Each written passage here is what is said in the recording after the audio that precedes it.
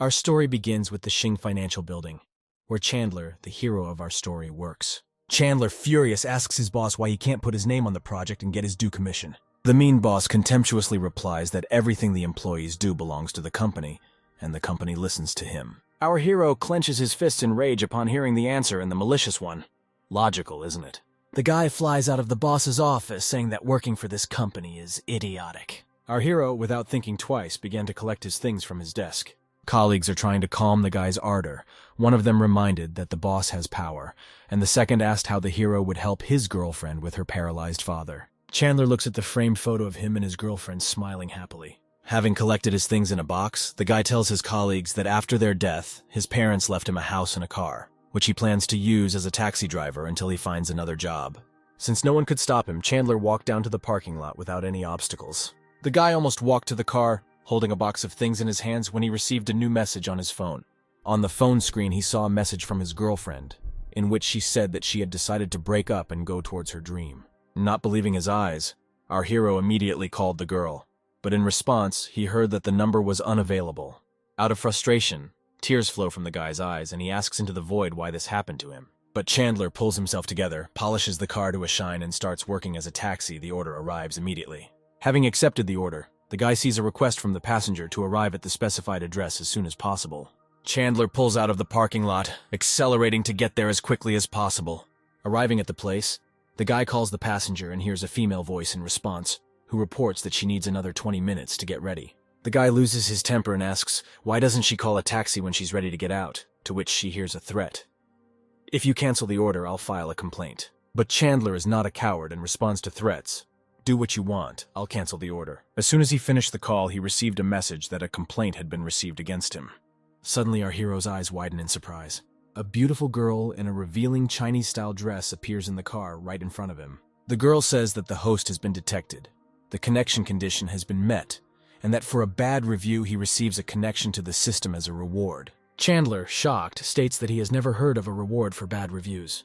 A beautiful girl says that the system can reward the hero after connecting, and for every bad review he will receive various rewards. And then our hero realized what was being offered to him, and without a second of doubt, agreed to connect the system. The beautiful stranger pressed her lips to our hero's lips and reported that the connection was successful. The girl said that a guy needs to get bad reviews from people who look weird or behave badly, but he can still get good reviews. For the first bad review received, the system gave our hero 28% of the shares, and he became the second shareholder of the All Island Hotel Group and must come there for dinner. Our hero was surprised at how powerful the system was that it immediately gave such a big gift. The guy immediately receives a new order for the very hotel in which he received the shares. Chandler is sure that this order was created specifically for him so that he could pick up the agreement to receive shares, and he happily accepted it. Our hero arrived to order, where he saw a long-legged beauty who called a taxi. After making sure it was her driver, the girl got into the car and slammed the door. Chandler pulled out onto the road and began to fulfill the order, heading to the indicated location.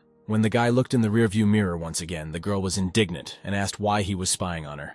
Our guy was a little confused and replied that the girl probably didn't know how to drive, otherwise she would have known that he was not looking at her, but at the road behind. The beauty got angry when she heard this remark and told the guy that he was inexperienced and slow.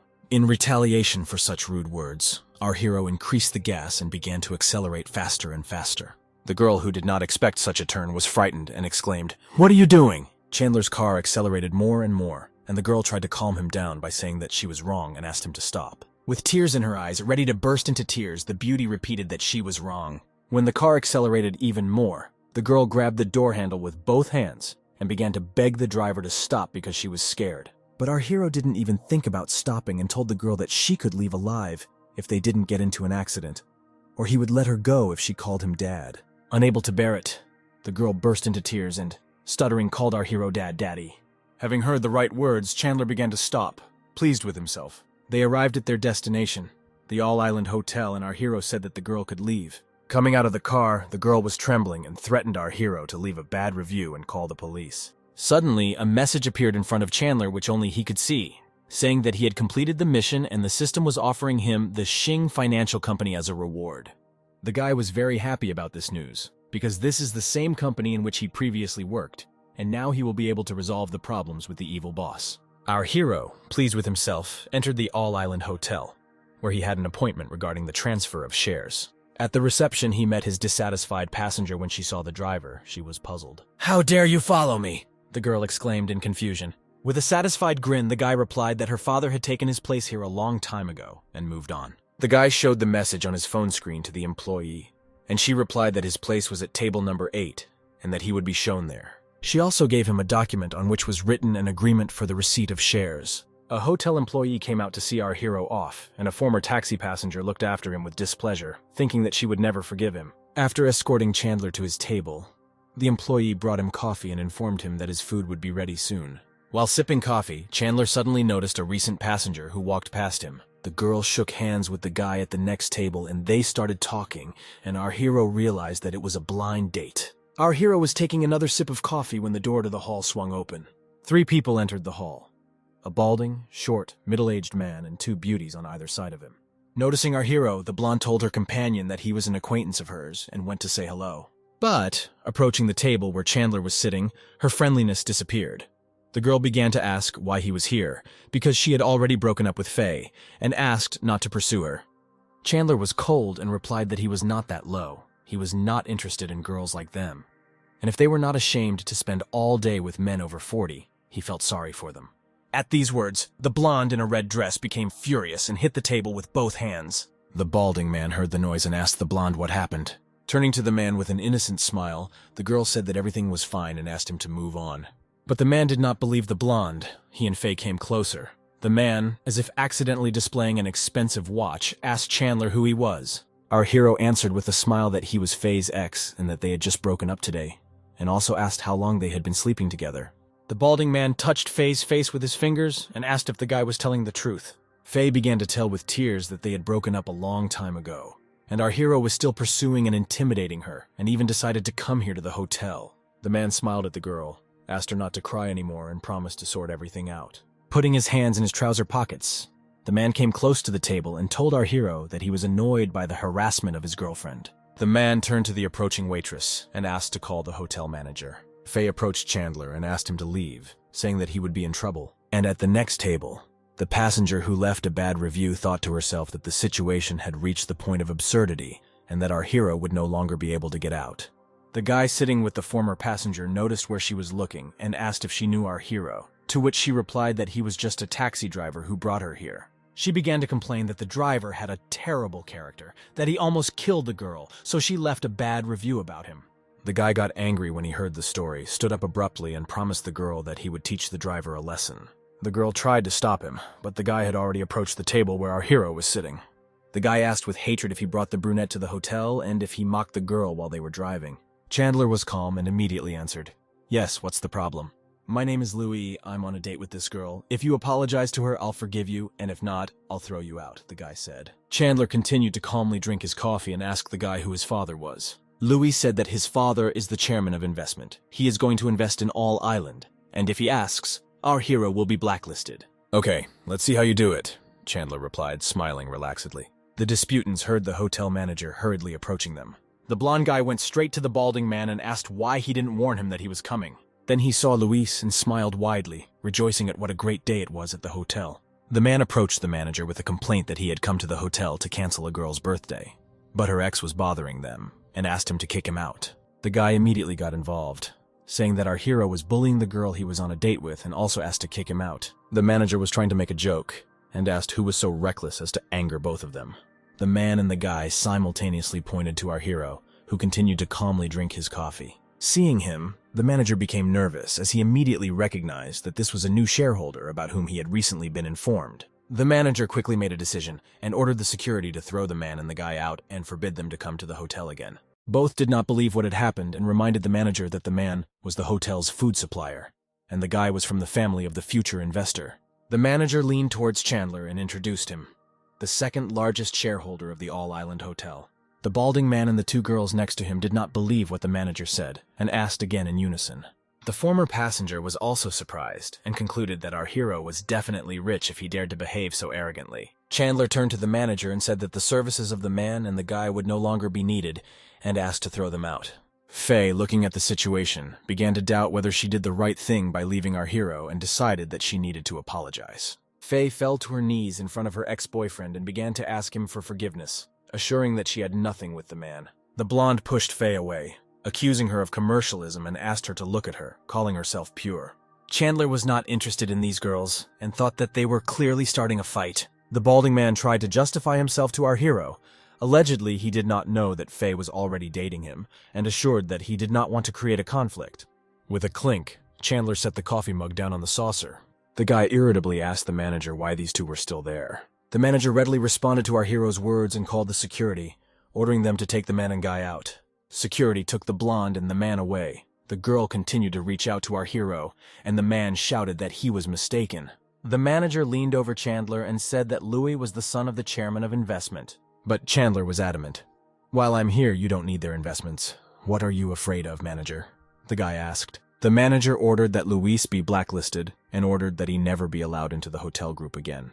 Louis screamed not to be touched and pointed out that the second shareholder and the investor were not the same thing. Louis approached the brunette and invited her to eat somewhere else, walking away from our hero's table. Chandler noticed that Louis liked the brunette and decided to take her away from him so that he would no longer be proud of himself. Chandler stood up from the table and walked towards the departing couple, calling out to the brunette. Approaching the girl, our hero picked a flower from a vase that stood along the road. Chandler handed the flower to the girl, apologizing for his joke on the way to the hotel, and invited her to sit down and chat at his table. The girl stopped in thought, because since this is a blind date, maybe she should stay with someone who is more influential. The brunette approached our hero, giving him a chance to make amends to her. Louis lost his temper over this situation and started yelling at the girl, asking if she understood what she was doing and that this whole situation only happened because he decided to protect her. But the brunette replied that Louis did it only for himself and that she did not ask to stand up for her and start a fight. Louis turned to threats and promised to cause trouble for the girl if she stayed with our hero. Chandler walked closer to the girl and put his hand on her shoulder, telling her that everything was okay. With the sweetest smile, the guy sat the brunette down at the table and promised that if this fly Louis gave her any trouble, he would sort it out. But Louis could not calm down and swung with a scream, intending to hit the girl. Our hero intercepted the hand before it could harm the brunette. "How dare you beat women?" our hero asked with undisguised hatred, holding Louis's hand. The manager and security guards immediately arrived and ordered the guy to be kicked out of the hotel. Louis did not let up, promising to tell Dad everything and that he would definitely deal with them. Chandler filled the glasses with red wine. The guy handed the glass to the brunette and offered to meet officially, introducing himself. The girl also introduced herself and promised to delete the bad review in order to start all over again. Chandler smiled and offered to leave a review as a memory of the beginning of their acquaintance, raising his glass. They clinked glasses, rejoicing at their new acquaintance. The man and woman at the next table, watching the whole commotion, were surprised at the arrogance of the rich and thought that it was good to be rich. The brunette asked what Chandler's family does with a smile on her face. The guy said that his parents died a couple of years ago and that now he's a taxi driver. The girl, in turn, said that she is from a small town and works in a luxury store. She wants to stay in this city, so she is forced to go on blind dates. Our hero was delighted by the girl's sincerity, saying that every person strives for a better life and such aspirations are not shameful. The girl was pleased with the guy's understanding and offered him another drink. The girl took several large sips of wine, and her cheeks began to glow. Blushing even more, the girl admitted why she behaved this way in the taxi. It turned out that she had 2 dates, and on the first, the guy took her to the cinema, where he tried to kiss her. Chandler suggested that the girl behaved this way because she didn't like the guy, to which the brunette was indignant, not understanding how one could kiss on the first date. Our hero reasoned differently. It doesn't matter what the meeting is. The main thing is that there is an atmosphere, and if there is one, then you can afford more. The brunette didn't agree with our hero because she didn't understand how anyone could want to kiss on the first date. After listening to the girl, Chandler stood up. He slowly began to move closer to the girl, and she watched him intently. "Dear YouTube viewer, I tried a lot to make this video for you. Help me fulfill my dream and gain subscribers. Subscribe to the channel, leave a comment, and like, you are the best. Have a nice day, and good luck." Our hero slowly leaned towards the girl and gently took her chin with his fingers. The guy kissed the brunette quickly so that she didn't have time to say a word. After a short kiss, he turned around and, telling the girl that he was staying in room 1280, left. Taking a sip of wine, the girl did not understand why she did not resist when the guy kissed her. The brunette wondered why he told her his room number. Maybe he invited her, and she herself was ashamed of her thoughts. And at this time, our hero came to his room 1280. He gladly took a shower after such a hard day and wrapped a towel around his hips and walked into the room. Suddenly he heard a knock and looked at the door in surprise. Without getting dressed, the guy opened the door and saw a brunette standing there. He didn't even have time to ask why the girl came when she pressed herself against him in a passionate kiss. Tearing herself away from Chandler, she blushed and looked into his eyes, not knowing how to explain her action. All the girl could say was that she was very hot, touching her breasts. Then it dawned on Chandler, and he said that the girl was drunk. The girl touched the guy's naked torso with her fingers, enjoying his abs, and realized that she couldn't hold back. Our hero took the brunette in his arms and carried her to the bed, simultaneously warning that the girl should not blame him for what was happening. He pushed open the bedroom door with his foot. Having laid the girl on the bed, he pressed his lips into hers, from which the girl could not stand it and moaned, hugging his neck. Two hot bodies merged in an embrace, and their bodies were covered only by a carelessly thrown blanket. The next day at the same all-island hotel, Chandler woke up and saw that the girl had already left without saying goodbye. Stretching and rubbing his eyes, the guy stood up, throwing back the blanket. There was only a red mark left on the snow-white sheets, showing that the girl gave him her first time. Chandler was taken aback, not believing his eyes, looking at the bloody trail on the sheets. He looked at the nightstand next to the bed and saw a note and an envelope with money there. In the note, the girl said that she would return next month when she was paid, to put him to bed again. But in the meantime, she asked the guy to rest and gain strength. Chandler said thoughtfully that this girl is quite interesting. Our hero arrived at the Xing Financial Building, which he received as a gift after the first bad review. He introduced himself to the guy at the entrance and said that he had come to pick up his things. The guy happily shook hands with our hero, introduced himself as the office manager, and said that he would now prepare everything. Two office workers who were watching the guys began to whisper that the new boss was very young and wondered whether there would be changes after his arrival. The manager handed our hero a yellow folder. He said that the documents were inside and asked to check them. Chandler did not test them, saying that he trusted the manager and that he would need their help in running the company. The manager was pleased with this trust and called two female employees standing nearby to greet the new owner. The girls bowed and said hello, and our hero suggested that everyone return to work. The guy turned to the manager, asking about the people renting the 15th floor. The manager sat down at the computer and began looking for information. He said that the boss renting the floor was running out of rent at the end of the month. Chandler suggested that the manager go to the 15th floor to talk about rent. They entered the elevator, which took them to the 15th floor.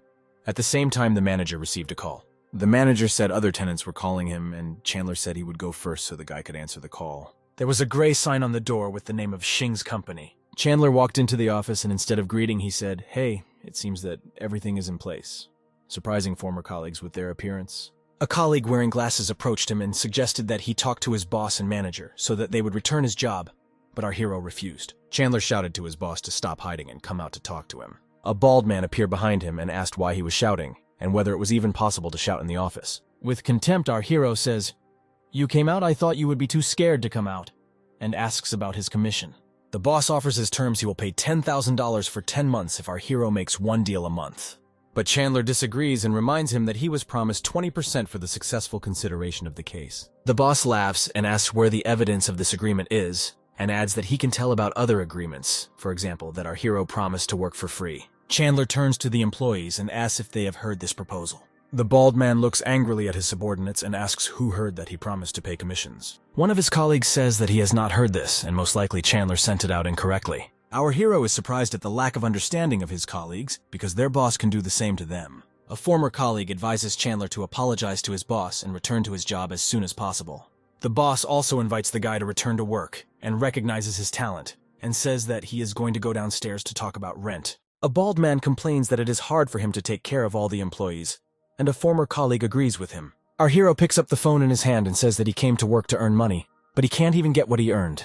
Is that fair? The boss, seeing the phone, shouts to his colleague to quickly close the door. The hypocritical colleague quickly closes the door. The manager behind the door is talking on the phone, and seeing that the door is closing, he begins to worry about our hero. The boss says that if Chandler deletes the tape, he will let him go. The man takes his hand to the edge of the monitor screen standing nearby. He throws the monitor to the floor with force, smashing it into pieces. The bald man says that it was our hero who broke the computer and that its cost was deducted from his salary, but Chandler points to the phone in his hand and reminds him that the recording is still running.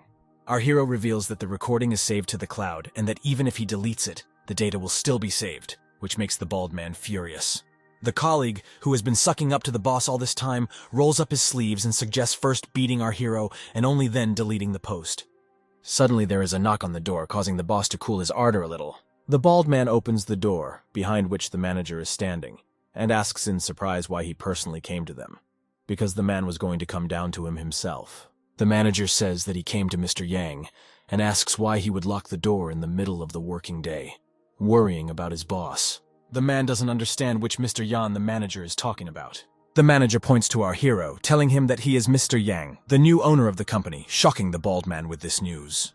The manager quickly approaches the guy, worried that something has happened to him and complaining that he shouldn't have answered the call, but our hero says that he was just in time. The bald man still doesn't believe what he heard and asks what he means by saying that Mr. Yang is the new boss. The manager reports that our hero paid $2 billion and is now the owner of this building. The boss and colleagues are shocked by this news. They do not understand why Chandler worked here, where he got the money from, and why he bought this building. A mean colleague checks with the manager to see if this is true about our hero, thinking that he might have made a mistake. The manager shouts at a colleague, "Do you really think that I don't even know who's in charge here?" The boss changes his attitude, shakes our hero's hand and admits that he did wrong, and agrees that he must be punished for his action. The bald man offers to double our hero's salary in order to forget about this misunderstanding. The manager overhears the conversation and asks if Chandler really worked here and that he wasn't paid. The manager turns to the boss, reminding him that the lease states that they must work in good faith. Otherwise, as punishment, the contract will be broken, and they can demand triple the rent.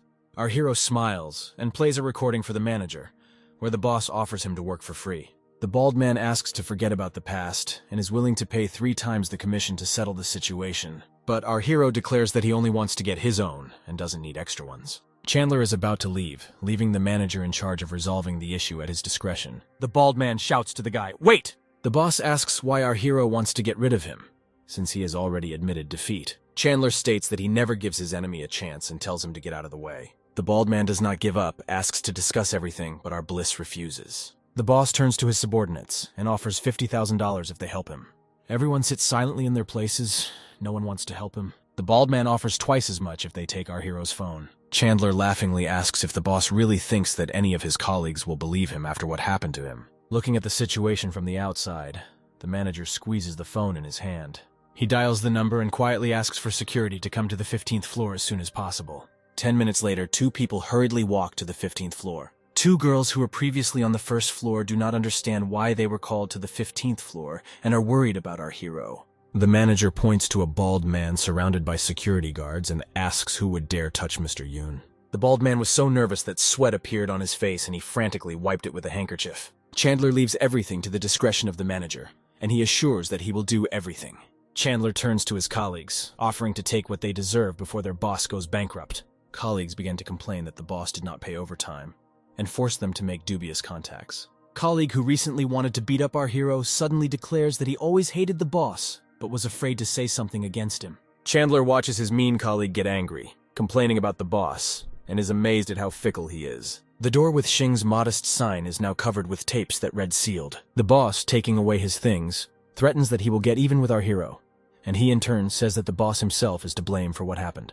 Our hero turns to his colleagues and says that he plans to open an advertising agency, offering them jobs. Colleagues are happy to report that they really want to work for Chandler in his new company. Our hero looks at the very colleague who wanted to beat him up and kicks him out, not intending to work with him. The colleague falls to his knees and begs to be accepted, and says that he is ready to help him in the trial of his former boss. But our hero is adamant, and says that he sees no point in working with someone who was his former boss's faithful dog. Kicking him hard, our hero drives his former colleague away. Chandler transfers control of the new company to his former colleague, Susie, and invites everyone to take half a month off and contact her with any questions.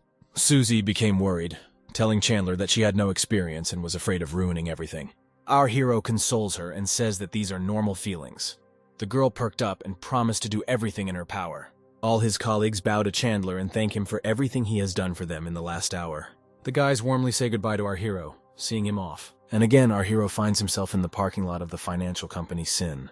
"I'm done here. It's time to get to work," he says, approaching the car. He gets behind the wheel and accepts a new order, which is located 500 meters away from him. Pressing the gas pedal to the floor, he rushed forward to a new order. 2 people are already waiting for him on the street, a guy and a girl. Our hero takes a closer look and recognizes the girl as his former classmate. Approaching closer, he's convinced that it is definitely her. The girl opens the door and they sit in the back seat of the car. The girl recognizes Chandler and greets him joyfully, and our hero wonders who she is walking with. The girl replied that this was her boyfriend, and introduced our hero, saying that he was the best student at the institute, and mentioned his beauty. The guy looked at Chandler, asking if he was popular among the girls. A fellow student replied that he was very popular and regretted that our hero already had a girlfriend.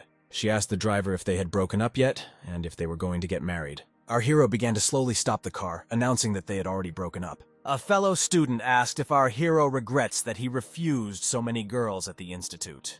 Chandler recalled that he refused the girl, not understanding why he should raise this issue now. The girl clung to her boyfriend and said that she doesn't regret it at all because, thanks to this, she doesn't live such a miserable life, hinting that our hero is just a driver. A fellow student said that our hero not only rejected her, but also humiliated her. Chandler said he no longer remembers what he said then, and if it was rude, he apologizes. Taking our hero by the shoulder, the guy invited him to quit his job as a taxi driver and join his company, seeing how sincere he was.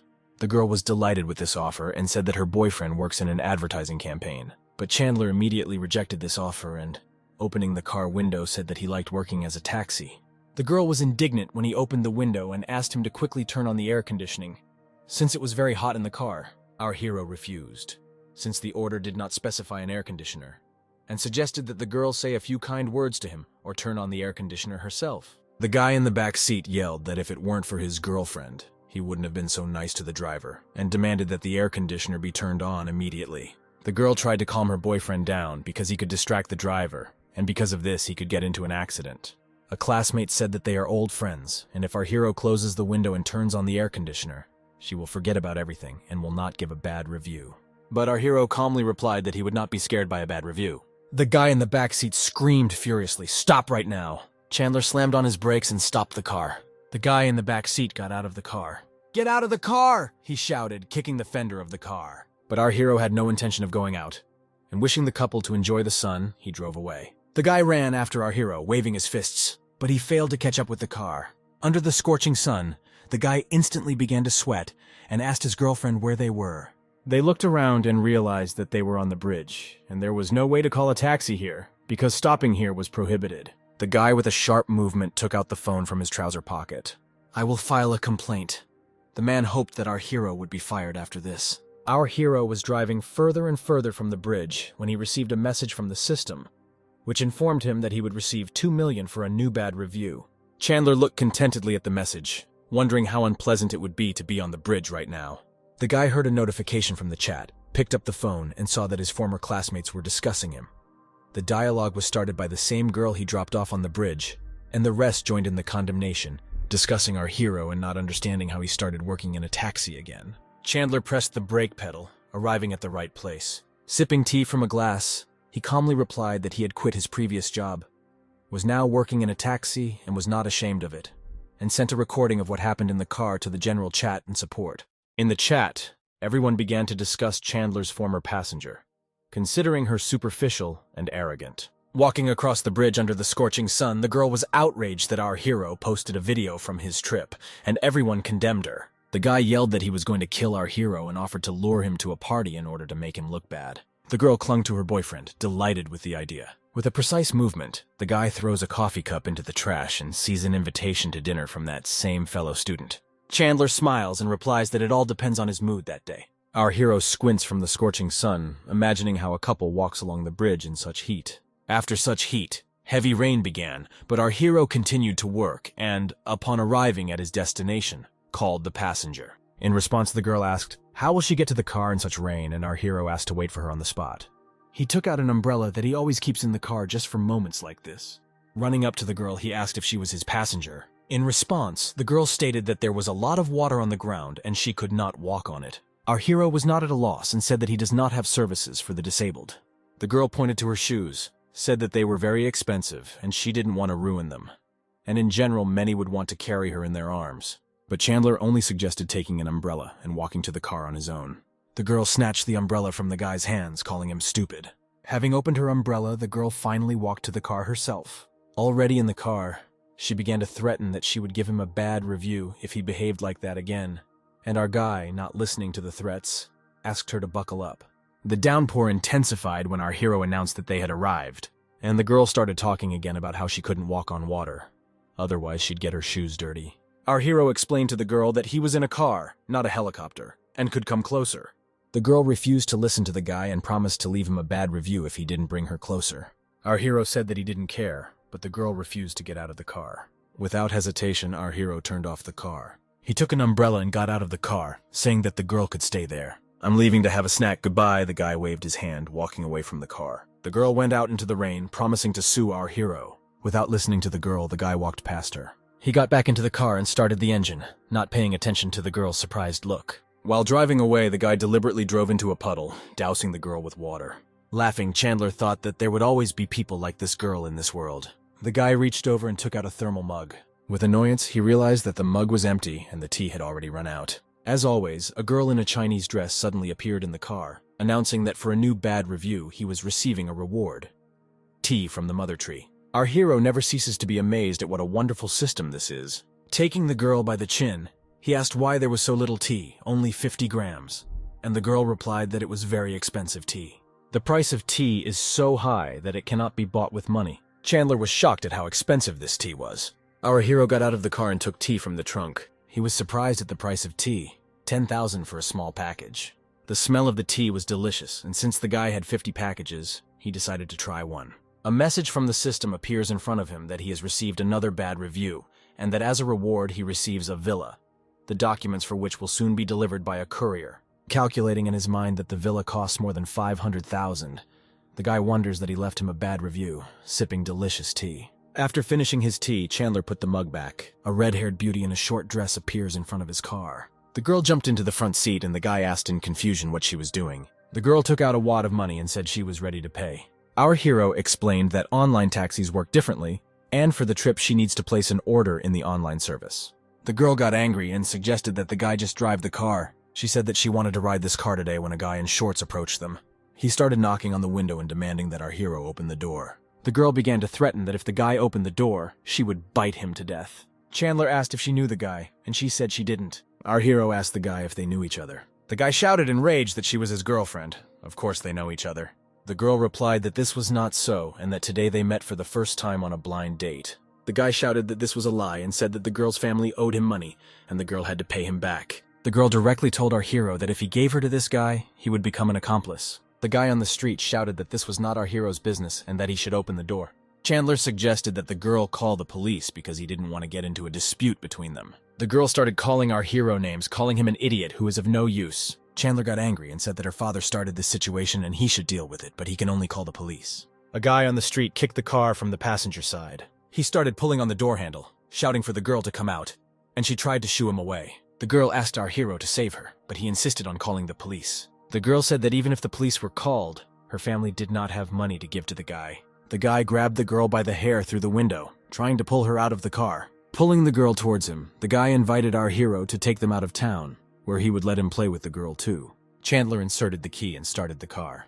A guy on the street began to threaten our hero and promised that if they left, he would still find them, because he was a famous person.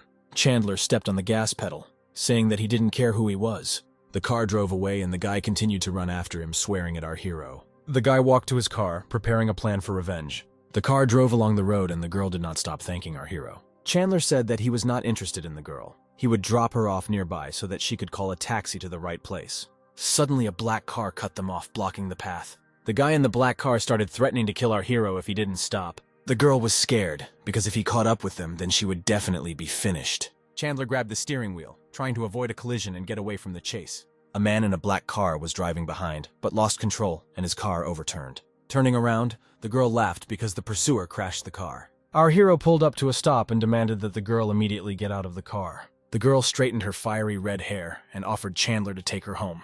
In return, he would get her for the first time.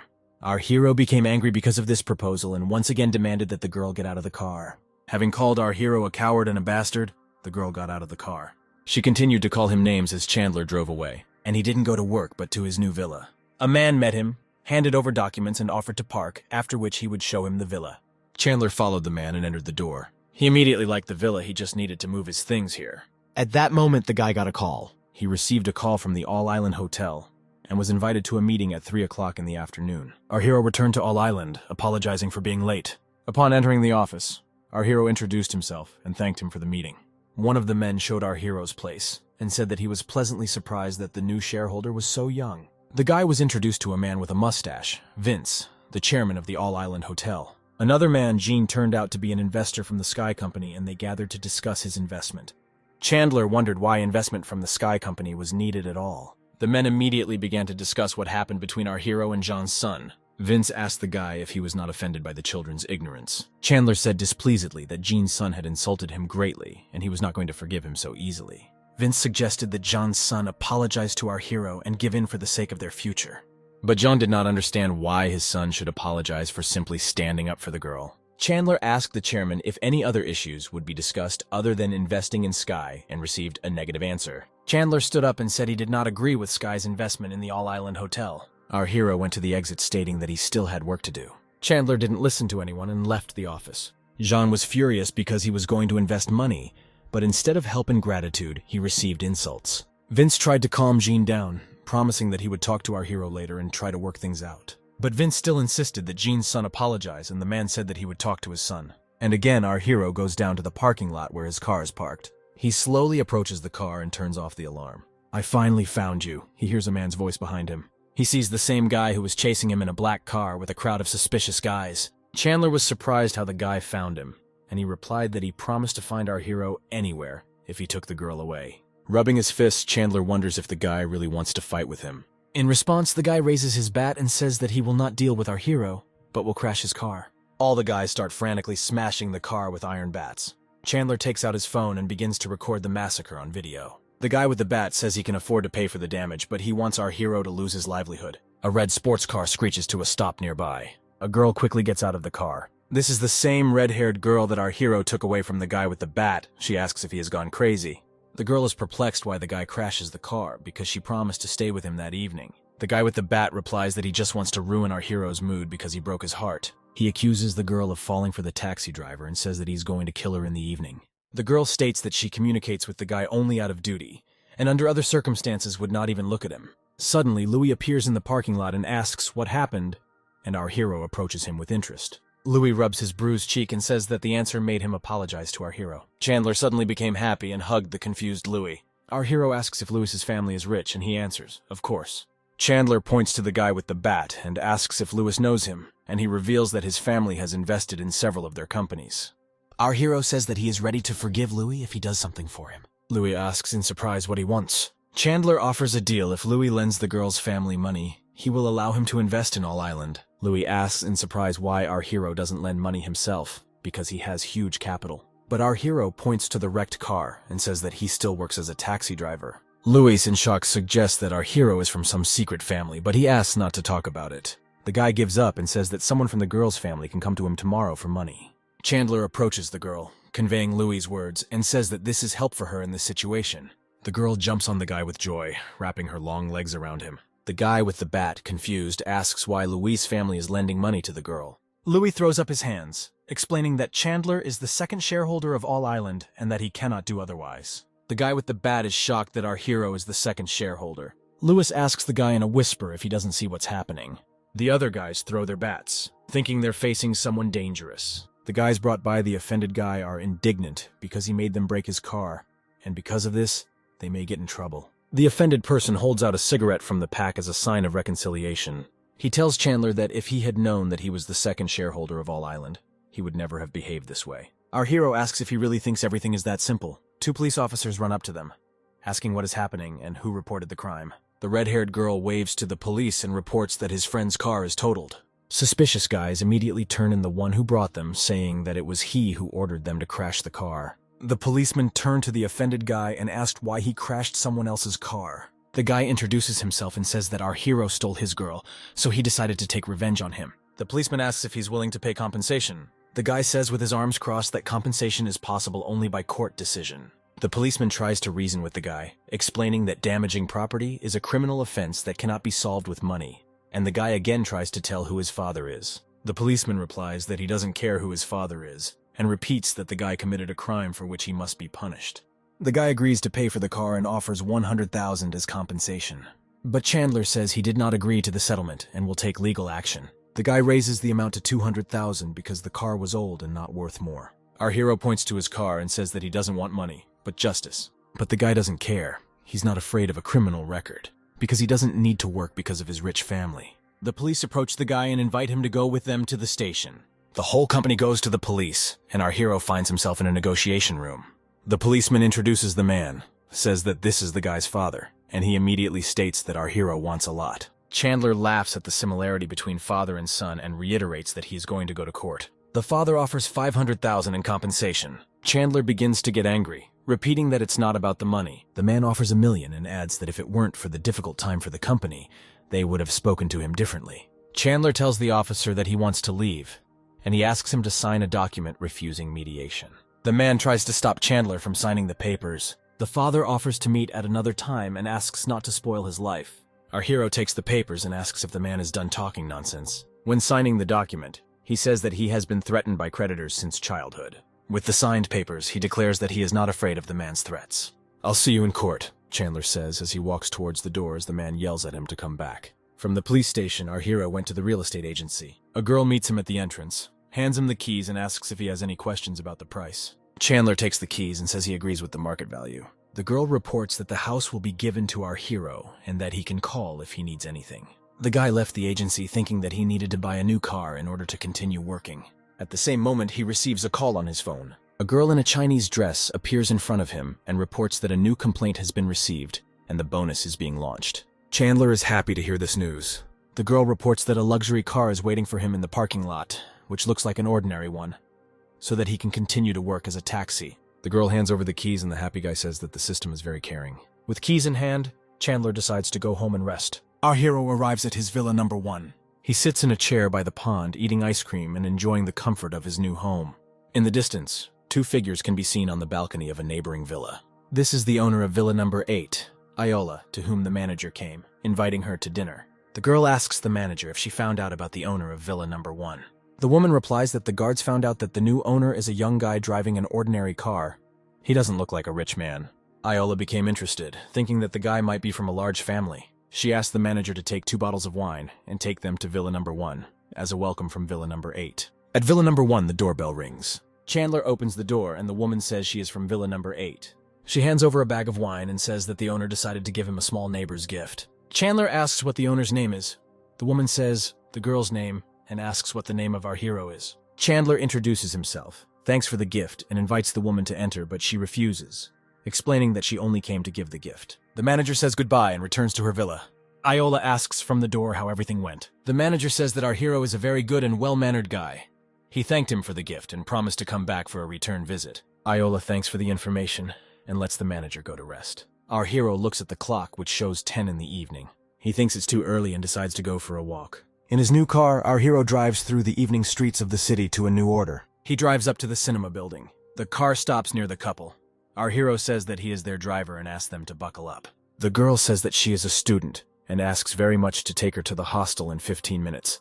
Otherwise, she will not be allowed in. Chandler says that according to the navigator, they have to drive for another 20 minutes, and it will be difficult to make it on time.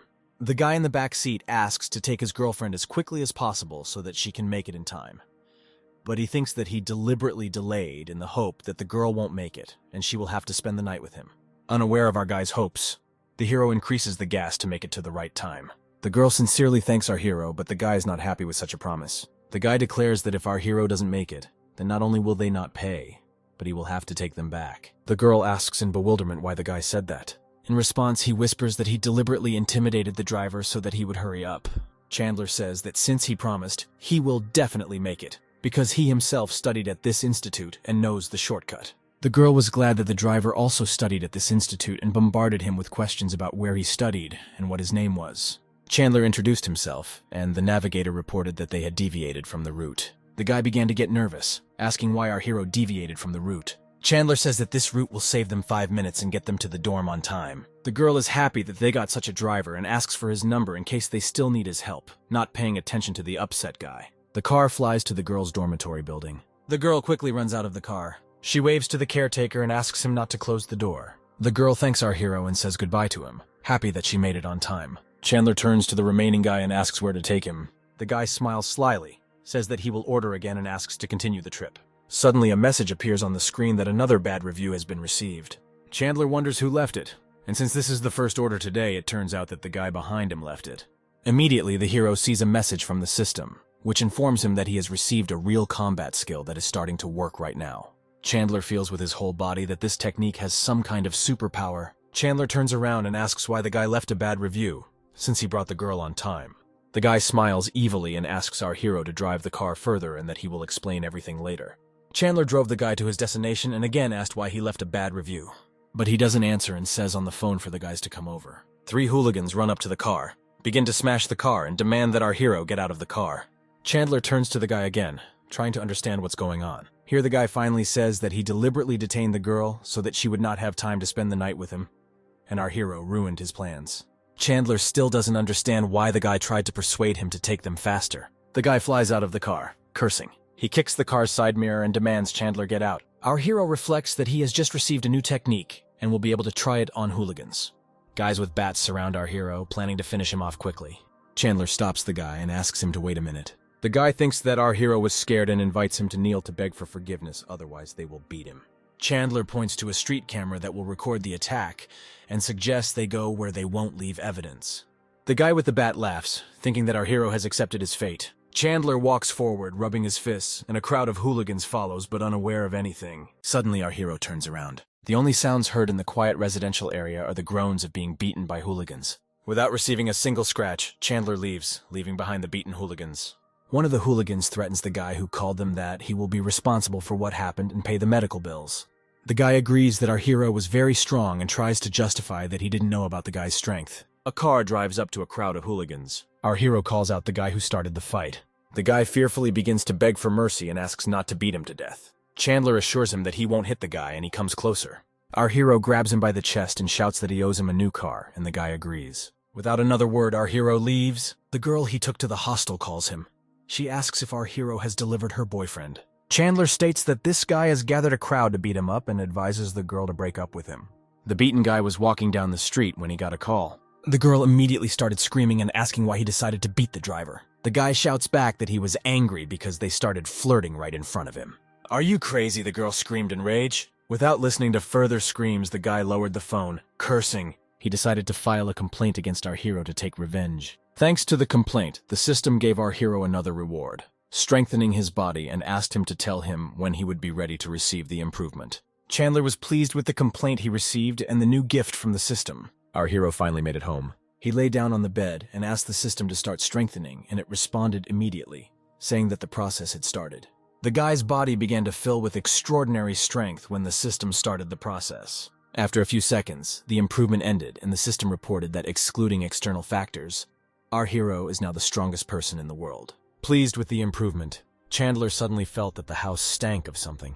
He guessed that this was the legendary clearing of the meridians. The next day at Villa Number 1, Chandler went for a run and met a girl along the way. He greeted, guessing that it was Iola, and the girl also immediately realized that this was the owner of Villa Number 1. They shook hands and our hero thanked for the gift, which he really liked. Chandler said goodbye to the girl, wishing her good luck in training. Looking after the running guy, the girl thought that he was quite suitable for the role of a son from a large family, and our hero was trying to figure out what to give the girl. It dawned on him, and he decided to give that very tea. The doorbell of Villa Number 8 rang. The manager opened the door, inviting our hero to enter. Chandler handed over the bag, saying that he wanted to share some tea with him. The manager was surprised by such a gift. A girl appeared on the second floor, drying her wet hair, and offered to treat our hero to wine. Chandler greeted the girl, and the manager said that the guy brought them tea and offered to prepare it. The girl liked this proposal and suggested boiling water. Chandler handed the package to the manager with a smile and said that he couldn't stay because he needed to pick up the car. Iola hurried to go downstairs and asked what our hero was doing. Chandler said that he works as a taxi driver, and without allowing further questions to be asked, he said goodbye. Hearing these words, Iola doubted whether our hero was really rich because he works as a taxi driver. The manager opened the package and asked the girl what kind of tea she thought it was. Iola replied that she didn't know and offered to take it to an old friend who knew about types of tea. The manager agreed with the proposal and went to find out what kind of tea it was. Iola wondered how the taxi driver could afford Villa Number 1. Our hero arrived in his new car for his next order. Having arrived, he saw the same red-haired beauty whom he had recently saved from a guy. Chandler smiled at her and asked if she had ordered a taxi. The girl opened the door, not understanding why our hero bought himself such an ordinary car.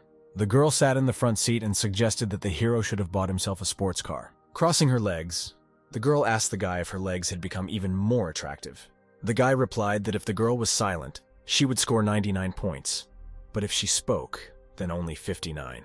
The girl was surprised by this assessment, and the guy changed the subject and asked her to buckle up. The car was driving along the road when the girl said that she was inviting the guy to lunch at a restaurant, but he refused because he needed to pick up his car. Chandler says that the girl clearly wanted to get him drunk so that she could then go up to the hotel to continue the evening, and the girl does not deny this. But Chandler adamantly replies that he doesn't want dinner. The girl is indignant at how Chandler can refuse such a beautiful and smart girl and begins to suspect that he has a problem with sexual orientation.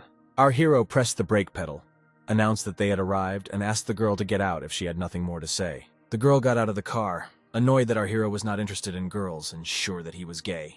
Our hero arrived for the next order and saw that the man was saying something to the frightened girl. Our hero said that he had arrived and the girl waved to him. However, the man did not want to let her go and asked to pay, but the girl refused because it was not her fault that the bicycles fell. But the man did not give up and blamed the girl for causing the bicycles to fall on a parked car.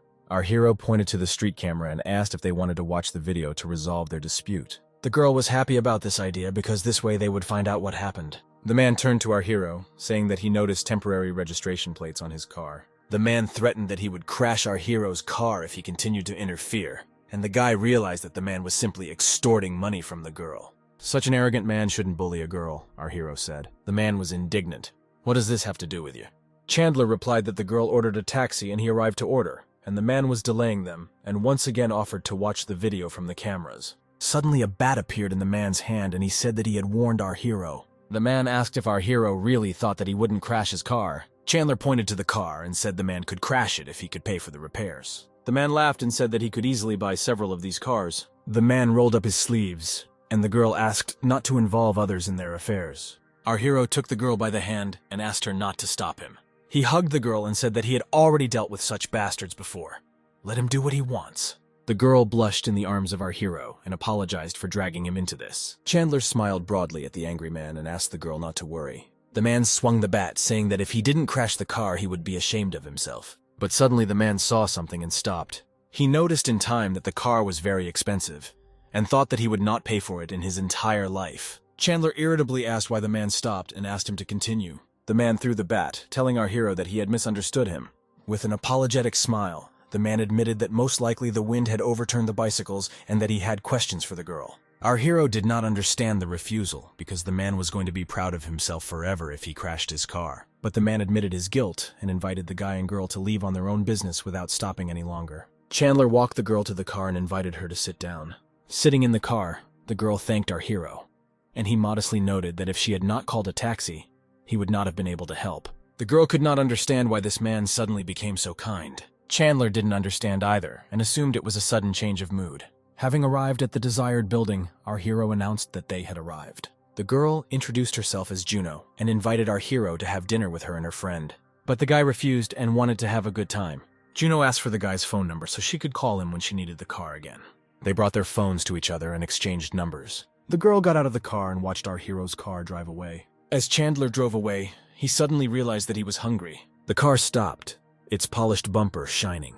Our hero entered the cafe and asked the waitress to take his order. He had just sat down at the table when he heard the sound of a message received. It was Juno, who wrote that something had been slipped into her wine and she was asking for help. The room was located in the same building where our hero was sitting. The guy approached the waitress and ordered her to quickly check what was happening in room 302. Just as the waiter was about to leave, they entered the hall. A familiar man entered, and behind him 2 girls were dragging Juno, holding her on both sides, and our hero realized that the request was not a joke. Juno, with a red face, asked to be released, and the girls promised to take her to the dormitory. Our hero tilted his chair slightly in the direction of those who entered. He kicked the chair forcefully towards the man who had previously smashed his car. The man was shocked that he met our hero again, and he asked why he freed himself so quickly. The man did not want to answer and demanded that the guy get away. The man shouted to the girls to follow him, but our hero stopped them.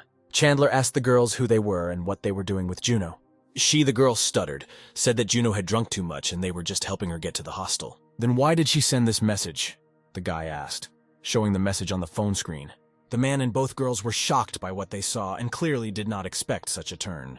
The girl began to make excuses that the truth was her companion, and the man suddenly said that he is Juno's boyfriend. Our hero called the police and told them to come and sort everything out. The man lost his temper, accusing our hero of deliberately complicating everything. Suddenly, the man began to run away, leaving the girls he came with. The girl pushed Juno into the hands of our hero and said that she had nothing to do with this. Chandler lightly patted Juno's cheek, trying to bring her back to her senses. The girl opened her eyes and asked our hero to take her away from here. He took the girl in his arms and asked the waitress to open the room for him. The door to the room suddenly swung open. Chandler sat Juno down on the sofa, and the girl continued to ask him to save her. Handing the girl a glass of water, Chandler asked what she was doing there. The girl said that she was invited to dinner by 2 friends when she arrived. The man was also there. Seeing him, Juno was about to leave, but he offered to drink juice, and after it the girl felt dizzy. Chandler said that sleeping pills had been slipped into her glass and asked why she even drank it. The girl jumped up from the sofa and said indignantly that she would contact the police. Chandler supported her and, taking out his phone, said that they would not let the bad guys get away. A police car drove up to the place where our hero was. Juno left with the police, and our hero hoped that the man wouldn't get off so easily this time. Our hero returned to his villa and met the manager of Villa number 8 near it. Chandler asked what she was doing here, and the woman was glad that he had finally returned. The woman explained that Iola was inviting him to dinner and had come to ask if he would agree. Chandler said that he was very tired today, but tomorrow evening he would be waiting for them for dinner at his place. The manager agreed and promised to prepare several dishes for dinner. The woman returned to Villa number 8, and the girl asked why she came alone, to which the manager replied that the guy refused. She told the girl that the guy had invited them to dinner tomorrow, and the girl was surprised that he was the only one who dared to refuse the invitation. Iola agreed to pay him a visit. Our hero received a call from Juno. She said that her neighbor confessed to everything, but the girl is sure that the man forced her, and our hero promised to deal with him. The next day, our hero arrived for his next order, where a couple was waiting for him. The guy sat in front and the girl behind, and our hero asked them to buckle up. Suddenly, the guy in front took off his shoes and a stench wafted through the car. Our hero, holding his nose, asked the passenger to put on his shoes and buckle up. But the guy refused to put on his shoes and said that he was tired and wanted to take a nap. Chandler again asked the passenger to put on his shoes and said that if he did not comply, he would be thrown out of the car. The passenger began to threaten that if our hero continued, he would give him a bad review. The girl in the back seat said that the taxi driver has no right to complain about the smell of his feet. Chandler got angry and repeated that if the man didn't put on his shoes, he would throw them both out of their cars. But the passenger said that he was not going to get out, and that our hero could not do anything to him. Chandler immediately got out of the car. He opened the passenger door where the guy was sitting. Our hero grabbed the guy by the hand. In one motion, he threw the passenger out of the car. The girl started screaming and calling for help. People began to gather, and the girl continued to ask for help and asked to punish our hero. But our hero told what happened, and a man passing by smelled how much the passenger stank. Everyone around began to condemn the guy, because he behaved so unworthily in an expensive car. The former passenger did not understand what expensive car we were talking about, and then he noticed the make of the car. The girl did not understand whether the car was really expensive, and her boyfriend said that it cost $1 million. The girl immediately began to apologize to our hero and offered to treat him. Her boyfriend was shocked by the girl's behavior, but she told him to return without her. The guy got angry at the girl, asking what she was talking about. The girl drove the guy away, saying that he never listens to her. Our hero asked the girl to remove her boyfriend's shoes, and the girl agreed. She threw her shoes out of the car, and she immediately sat down in the front seat, offering Chandler dinner. Chandler thanked the girl as he opened the car door. After getting behind the wheel, our hero asked the girl to get out and wipe the rear view camera. The girl happily agreed to fulfill this request. But as soon as she left, our hero hurried away, and the girl shouted after her that her purse was left in the car. Chandler, without stopping, threw his purse out of the car. The guy with the smelly feet laughed as the girl was thrown out of the car. She slapped him in the face, calling him a moron. The girl got angry, asking if the guy didn't understand why she did that, and he rubbed his cheek in confusion. The girl said that she tried to beg forgiveness from our hero. The guy hugged the whining girl, glad that she did this, and the girl asked to leave a bad review for our hero. The guy grabbed the phone and left not only a bad review, but also a complaint. After such passengers, our hero came to the dry cleaner to wash the car. While sipping his coffee, he saw the message that a new bad review has been received. A girl in a Chinese dress appeared in front of the guy again and said that he received 32% of the shares of the Baoking Hotel and $5 million, which made him the second shareholder. The happy guy asks if the system can compensate for the damage caused by smelly feet. He receives a message from Vince saying that he must come to the Baoking Hotel at 3 o'clock tomorrow afternoon. The guy is happy with his luck. Upon returning home, he was greeted by 2 cooks. Chandler was surprised what they were doing here. The cooks report that they have received orders from Iola to prepare dinner. Chandler invites them into the house, getting ready to do the dishes. He opens the door, letting the cooks into the house. The chefs are shocked by the luxurious dishes and knives in the house. The chef warns the other guys to be careful. He scolds the cooks so that they should be more attentive, and they agree. They continue to discuss our hero and are surprised that even the faucet in the house is gold-plated. Chandler asks the cook if he needs to buy anything for tonight's dinner. The cook assured our hero that there would be enough food and he did not need to worry. Chandler thanked him for his work and the cook was glad to hear it. Suddenly there was a knock on the door. Our hero opened the door and invited Iola to enter, saying that her presence made the house more beautiful. The girl said that it was a great honor for her to be visiting our hero. The manager followed the girl in, and Chandler said that he did not expect her to invite cooks, and the woman explained that these cooks work at their hotel. Iola looked around and valued the paintings hanging in the hall at several million, realizing how rich our hero is. The guy filled the glasses with wine. He invited the girls to the table, set with magnificent dishes. The girl asked what kind of food Chandler liked, and he admitted that he had never tried such dishes. The guy said with a smile that this food was the best he had ever tasted in his life. After hearing this story, the girl decided that Chandler was from a rich family, but decided to leave her to experience a poor life. Iola asked what kind of cars Chandler liked, and he replied that he liked sports cars. Our hero added that he is now drunk and unable to drive. Iola continued to fantasize, imagining that this was a film at the end of which our hero would return to his family. The girl handed Chandler a steak and invited him to try it. Having taken a bite, the guy replied that the dish was really very tasty. An hour later, everyone had eaten their fill and there was no more food left on the table. Iola suggested going out for a walk after a hearty lunch, and the guy agreed. Iola and Chandler went outside and walked along the road talking about dinner. "Hey bastard, you're really unlucky," someone said, addressing our hero. It was the same guy again. Chuck, who crashed his car and gave the poor girl sleeping pills. Now he was with a crowd of bandits and said that he hoped to never meet our hero again. Iola became furious and demanded that the guys get away. Chuck sized up the girl and said that this was a personal conflict with our hero, and he didn't want to get her involved. Chuck asked the girl to leave, and she concluded that the man did not know who Chandler was. The girl once again exclaimed that they should get out and not interfere with her walking with our hero. Chuck began to threaten the girl and said that if she did not leave, she might get hurt. Chandler blocked the girl and told the guy that he only relied on his father's company, but if she wasn't there, then he would have something to rely on. Chuck agreed that he was being offered to his father and pointed out to our hero that he could not do anything with him. He gave the order to the bandits to kill Chandler. Our hero scattered the bandits who attacked him in a few blows. The girl was delighted with our hero's martial arts skills. Chuck got scared and cowardly asked Chandler not to come near him, otherwise he would tell his father everything. Our hero slapped him in the face, asking how dare he threaten him. The man was shocked that Chandler dared to hit him, because even his father had never hit him. But our hero only grinned dangerously, saying that nothing is over yet. He gave Chuck a few backhand slaps so hard that his head shook from side to side. Chuck begged for mercy because he was afraid he might die. The man said he realized his mistake and asked for forgiveness, and Chandler demanded that he get out. The bandits grabbed Chuck by the arms and ran away in fear. The girl praised Chandler's fighting skills and asked where he learned it. Our hero was confused because he could not say that he had received skills from the system. So he evasively said that he had not seen his teacher for a long time. The girl wished that our hero would definitely meet the teacher and asked what he was going to do with Chuck and his father's company. Chandler thought out loud that he did not yet know what to do, and the girl decided that the matter was most likely in his family, so he could not act openly.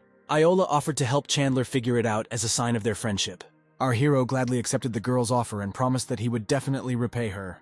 The girl was embarrassed and said that he did not have to be so polite, and also promised that in the near future he would see the collapse of the Java company, which belongs to Chuck's father. Chandler said that he recently received shares of the Baoking Hotel and invited the girl to dinner tomorrow. She gladly agreed.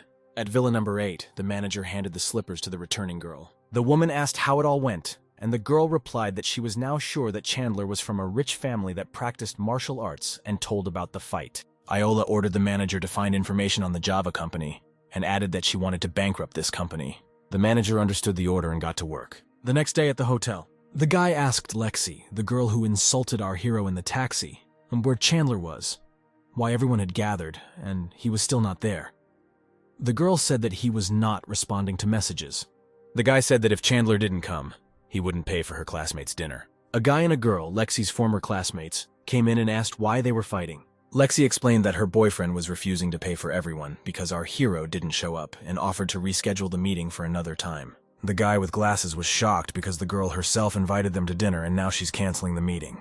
The red-haired girl was angry at Lexi, asking if she really thought that all her classmates were beggars. Lexi attacked her boyfriend with her fists, blaming him for what happened. The guy pushes the girl away and says that he's not obliged to treat her classmates. "Stop arguing," a man's voice comes from behind. This is another classmate dressed in an expensive suit. Lexi's boyfriend shakes the bills and says that he has money, but he doesn't want to spend it on her classmates. Lexi starts crying and says she doesn't want to date the guy anymore. The guy turns around and says that she will regret what she did.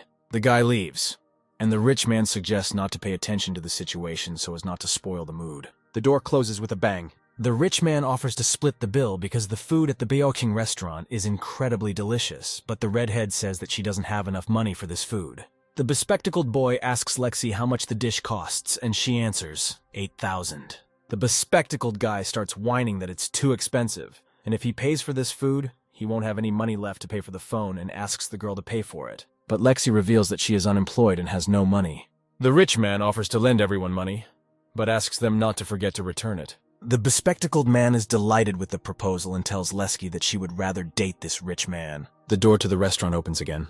Our hero greets everyone present and apologizes for being late. The rich man tells Chandler what happened, and the blonde teacher offers to sit next to her. The guy thanks the teacher, and she offers to sit down at the table and start dinner. Lexi begins to air her grievances at our hero, asking how he could leave her on the bridge. Chandler reminds that after recording from the car, no one needs an explanation for what happened. The rich man is trying to smooth over the conflict between the two. He says that he had already taken care of dinner, and Chandler needed to pay for the wine as an apology for being late. The teacher is against this idea and tells the rich man that if he wants to drink, then he should buy his own drink. The rich man asks the waiter to bring them several bottles of good wine. The waiter brings the bottle, and the bespectacled man says that it costs several tens of thousands. The redhead asks how expensive this wine is, and the waiter replies that it costs 120,000. The rich man is embarrassed and says that they did not order such expensive wine. The waiter turns to Lexi and says that it was her boyfriend who ordered such expensive wine, and the girl asks to cancel this order. The rich man estimates the price of the bottles and thinks that Lexi is definitely not worthy of that amount. The waitress says that it is inappropriate to refuse what has already been ordered. Chandler asks people not to argue and says that he will pay for everything. The teacher is worried that Chandler won't have enough money and suggests canceling the order. The teacher turns to the waitress, asks to cancel the order and call the manager, and the waitress repeats once again that the wine cannot be returned. 2 minutes later, Manager Chow comes into the room and asks who wants to refuse the order and why. The manager notices our hero and realizes that a new shareholder is sitting in front of him. Chow immediately turns to Chandler and asks if he likes the food.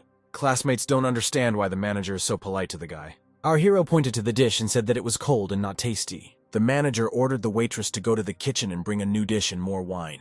The teacher became worried and told the manager that they would not be able to pay for so many bottles of wine. The manager says with a smile that they cannot ask for money, because Chandler's appearance is a big holiday for them and there is no need to pay at all. Chandler said that the rich classmate had already promised to pay for the food, and he would pay for the wine himself. Chandler ordered the manager to go to work and he wished them a good time. The door slammed behind the manager. Chandler suggested that his classmates not be distracted and start eating. The teacher asked our hero why the manager was so polite to him, and the red-haired girl added that the manager behaved like our hero's subordinate. Chandler said that he bought several shares of Baoking Company, which is why the manager is so courteous. The rich man and the bespectacled man were shocked, asking where our hero got so much money, because he is just a taxi driver, and the shares of this company are very expensive. Chandler lied and his father left him some money. The bespectacled boy asked why Chandler works as a taxi driver if he is rich. Lexi, who was listening to the conversation, decided to butt in and apologize for what happened. But Chandler said he still remembers how she and her boyfriend abused him. With tears in her eyes, the girl asked our hero for forgiveness. The sounds of a struggle came from behind the door. The manager brought up Lexi's beaten-up ex-boyfriend and said he was coming for Chandler with a bunch of thugs. The guy asked our hero what he had to do with the Baoking Hotel. The manager hit the guy hard, asking why he decided to attack the second shareholder of the company. The guy didn't believe what he heard and realized that this time he was in trouble. He asked Lexi for help, but the girl stated that it was his fault that he was in this situation. Chandler looked at the time and thought it was time to go on a date with Iola. Our hero asked the manager to take care of the rest, and he happily agreed. Our hero told the guys that he was paying for everyone except the rich man and added that he would try to return to them after the date. The manager said that since the guys are classmates of our hero, they will be treated as the best guests. The man wished them bon appetit and left the room. The door to the hall slammed shut as the manager and our hero walked out. Silence reigned in the hall where the guys were sitting. The silence was broken by the teacher who suggested we eat while the food was hot and was glad that our hero had become rich. The red-haired girl said that I didn't expect this, and they clearly underestimated the guy. Lexi thought that she needed to win Chandler over in order to fulfill her dream of becoming a rich man's wife. Our hero came to number 318.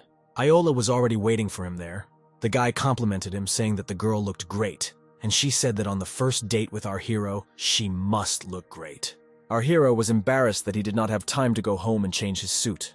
Iola replied that our hero is perfectly built, so he looks great in any outfit. The cook entered the room and asked if it was possible to bring in dishes, and our hero ordered them to be brought in. The most luxurious dishes and the most luxurious wine were served. The girl was surprised at how highly the guy rated her, because he ordered such expensive dishes. Suddenly the phone rang. Chandler took the phone and saw several messages from Lexi. She wanted to invite our hero somewhere and was worried why he wasn't answering. Lenski was delighted to see that our hero had read the messages, and was sure that if he answered, then she had a chance. The next day at Villa Number 1, our hero was awakened by a phone call. They called him to report that they had purchased everything for his new advertising campaign. Chandler called Susie and said that the office was ready and we could start working, adding that the company was now called Arkin. The girl replied that she would immediately tell the news to all employees. Our hero stood up and put on his shoes. He looked out the window, enjoying the beautiful weather. Chandler arrived for another order at the office building. The passenger immediately began to be indignant about why he was late. The guy explained with a smile that he had to make a circle to get off the overpass. The girl indignantly said that she had a train in half an hour, and if she was late, then our hero would have to return her money for the ticket. Having estimated the time, the hero said that they would not make it in time, because even if they arrived on time, the station was large, and she would need to run very quickly to the train. The girl was furious because her neighbor called her and told her that her husband had brought another woman and she needed to hurry home. Chandler tried to calm the girl down and suggested calling the station to ask for the train to be delayed. The girl liked this idea and took out the phone from her purse. She called the station, explained the whole situation, and asked her to wait. Our hero was shocked that she was really calling and doubted her sanity. The girl responded indignantly that they hung up without even saying anything. Arriving at the station, the girl was still indignant that they did not listen to her, and our hero clarified where to drop her off. Our hero stopped the car. He asked her not to forget things, and the girl responded angrily by saying that she would never use a taxi again. Looking after the running girl, our hero was surprised at what kind of people there are. Juno called our hero and asked him to come and help her. Chandler left, asking the girl to send him her location. He arrived at the university building. Our hero got out of the car and walked to the passenger door. He received a message about a new bad review and was surprised that the girl still left a bad review. A girl in a Chinese dress appeared in front of him and told him that as a reward he was getting a new sports car so that no one would think he was slow anymore. The guy was happy about this news, because this way he could become the fastest taxi driver. Chandler put his hand in his pocket. He took out his car key and was surprised why the system didn't tell him where he was parked. Chandler heard the girls near him discussing an expensive car, but they didn't know who the owner was. Our guy walked towards the car, surprised that it was standing there. A guy came out to meet him and asked if his car was really great. Chandler agreed that the car was beautiful and was surprised that the car was not his gift. Someone shouted to the guy who owned the car that it was coming. The guy approached our hero and offered him $100 to hold the banner. The guy also called another guy standing nearby. The guy had a purse in his hands. He accidentally dropped his bag and bundles of money fell out of it. Our hero was confused, and the others watched in admiration. The guy collected the money and put it back. The guy handed the bill to our hero, but he replied that he had not agreed yet. The guy took out more bills and offered them to our hero. The guy with the banner in his hand suggested that our hero would rather agree and held out the banner. Chandler agreed and took the red rag. The crowd stretched out a banner on which it was written, "Juno, I like you, let's meet." And the guy with a huge bouquet of roses was contentedly waiting for the girl. Juno came out with her friend, who was indignant that there was no need to come here because Nick was waiting here. But Juno went forward without listening to her friend. The guy with the roses thought that the other suitor had acted too rudely, and if he had so much money, he would not have ended up in such a situation. Chandler asked Nick if he thought Juno liked him, and the guy replied that anyone would like a guy with money and an expensive car. Juno ran past Nick and approached our hero. Chandler said that Nick gave him money to hold the banner and asked the girl to quickly give him an answer. Nick asked if they knew each other, and our hero replied that Juno called a taxi and he was the driver. Nick asked with contempt whether our hero was really an ordinary taxi driver. Nick got down on one knee. He handed Juno a bouquet of roses and asked her to be his girlfriend. Juno responded in shock that they had only known each other for a week. She didn't believe that he liked him so quickly. Nick was shocked to hear the girl's refusal. The girl replied that she didn't like him, and the guy was shocked by this answer, not believing his ears. Nick began to praise himself that he was rich and attractive, and could not help but like him, deciding that the girl was embarrassed because of the crowd. The girl screamed, repeating that she didn't like him. Juno walked towards our hero with a smile, wondering why he was helping Enku. She put her arms around Chandler's neck and kissed him in front of everyone. Nick yelled for them to stop immediately. Blushing, the girl apologized that her saliva got on our hero's face. She took out a handkerchief and offered to wipe it off. Wiping his lips, Chandler said that the girl was wearing peach-flavored lipstick. A classmate of Juno's came up to the guys and asked her what was going on. The girl replied that the atmosphere was so good that she couldn't help herself. Nick got angry and said that he created the atmosphere, and Juno kisses the poor taxi driver. Chandler asked the guy not to bother them anymore and was going to invite the girl somewhere. Nick said that Chandler was a simple taxi driver and that he should not dare touch what belonged to him. Our hero got angry and asked if Nick was really threatening him. Nick confirmed that he was threatening him and added that the poor taxi driver could not compete with him. Just in time, a message from the system came that she did not say the car number. She reported the car number AYC 205, and Chandler was happy about this news. He thought that this number seemed familiar, turning to an expensive sports car with the same number. When he saw the license plate number of the car, he exclaimed that he knew it was his car. Nick was indignant that a taxi driver couldn't have a car that cost $40 million, and that he wouldn't earn that much in his entire life. Our hero asked if it was his car, pointing to a blue sports car. Nick thought that although the car was not his, the owner was not around. The guy replied that it was his car and shouted at our hero to stay away. Suddenly the alarm beeped and the car started. Chandler asked how the car started and Nick started to get nervous. Our hero said that after all this was not Nick's car and he agreed, asking, "So what?" Chandler opened the car door. He calmly sat down in the front seat. Nick was shocked why our hero got into this car, and Juno asked him to get out until the owner returned. Juno ran up to our hero, inviting him to leave, and her friend asked the girl not to approach Chandler. Our hero invited Juno to go for a ride and have a snack. Nick could not understand where the owner of the car was, and why he had not yet appeared. Chandler took out his keys and asked if he still didn't understand. Nick was shocked how an ordinary taxi driver could afford such an expensive car. Our hero told Juno that if she didn't sit down, he would leave alone. The girl asked in surprise if it was really his car. The guy suggested looking at the license plate so she could understand everything. The girl looked at the number and saw that our hero's initials were on it. Chandler hurried the girl to leave quickly. Ugona went to the passenger door without hesitation. Nick was upset that he turned out to be a minor character, and Juno's friend was surprised at the girl who was sitting in such an expensive car. Juno was also surprised that our hero was so busy working in a taxi and invited her friend to take a ride instead of her. The friend was happy with this proposal, but decided that it was not a good idea. Juno persuaded the girl, saying that Chandler wouldn't mind because he was her friend. The girl got into the car and said that she could take a taxi herself. Chandler was shocked because Juno had recently been set up by a neighbor, and now she had allowed herself to be deceived by another friend. The guy pressed the button near the seat. The seatbelt came unfastened, and our hero suggested that they take a taxi to Baoking. The girl agreed, getting out of the car. Our hero left, not expecting anyone else. The girl apologized to Juno, not expecting things to turn out this way. Nick approached the girl and began to make fun of the fact that Chandler did not consider her important. But the girl asked him not to interfere. She said that the guy doesn't even have such a car, angering him with these words.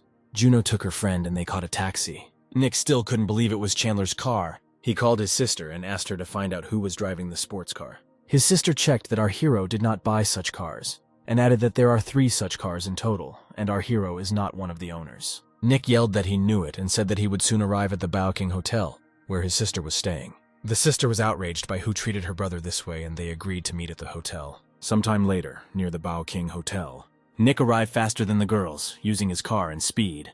Juno called our hero and asked where he was, and Nick saw why Chandler didn't tell the number where he was. Juno got angry and said that Nick was stupid for not understanding that he was rejected, and added that she was not interested in him. A girl approached them, exclaiming that this was a very bold statement. Nick's sister said that she would like to know who spoke so badly about her younger brother. Nick was delighted to see his sister, and she continued to scold Juno. Juno asked her sister if she would choose him as her partner, because he has nothing but money. The sister thought that she herself despised her brother with all her soul. Nick said that his sister should not waste time on the girl, and suggested that they find a taxi driver, and she pointed to the car. They approached the car, but there was no one in it. A friend began to tell Juno that apparently our hero turned out to be a deceiver, but she refused to believe it. The sister began to make fun of Juno, considering him gullible, and warned that she could be deceived this way. Juno said that she would decide for herself who would deceive her, but it would definitely not be her brother. Nick was angry that the girl insulted him and promised to beat her right now. At that moment, a car drove up to the company. Juno recognized Chandler's car and was glad that she had not been deceived. Nick started laughing at our hero's car, saying it was a good joke. Chandler got out of the car. He asked the girl why she didn't go inside. Juno asked where he was and complained that they were laughing at her, and our hero replied that he was taking his car. Chandler asked Nick why he continued to pursue them, and the guy still did not believe that the sports car belonged to our hero. He said that the sister checked everything, and the car belongs to another person named Chenland. Our hero became convinced who this Chenland was. The sister intervened in the conversation, said that our hero has no money at all, since he works in a taxi, and offered to tell the truth, and in return she would get him a job. Chandler immediately refused, saying that he did not want to work for someone who had such a black heart, and added that she was deliberately making her brother look bad in order to look better compared to him. The woman got angry and ordered the guards to teach him a lesson. Suddenly, the man said that he really wanted to see who would touch our hero. The man in the suit asked the guy if he was okay. He replied that everything was fine and asked who he was. And the man replied that his name was Huang, and that he was the manager of Baoking. The brother and sister were surprised why the manager was so polite to the hero. The sister asked the manager why he was so polite to Chandler and who he was. The man turned around and said that our hero is the second shareholder of the Baoking Hotel. Juno was shocked by the news. She asked if the car really belonged to him, and our hero confirmed it. She turned around and said that the numbers definitely meant the initials of our hero. The sister still didn't believe it, and asked the manager if he was sure, and he replied that he was not as blind as they were. Juan asked if she really thought that people from their rich families were all like her brother. He asked his sister to leave the hotel and refused to sign a contract for the reconstruction of the library. The woman clenched her fist and cursed. She hit Nick hard and said it was his fault. The guy was shocked and asked why she was hitting him. His sister grabbed him by the neck. She made him bow and told him to apologize to our hero. Nick got angry with his sister and asked why she treated him like that. The woman asked what he was talking about. Nick leaned down and took the stone. He was angry and walked towards Chandler's sports car. The sister got scared, asked him not to act impulsively, and ordered the guards to stop him. Juno was afraid that he would crash Chandler's car, but our hero was calm and said that he would pay for it. Unexpectedly for everyone, Nick walked past our hero's car. He swung and crashed his car. The sister exclaimed why he was crashing his car, but the guy just waved the guards away. Nick replied that he was the heir to the family and from now on would be focused on the family business. Nick turned to his sister with a serious face, thanked her for her contribution to the family, and made a promise that he will never forget this. Chandler was happy about the change and praised Nick for quickly coming to his senses. Nick bowed to our hero, saying that he hated him, but was still grateful, and if he needed anything, he could reach out. Chandler suggested we talk about it when necessary. The sister was furious and blamed Chandler for ruining her plans. Our hero asked what she was saying, because these words made no sense. Chandler suggested forgetting and going to dinner, and Juno replied that she was just hungry. The guys were sitting at a table laden with expensive dishes. Juno's friend was worried that since Nick crashed his car, he might crash our hero's car too. Chandler replied that he could have broken it, but didn't. Our hero asked Juno why she wasn't eating, and invited her to order whatever she wanted. Juno said that she called our hero not for this, but to discuss something. The guy asked what happened, and the girl said that after the last incident, her neighbors were detained, and their families hope that she will forgive them. A friend said that this issue needed to be sorted out, because they could not come to a common decision. Chandler said the girls must turn in the ringleader, or he may come after them in the future. Juno replied that the girls were afraid to testify against him because his father was the boss of the Java company. The guy poured wine and told her to listen to him. He told the girl to explain her conditions to them, and this would already be considered kindness, and there was no need to worry about the Java company. Juno agreed to do as our hero said, raising his glass. Chandler suggested we go to the movies now that the conversation was over. My friend was very happy about this offer. Chandler thought that his girlfriend was very clingy, since it was obvious that he only invited Juno. And her friend, noticing his gaze, thought that he liked her. At the exit of the Baoking Hotel, Chandler gave the keys to the manager, asking him to drive his first car, and the manager promised to do everything in the best possible way. Chandler praised the manager and promised to tell the manager how well he did. The manager embarrassedly thanked our hero. At Villa number 8, Iola's father asked if it was too early to assume that Chandler was from a wealthy family, and the girl replied that he was trying to hide his identity. The father said that they have a share of shares in Java, and it is not logical to break off relations now for the sake of someone whose identity has not yet been confirmed. There was a knock on the door. A flushed manager entered the hall and said that our hero had returned in an expensive car. Iola asked what brand it was, but the manager couldn't see it. The girl was surprised that he spent money without restrictions, and even she could not afford that. She told her father that she would bring the guy a gift and look at the car. In Villa number 1, Chandler took the phone and saw his morning passenger. He watched a video where a woman was detained by police, and she was indignant that she bought a train ticket, but they could not detain him for her sake. Chandler thought it was no surprise that her husband cheated on her. Suddenly, a girl in a Chinese dress appeared in front of Chandler and said that a complaint had been received, so the system was giving him dirt on the Java company. The guy was surprised by the power of the system, because it even had dirt on the Java company. The girl whispered in his ear that the woman had left another complaint, so he received an additional magic driver bonus. The guy got embarrassed and asked what kind of skill this was, and the girl said that after this skill, the guy will be able to control any type of transport perfectly, be it an airplane or a boat. The guy was delighted with the skill and agreed that the name suited him. The doorbell rang. Chandler wondered who could come at such a late hour. The guy got up and opened the front door. Iola asked if she had disturbed him at such a late hour. The guy replied that she didn't bother him. The girl said that she brought a watermelon that they bought especially for him. Our hero thanked the girl and invited her to come in and eat watermelon together. The girl suggested looking at the view of the city from the shore of the lake. Chandler liked the idea and went to cut a watermelon to eat it against the backdrop of the city at night. Looking after the leaving guy, the girl decided to come closer to the car and look at it. The girl came closer and was surprised that the car was worth about $50 million and had an individual license plate. Chandler arrived with a bowl of sliced watermelon and told him it was ready to serve. He suggested they sit down and enjoy the night view while they eat watermelon. Iola expressed admiration for the guy's new car. Chandler offered the girl a ride, but she refused, saying that she was terrible at driving. The girl asked why the guy continues to work in a taxi because he is so rich.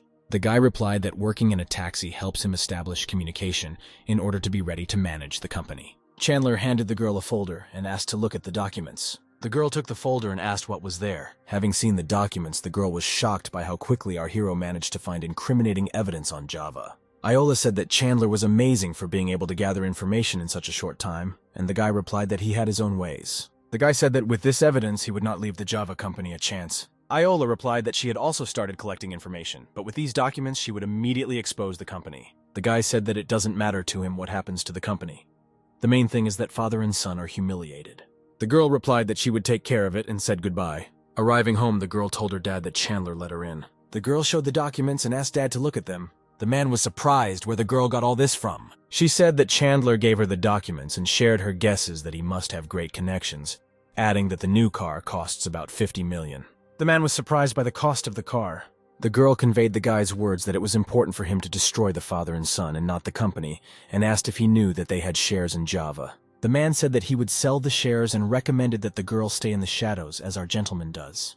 The next day, a bell rang in Villa Number 1. A woman called Chandler and said that she needed to buy clothes, so she asked the guy to work and pick them up. The guy answered the teacher that he would even give her a discount, and she replied that she would send him the address. Our hero arrived at an apartment building. The teacher and the girl waved to our hero, shouting that they were here.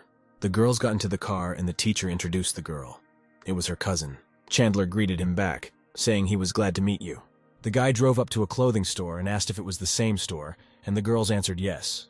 Chandler suggested that the girls go shopping, and he would wait for them in the car. The teacher invited him to go with them. It didn't take long to persuade our hero, and he agreed. The guy didn't understand why he should go with the girls, and the teacher asked not to ask unnecessary questions. A consultant met them at the entrance, and her voice seemed familiar to Chandler. Chandler recognized the girl. It was Zoe who gave him her first time, and the girl thought that the guy was here for her. The cousin asked if they knew each other, and the girl replied that it had been a long time since they had seen each other. Zoe asked if she and her cousin were dating. The cousin replied that he was an acquaintance, and they had to call him because her car was being serviced. The cousin took Chandler's hand and said that she would call the girls if she needed help. The pregnant woman called Zoe loudly. The girl approached her and asked what she chose. But instead of answering, the woman angrily threw her shirt at Zoe. She immediately replied with an angry face that it didn't happen on purpose. Zoe smiled and said that everything was fine, asking if she had chosen this shirt. The woman replied that she was pregnant and needed something loose, but loose ones made her look fat. She asked to bring the dress that she tried on first. Zoe was angry because the woman had already tried on 20 outfits and was again asking for the first dress. Colleagues discussed the woman, surprised that she was attracted to Zoe only because her husband looked at her. The girl took the first dress from the fitting room. She brought the dress to the woman and she asked to also find an outfit for her boyfriend. The girl asked in surprise. He also wants to buy something. The woman angrily replied that they would decide this after the fitting, adding that today was her day off and she would do whatever she wanted. Zoe replied that she would take him to the men's section so he could choose something. Suddenly, Zoe felt unwell and covered her mouth with her hand. She apologized and ran to the trash can. The girl vomited, and her cousin came over and asked if she was okay. The girl replied that everything was fine and asked if she had chosen her clothes. The girl replied that she had chosen an outfit and was going to try it on. Zoe looked upset at our hero, upset that he didn't even ask if she was okay. At that moment, the teacher came out in a new outfit and asked the guy how he was doing. Chandler said he personally thought she looked great. The teacher said that she was taking the outfit and asked Zoe to pack it, and the girl said that they looked like close friends. The teacher replied that Zoe did not understand everything correctly. She simply did not have guy friends, and his opinion was important to her. The cousin also asked Chandler what she looked like. The guy replied that she looked good, but he didn't like that style. The woman invited Chandler to choose an outfit for himself, and he agreed, asking him to wait. Zoe offered to go with her to the second floor to the men's department. The girl walked ahead, and our hero followed. Getting up, the guy asked why the girl vomited. She replied that she was pregnant, and it was Chandler's child. Chandler was shocked to hear the news. Ignoring the guy's surprise, Zoe took out the box, saying that it should fit. Suddenly, the guy hugged the girl from behind, pressing her to him. Blushing, the girl got excited and said that there were cameras in the store. The guy turned her to face him and asked her to repeat what she said. The girl embarrassedly said that he needed to take responsibility. The guy took Zoe's hand and led her along. The girl asked where he was taking her. Chandler said that if this was true, then they should get married. The girl laughed and said that she was joking, and the nausea was due to stomach problems. Chandler was annoyed, asking how she could joke with something like that. The guy blushed, and the girl hugged him, saying that he was too trusting. And our hero responded by asking him to pick out some clothes for him. When choosing an outfit, the girl said that if she really gets pregnant, she will definitely tell him. The girl complained about another couple who tried on more than 20 outfits, but did not choose anything. Chandler asked who they were and why they were acting, and Zoe replied that the woman was her colleague, but had married a rich man. She complained that the guy was too annoying and disgusted her, and the woman wanted her to accompany him. Chandler got angry and said he would teach her a lesson. The girl asked why he wanted to intercede for her, and at that time a woman was approaching them. A pregnant woman approached them and asked why Zoe was treating her like that. They hadn't finished yet, and the girl was already servicing someone else. Chandler blocked Zoe and said that if they weren't buying anything, then there was no need to waste the seller's door. A man intervened and asked our hero how he dared to talk like that in such clothes, to which our hero replied that they tried on 20 outfits, but did not choose anything. Our hero turned to Zoe and asked her to pick out the most expensive outfit for him. The colleagues' girls whispered to the side, seeing the quarrel. Zoe took the box with the outfit. Chandler asked if these were the most expensive clothes, and the girl answered yes. Chandler turned to his colleagues and asked who the manager was. A woman came in, introduced herself as a manager, and asked how she could help. The guy said he wanted to buy the most expensive clothes, but Zoe had to accompany him, and the manager gave the go-ahead. The woman approached Zoe, saying that she should accompany Chandler. The pregnant woman was indignant because they came earlier, but they were ignored. Chandler said that they tried on 20 outfits but didn't buy anything, and if they weren't going to buy anything, they shouldn't waste other people's time.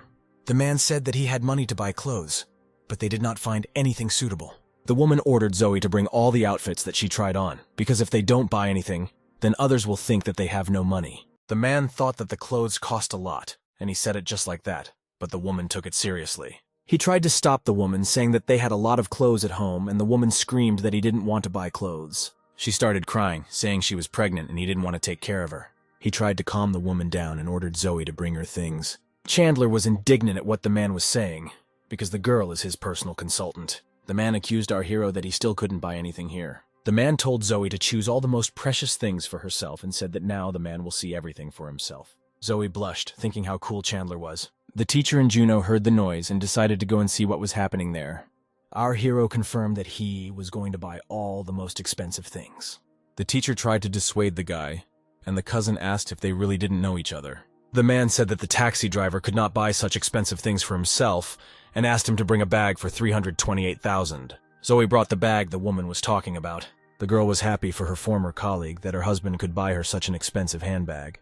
She turned to our hero and asked if he could buy such a bag, to which he modestly replied that the taxi driver did not have that much money. The guy said that since they were buying this purse, Zoe should help them pack it. The man saw through Chandler's plan and asked if he was deliberately provoking him to buy. Chandler asked not to slander him and said that since they don't have money for a purse, then that's their problem. The woman asked if he really wouldn't buy her that handbag, and the man replied that our hero was deliberately provoking him. Zoe added that he brags about his money all the time. Doesn't he really want to spend money on her? Because she is carrying his child. The man swung at Zoe, shouting so that she would not sow discord between them. Our hero intercepted the swinging hand. He grabbed the man by the neck and asked how dare he raise his hand to a woman. He said that if a man fought, Chandler would be his opponent, lifting him into the air with one hand. The man shouted for the guy to let him go, otherwise he would regret it. Zoe took our hero by the shoulder and told him not to stoop to their level. Chandler let go of the man's neck. Holding his throat, the man said that they were leaving. The woman was indignant at how a man could just leave without even hitting back. The man thought with hatred that he could not win. He said that they were leaving, but the woman replied that they could not just leave. She said they wouldn't leave until he bought the bag, otherwise she would have an abortion. The man replied that she can do whatever she wants, and since she sleeps with him for money, it is not a fact that this is his child. The woman followed the man, screaming for him to stop. Suddenly, she stumbled on the steps. The woman fell down the stairs, uttering a strangled scream. The man ran up to her and asked if she was okay, and the woman replied that she was in pain. Zoe advised to take the woman to the hospital as soon as possible. The man hurriedly picked the woman up and ran into a taxi. The manager looked after her angrily and said that the woman deserved it because she relied only on the child. She turned to our hero, asking if he would buy something. The guy replied that he needed a business suit. The manager asked Zoe to monitor the purchases and help. The cousin told the teacher that they needed to go look for more clothes. In the men's department, Zoe asked how expensive clothes he wanted to buy. He immediately replied that he needed clothes worth $3,000, and the girl asked why that amount. Chandler recalled that last time the girl said that she would return when she received her salary, so he gives her the money right now. The girl was embarrassed by these words, and the guy asked if he could order custom-made clothes. The girl took a measuring tape and said that she needed to take measurements. While the girl was taking measurements, she noticed that our hero had become stronger. Chandler asked what was the matter if the girl was feeling unwell. She asked if our hero had gone to the hall. He thought that because of the system his body became better, and replied that he went to the gym for its sake. He pulled the girl towards him, said that he had become stronger, and she said that no one wanted to touch him. But contrary to his words, she put her hand on his chest. Chandler thought she could say whatever she wanted, but she would still touch him. Seeing this couple, the cousin thought that they are very close. She thought that she should destroy the relationship between our hero and the teacher. The manager asked if Zoe had chosen clothes for our hero. The girl replied that Chandler wanted to make a custom suit and asked for the measurements. The manager was delighted and said that Zoe would contact him when the suit was ready. The girls said goodbye to our hero. Chandler pulled into the parking lot. He asked his cousin where they were going now, and she said to go to All Island. The woman asked why he bought such expensive clothes while working as a taxi driver, and he replied that he just liked them. The woman decided that our hero was a creep because he was flirting with several girls, and thought about inviting him to dinner with her colleagues. The woman took her phone out of her pocket. The car drove up to the All Island Hotel. Chandler said he would go upstairs and get something to eat and asked the woman to call him when she was done. The girls invited our hero to eat with him. Chandler agreed, and the group got out of the car. The door to the hall opened. They entered the hall, and the cousin began introducing her colleagues. She introduced the HR manager and the investment manager. The woman also introduced her cousin and Chandler. The man said that there were not enough seats. The woman offered to find him an empty chair, adding that working as a taxi driver is exhausting. The teacher tried to object, but the woman did not listen to her and suggested asking the waiter to bring a chair. The waiter brought a chair. Looking at our hero, the waiter, I thought that he looked familiar. The man asked what the taxi driver's income was and added that income could reach $10,000. The girl said that this is a lot of money, and if she stops investing, she will join. Chandler suspected they were up to something. The cousin said that the man is very good at investing and can be trusted with it. The man said that for such ordinary people, it would be appropriate to buy a few shares. The cousin turned to the teacher, praising the manager's virtues, and offered to raise a toast to him. The teacher said that she was not good with words and offered to drink to their health. She took a sip of wine. The manager said that it's normal for a beginner not to know something and suggested learning little by little. Chandler said that he had some spare money and asked which company would be better to invest it in. He asked if he had heard of investment and said that his money would be protected in this company. The door opened and the person who entered apologized for disturbing him. The girl brought premium wine and the cousin said that she did not order it. The waitress said that the manager had instructed our hero to bring this wine and he would soon come down to greet him. The cousin thought they meant the manager. She said that he must have excellent connections for the manager to personally come down to them. The man said that the manager probably used his services and he would come down to thank him. A man entered the hall, apologizing for being late. He asked if our hero had received the wine, but the manager answered him and thanked him for it. The manager asked who he was, and the man replied that he was an investment manager. The manager replied that he didn't care and asked to bring wine to our hero. Everyone was shocked by these words. The cousin asked why he should bring wine to Chandler. He is a taxi driver. To which the guy replied that our hero taxis for the soul. The manager was about to tell us more, but our hero interrupted him. The manager understood everything and said that he had some work to do and had to go. The guy hurriedly left the hall. Chandler invited everyone to sit down. He asked the man to talk further and said that if he was interested, he would invest a couple of million. The cousin decided to apologize for her behavior, but our hero cut her off and said that they had nothing more to discuss. Chandler again asked the manager to talk about the investment. Suddenly his phone rang. The manager apologized and said that he needed to answer because the president's son was calling. After the conversation, the manager said that he needed to return to the company, but Chandler suggested inviting his son here. He said to call Luis and ask him not to disturb them. The manager called back and asked if he knew Chandler Ian, and our hero asked to be put on speakerphone. The manager obediently turned on the speakerphone. Chandler asked Louis not to interrupt their conversation and added that his friend wanted to get a job with them and asked him to help. Louis said that since our hero asks for it, he will take care of everything. He asked the manager to listen to our hero and not cause him trouble. Louis recalled that he lent money to his friend and would help her get another friend a job. so he asked to vote for them at the Baoking shareholders meeting. Chandler replied that he would do so and received gratitude in response. Lewis ordered the manager to explain everything to Chandler. Chandler asked the manager why he was standing and invited him to sit down and eat. The man obediently sat down on the chair. He asked if our hero was really the second shareholder of Baoking. He replied that for now these were nominal shares and did not mean anything, and asked if he was speaking correctly. The manager said that everything was correct and offered to tell us what futures are. The company entered the parking lot. Chandler got into the car and told the manager to go back because he didn't need to be escorted out. Getting into the car, the guy asked the girls where they were going now. The teacher suggested going for a swim and promised to treat him to dinner after that. The guy agreed with this proposal and they drove off. Our company arrived at the pool. The teacher said that she needed to go to the toilet and invited Chandler to go. Our hero put on swimming goggles. He dove into the water with a running start. The girls in the pool noticed our hero and began to discuss that he was very handsome and perfectly built. The guy emerged from the water and drops flowed down his muscular body, and the girls around him watched enthusiastically. He slowly walked to the edge of the pool. 2 girls approached him and one of them offered to add him to the messenger. Turning around, the guy began to apologize, but suddenly someone hugged him from behind. It was a red-haired girl to whom Leos lent money at the request of our hero, named Nana. She told the other girls that this was her boyfriend and told them to leave amid their displeased cries. Chandler looked at the girl and said that this swimsuit suits her. The girl straightened up, said that she had excellent appearance and in fact was called a flower. Nona asked what he was doing here and the guy replied that he came here with a friend. The girl excitedly said that our hero was very well built and asked where he got such a beautiful body. The guy said that it was none of her business and was about to leave, but the girl stopped him. He asked her to stop and said that his friend would come now. Nona asked who this woman was and whether she was more beautiful than her. Chandler asked why she pestered her and asked her to pretend that they didn't know each other when the girl returned. The girl, offended, said that she understood everything and would not interfere with them. The teacher returned and looked around to see where Chandler was now. The guy was in the pool and called the girl to him, but she said that he can't swim. Chandler said that he would swim to her now. The girls around began to discuss the teacher's swimsuit, saying that she was pretending to be naive, but in reality she was depraved. Nona looked at her and thought that if he liked such girls, then she needed to change clothes. The teacher admitted that she was a bad swimmer and our hero offered to teach her. The teacher obediently began to descend into the water. She immediately began to panic and frightenedly asked our hero to help because she was scared. Our hero picked up the girl in his arms and told her to hold on to him. Suddenly, the guy heard screams and turned around to see what was happening and noticed Nona in the flood. He asked the teacher to climb on his back. Swimming closer, he saw that several girls had surrounded Nona and they were loudly discussing something. He asked what was going on, why on such a hot day the girls were arguing instead of swimming. The girls started asking why he came here and how many girls he had. The guy, without hesitation, climbed out of the pool. He asked why it mattered to them how many girls he had and asked to stop arguing. The blonde said that it depends on whether he goes to the club with him. But our hero refused. In return, with a lustful face, the girl suggested going to the hotel and having fun.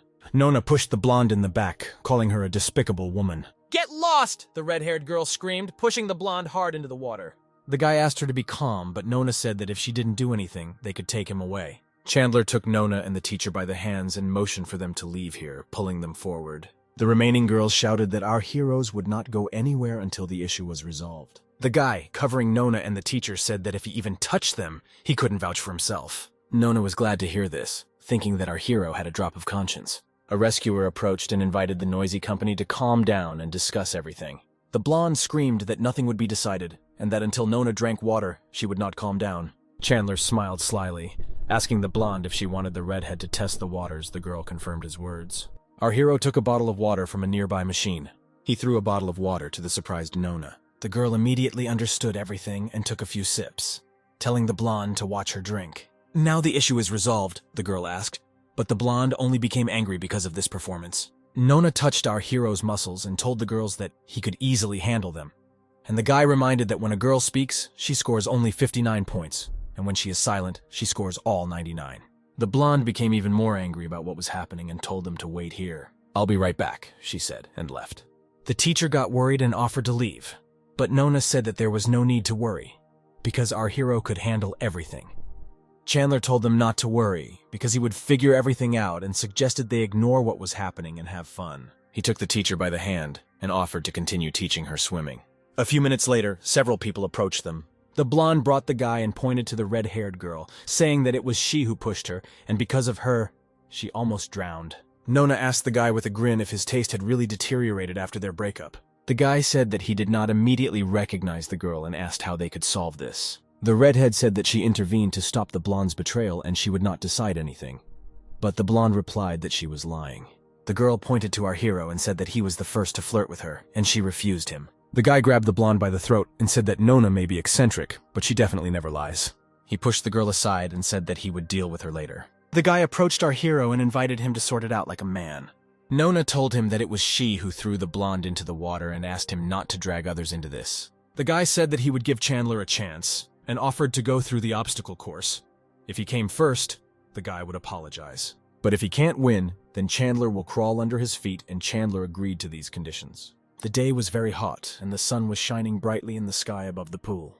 The guys approached the obstacle course. Chandler started first, and the teacher and Nona supported our guy. The presenter asked what our hero does for a living, and he proudly replied that he works as a taxi driver. The presenter asked if the guy was ready, and he answered yes. 3, 2, 1, start! The presenter shouted into the microphone. Our hero started and very quickly overcame the first obstacle, jumping over it. The presenter was shocked by the speed of our hero, commenting on his actions. Without stopping for a second, he instantly overcame the second obstacle. The presenter screamed into the microphone, wondering how the taxi driver could move so fast. The teacher and Nona shouted, supporting our hero. The guy overcame the third obstacle. Holding the rings with his hands, he moved to the other side of the pool. He ran up to the high wall. Chandler took the pole and instantly jumped to the top with it. The presenter was shocked, congratulating our hero because he is the fastest participant, completing the test in 1 minute and 23 seconds. Chandler suggested waiting with congratulations and watching how the second participant completed the test. The presenter agreed and drew the audience's attention to the second participant. The presenter shouted, "Forward," and the guy rushed to the first test. But not even a few seconds had passed before he slipped and fell into the water. Nona started laughing loudly at the guy, calling him awkward and clumsy. The humiliated guy was given a life preserver, and he fought off the lifeguard. And from the shore, he was told that he was very fast. Chandler stood on the edge of the pool and congratulated the guy, because he was able to pass the test in just 1 minute. The teacher approached our hero, admiring his speed, and he gave the girl a medal so that she could exchange it for a prize. The teacher, blushing, kissed our hero on the cheek and thanked him. Nona got angry when she saw the kiss and asked why she did that. The teacher replied that it was her way of saying thank you, and asked why she was angry. The guy got out of the water and said that such a competition is not good because our hero is too fast, and suggested that he arrange a race to solve everything. Chandler agreed on the condition that if he won, the guy would do whatever he ordered. Nona began to worry and told Chandler in his ear that the guy was an excellent racer and he would definitely lose. Our hero said that she didn't need to worry because he was a professional racer. In the evening, everyone gathered at the racetrack. The guy and Nona were already standing and waiting for our hero, and he was amused that Chandler was chickening out and didn't come and suggested calling him. The girl indignantly replied that he was not a coward and he just needed more time to get here.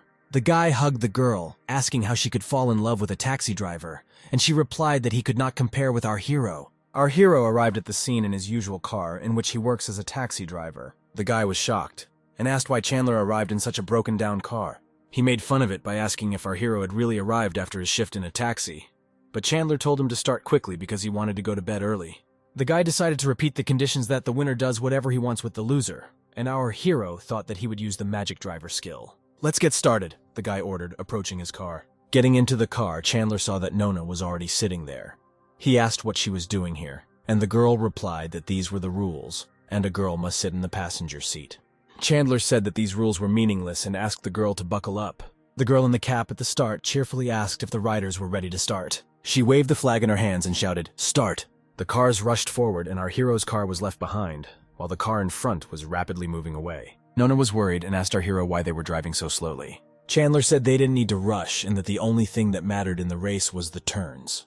He pressed the gas pedal, telling the girl to hold on, and accelerated. The girl shouted in the car that the finish was close and they needed to go faster.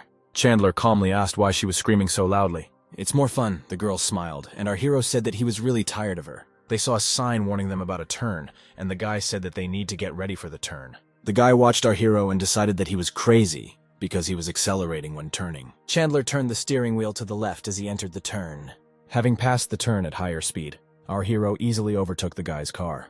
The guy was shocked as he watched Chandler pass him on the turn. Grabbing the handle, the girl, blushing, said that our hero is very good at drifting.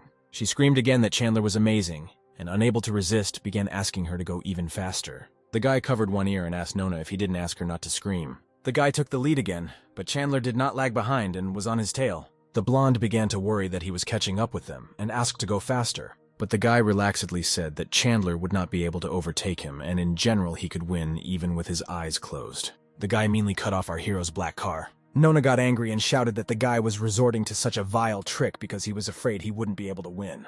But no matter how the guy tried to break away, our hero had almost caught up with him. Chandler said he was going to pass him on the turn and asked the girl to hold on tight, and she said that he couldn't because the guy was blocking his lane.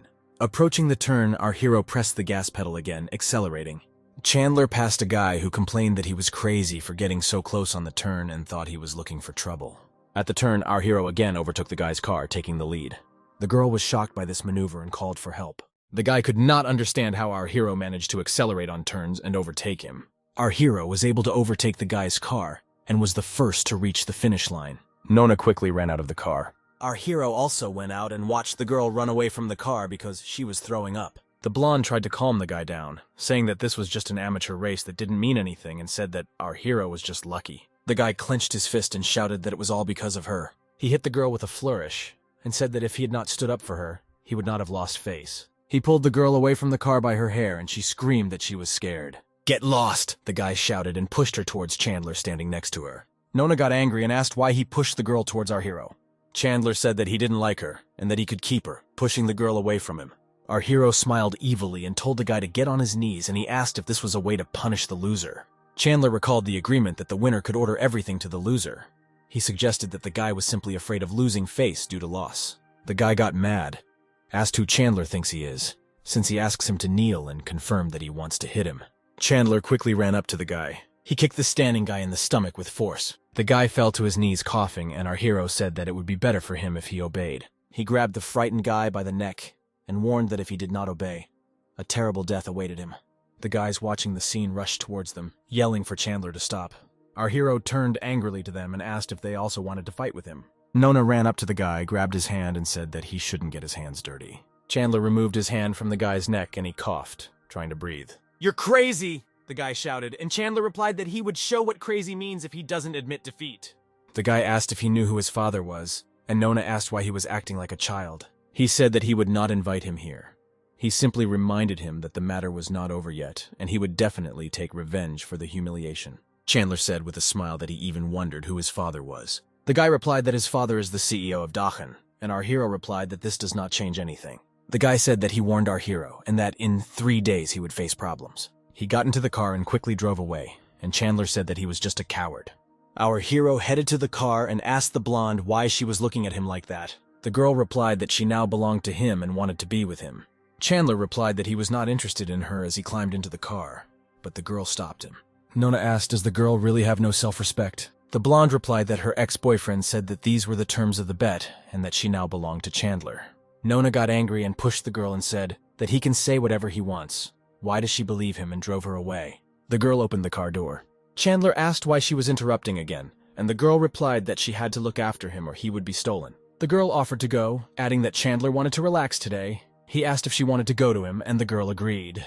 The guy said that he was against it, and the girl was indignant. Why did he then offer her this and asked him to take her home? The car left the racetrack. Half an hour later, our hero said that they had arrived and asked the girl to leave. He said as Nona left that she looked great, but it would be better if she dressed more modestly. The red-haired girl waved her hand to our hero's leaving car. Chandler thought he might take a couple more orders. He arrived at the hotel building for another order. He asked the guy standing there if he called a taxi, and the guy said yes. Looking at the guy in the back seat, our hero thought that he looked upset. Something must have happened at the hotel. 20 minutes later, our hero said that they had arrived at the bridge that the guy had pointed out and asked where he should stop. A guy with a sad look told him to stop in the middle of the bridge. Chandler stopped at the indicated place, asked not to forget things, and asked to use their taxi next time. The guy repeated the last words of our hero and added that maybe in the next life. Chandler was surprised to hear these words and wondered if the guy was talking about suicide. Our hero followed the departing guy with a stern look. He shouted, checking with the guy that he was here to enjoy the beautiful view of the river. The guy replied that he saw no point in enjoying the view of the river and asked what was the point of living if it seemed meaningless. Our hero asked if he had a quarrel with his partner, and the guy replied that it was not just a quarrel, but betrayal. Chandler said that since he was cheated on, it's not the guy's fault, why blame yourself, and added that he was also cheated on. But he didn't give up, and asked the guy not to give up. The guy on the bridge turned around and asked if his boyfriend had cheated on our hero. Chandler said yes, but he still didn't finish the sentence. Then it dawned on him what exactly the guy said, and he asked in shock, "What guy?" Suddenly the guy on the bridge said that he felt enlightened and asked our hero to take him back. Chandler was embarrassed, saying that his shift was already over and suggested that the boy call another car. But the boy said that no one would take him away at such a late hour, clinging to our hero. He clung to Chandler and asked to take him home, and if he decides to commit suicide again, it will not be on the conscience of our hero, and he replied that if it was on his way, he would think about it. The guy replied that he lived in Hailan, and Chandler agreed, adding that it was not far away. Our hero approached the car, invited the boy to get in, and he gladly accepted the offer. Arriving at the apartment building, our hero announced that they had arrived. The boy with a smile on his face invited our hero to have tea with him, as if he didn't want to commit suicide recently. Chandler politely refused, saying that he did not want tea but wanted to go home and rest. The boy invited our hero to exchange phone numbers, but he refused and asked him to get out of the car.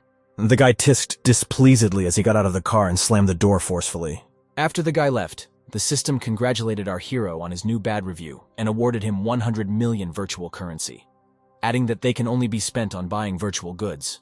Our hero thought about what he could spend the virtual currency on, and the only thoughts that came to his mind were donations on streams. It was late at night when our hero returned to his villa. Chandler took a shower, and when he got out, he couldn't decide what to watch. Our hero on his phone opened a stream of a girl who asked to support her with a gift and thought that she was pretty cute. Chandler pressed the rocket icon on his phone, sending the girl a gift. Showing a heart, the girl thanked our hero for the rocket and offered to order a song, and she would sing it. Chandler asked to sing The Lonely Swimmer, and the girl agreed, asking her to wait a couple of minutes. Someone under the nickname Smoking Alone answered our hero and asked if he was really studying in elementary school, and the girl asked them to swear.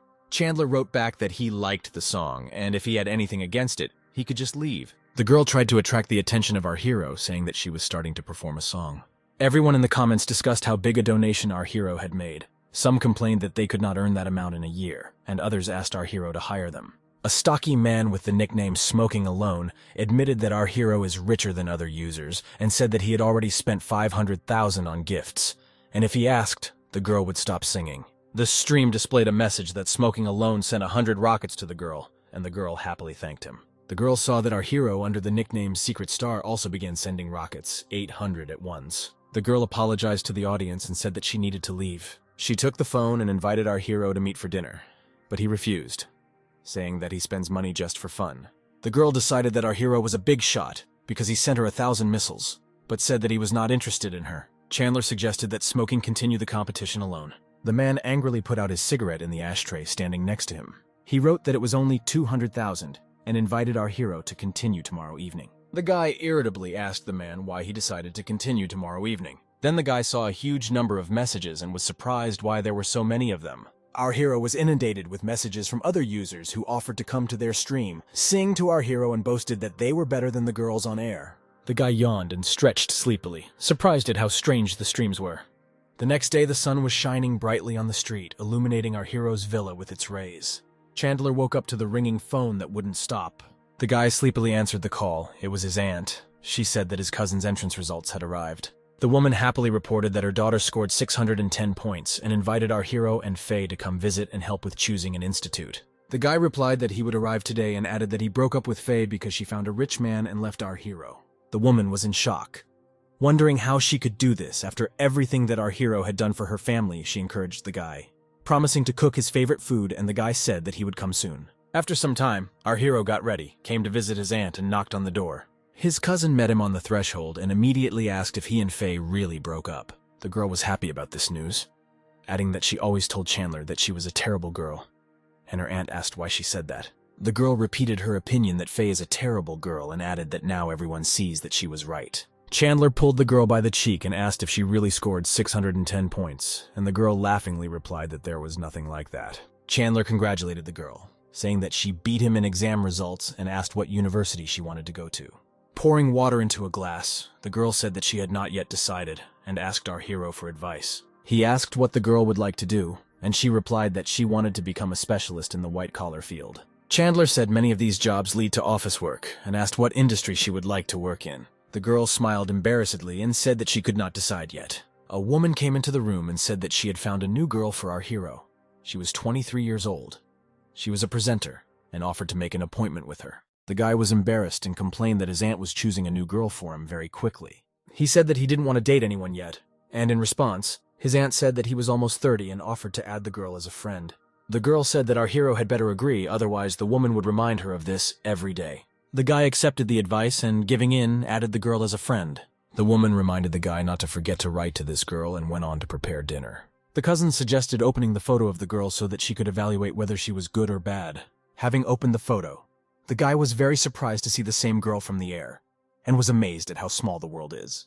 Looking at the girl's photo, the cousin said that she was definitely a treacherous woman. Chandler asked in surprise why she made that decision based on just one photo. The cousin showed the photos and said that the girl in them is showing her bags, or is in tourist places. She is treacherous, the cousin added.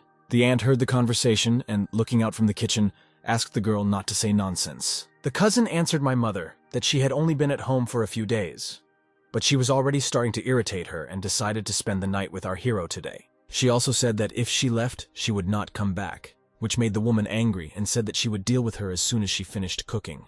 The girl turned to our hero and asked him to take her to visit, and he said that she had not decided on the choice of institute.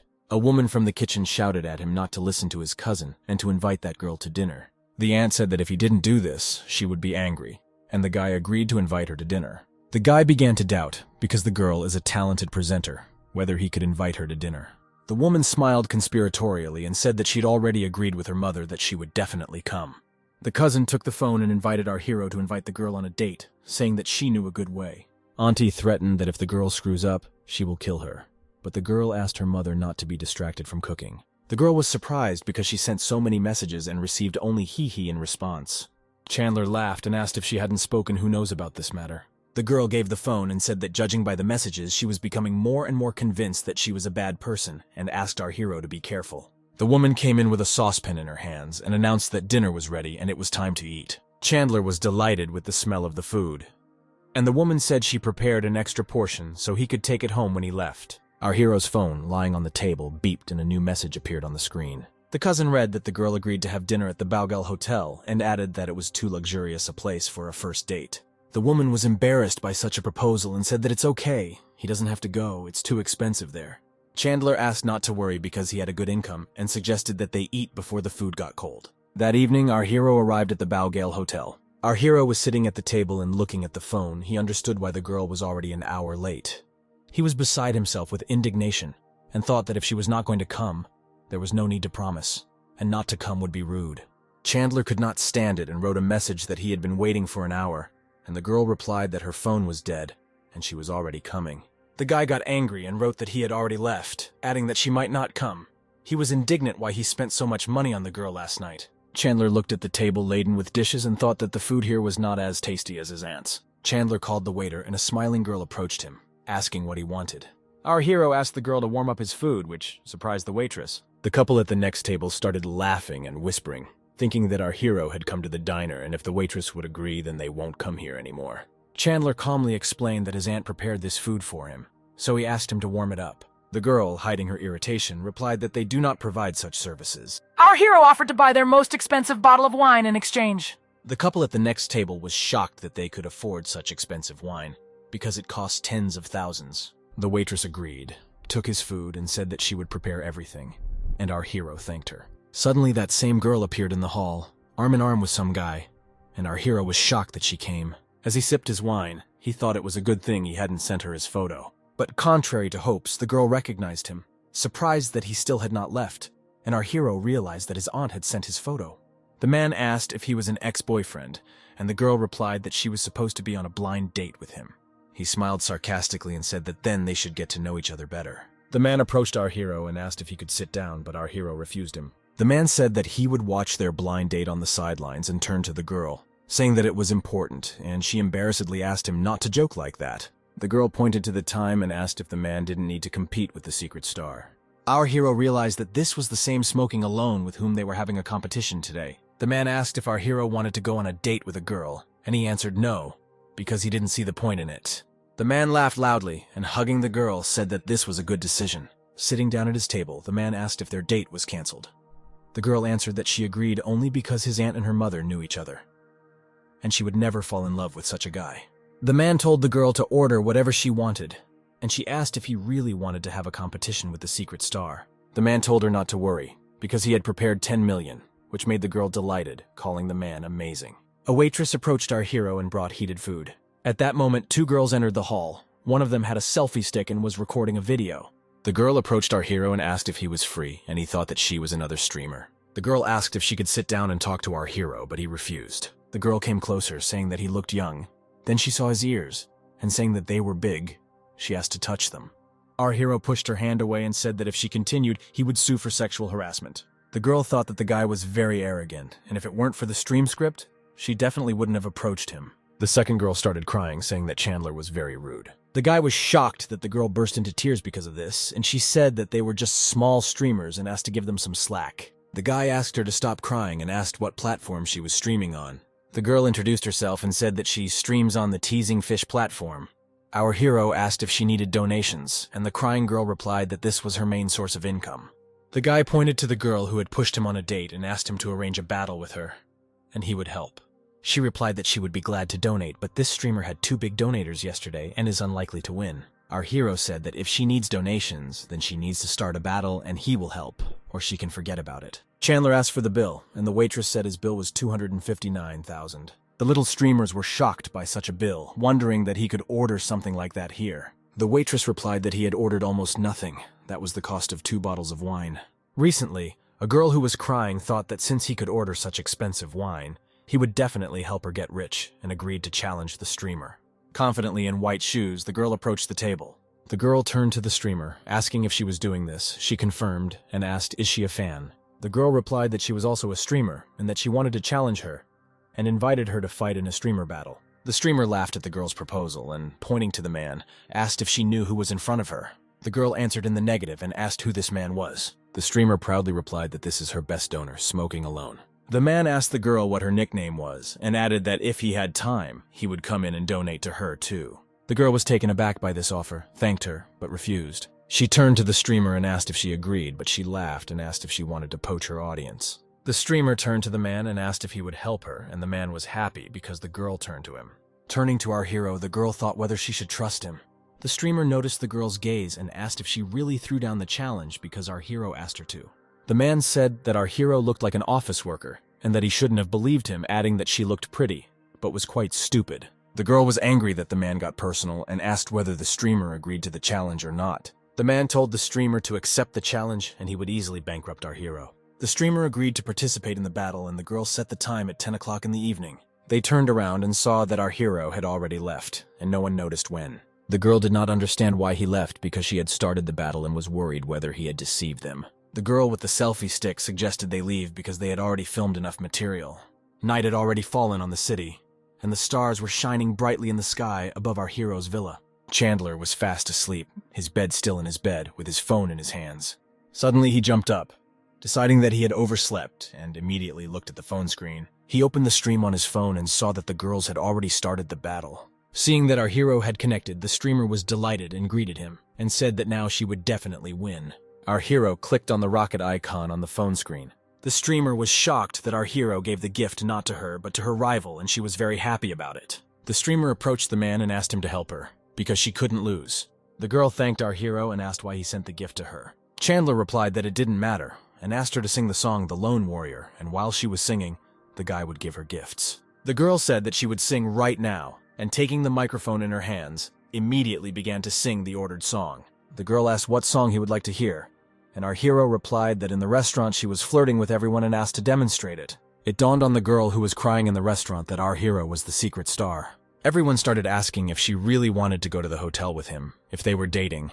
But the girl denied everything and said that they met by chance. The girl continued to say that our hero asked her to fight in the battle, and then the streamer realized that he was her secret donor. Chandler turned to Smoking Alone and asked him to continue sending gifts because he wanted to give him a little head start. Suddenly, a message appeared in the chat from Smoking Alone saying that he would no longer send gifts. The girl said that our hero sent her a photo and now she will show it. The message was from Smoking Alone. He offered to deliberately lose to our hero, invited him to the room, and promised that the streamer would meet him personally. The streamer shouted that it was fake and that you shouldn't believe in this photo, calling them vile because they are trying to set the girl up. Looking at the phone screen, she repeated that the photo was definitely fake when a man approached her from behind. The man hugged the girl, and asked why she should humiliate herself with explanations in front of these losers, and that he could win beautiful girls while other guys were only fantasizing. He pressed the girl tighter and she screamed for him to let her go, and the man asked if he didn't have privileges for all the gifts he gave. The frightened girl once again asked to let her go and turn off the broadcast. The man said that he would not let her go and turned to our hero, saying that his girlfriend was in the arms of another man and he would do whatever he wanted with her. The guys burst into the room where the man and the streamer were, opening the door with their feet. 3 guys in black entered the room with serious faces, and a surprised man asked what was going on. The guys tied up the man, and when the girl asked what was going on, they answered that he was suspected of embezzling the state budget and they needed to interrogate him and the girl would help them. A guy in a black suit approached the girl and asked her to turn off the stream and follow them. The broadcast was interrupted by a call from his aunt, and Chandler wondered why she was calling so late. The woman said a friend told her daughter had been arrested and asked what was going on. Chandler said that her main admirer was wasting public money, so they were arrested, and added that everything was fine with him. The woman calmed down when she heard the guy's answer and said goodbye to him. The next day, our hero arrived at the residential complex for a new order. He stopped and called the passenger, saying that he had arrived at the gate of a residential complex. They told him that they would come soon and asked him to wait a little longer. 10 minutes later, our hero called again and asked where the passenger was, but she replied that she didn't know. He clarified where exactly she was now, and the girl replied that she had been walking for 10 minutes but could not find a way out. Our hero went to a meeting and asked the girl to describe which building she was next to, and she replied that she was near building number 30, adding that she had a seminar today and she shouldn't be late. Chandler approached the girl sitting on the path and asked if she had called a taxi. Pressing the phone to her chest, the girl replied that it was her. Chandler extended his hand to her and asked her not to cry, promising that he would help. Finally, our hero found his passenger and they got into the car. Chandler asked to buckle up and said that they were now heading to the Manhwa hotel. The girl complained that drivers used to wait no more than 3 minutes and then cancel the order. Our hero asked not to blame other drivers, because no one knew that she could get lost in her own complex. The girl said that she liked Yuana, and that she was the author of web novels. But she had terrible sense of direction, and our hero asked what her pseudonym was, promising to subscribe and support. She said that her pseudonym is Lan and she writes romance novels that a guy is unlikely to like. The guy was glad that he still had 80 million of virtual currency left. They arrived at the right hotel and the girl sincerely thanked our hero for his help. The girl said that she would contact him if she needed help and asked him to pick her up on the way back. Chandler promised to come and the satisfied girl went to the hotel. Our hero found Yuana's account, looked at how many subscribers she had in her work, and clicked the subscribe button. There was a solemn atmosphere in the hotel hall and everything was hung with balloons. A woman in the center of the hall with a microphone in her hand thanked everyone who had come and someone shouted her name and nickname. Yuana was sitting in the hall when her phone notified her of a new message. On the phone screen it was written, "Congratulations on the gift of the Golden Master." The girl immediately guessed that the prize was from our hero and was surprised how an ordinary taxi driver could give so much. The girl wrote to Chandler, asking if he had sent a donation, and he replied that he had read her novel and liked it. The guy continued by saying that it was a pretty popular idol novel, and the girl laughed happily. Her laughter attracted everyone in the room, and the girl in the next seat asked what made her laugh so much. Yuana happily showed her phone and said that she had received the Golden Master Award. The girls opened Yuana's profile on their phones and were surprised that she actually received the award. The woman on stage said that since she received such a high award, it means her work is very good and asked to share her writing experience. Yuana sheepishly replied that she was a small writer and received the award from the driver who brought her. She assumed that he liked her work, so he sent a gift. The woman said that she had read Yuana's work and it was not worth 100,000, and added that perhaps the girl had an arrangement with the driver. The girl was outraged and suggested calling the guy to find out everything. Our hero's phone rang and the writer's name appeared on the screen. He answered the call, and the girl immediately asked him to explain why he decided to support her. The guy asked why he had to explain something. He immediately realized that they didn't believe the girl, so he said that he would donate 10 times more when everyone believed her. One girl wondered since when taxi drivers became so rich, and the second said that Yuana had received a second reward of 10 million. A ball containing coins appeared on the writer's page, informing her that 10 million had been donated to her. The woman asked in surprise who this man was, and she replied that it was an ordinary taxi driver. Yuana assumed that our hero is a member of a rich family but hides it, and how at the end of the novel, he will return to the house to inherit the property. The woman came closer to Yuana and said that this was bad. She continued by saying that you can't rely on some rich guy to boost your popularity, and the girl reiterated that she doesn't know why he did that. With tears in her eyes, she took her purse and said that since they didn't believe her, she was leaving. The woman invited the others to continue and added that the girl's popularity will not grow in one day with the help of such manipulations. The tear-stained girl ran out into the street and dialed our hero and asked, "Where is he now?" Chandler asked in surprise why she was crying and where she was now, and the girl replied that she was accused of a dishonest way to increase popularity. Our hero replied that his support caused trouble for the girl and asked where she was now, and received the answer that she was at the hotel. He went to the girl and told her that he would arrive now. Arriving at the hotel, the guy immediately saw Yuana, who continued to cry. The girl sat in the back seat, still crying, and said that no one believed her, and everyone thought it was a setup. The guy asked the girl not to cry, saying, "Let them think what they want. The main thing is that she received his support." The girl smiled and agreed with the guy, saying that she didn't need to worry about what others would think, thanking the guy for his advice. Chandler stepped up the gas and offered to take the girl home. Yuana asked if she could ask if he was the son of a rich family who was hiding it and would later return to inherit the property. Our hero replied that he was a simple taxi driver. He just had a lot of money and could spend it recklessly. The girl asked that he was just a rich man who had a lot of money, and the guy agreed. The sun was shining brightly outside when our hero brought the girl to the apartment complex. The girl came out and said goodbye to our hero, and he said goodbye in return. Our hero's phone attached to the panel rang. The guy asked where Chandler was, and he asked if he had come to High. The boy replied that he had recently arrived and asked our hero to come as soon as possible because he had a surprise, and Chandler replied that he would arrive now. Our hero arrived in a place called High. He got out of the car and ran towards the entrance to the building. The guy turned to the girl working in the cafe and said that she began to look even better, and the girl replied that our hero was heartless because he did not return after graduation. The girl said that 3 classmates were already waiting upstairs and offered to accompany the guy, and he immediately understood what surprise the boy was talking about. Our hero turned to the girl and said that he would come there himself, asking her to tell her the room number. The girl replied that they were in room 203, and the guy went there, thanking the girl. Chandler knocked on the door of the room and said loudly that he was here. The boy opened the door and joyfully told our hero that he was glad to finally see him. Chandler asked if he couldn't say that he was returning, and the guy replied that he had an unscheduled interview. "And these two?"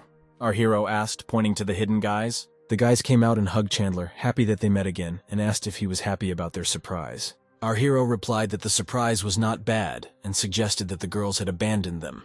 Otherwise, they would not have returned. The guys were shocked, surprised how our hero realized this so quickly.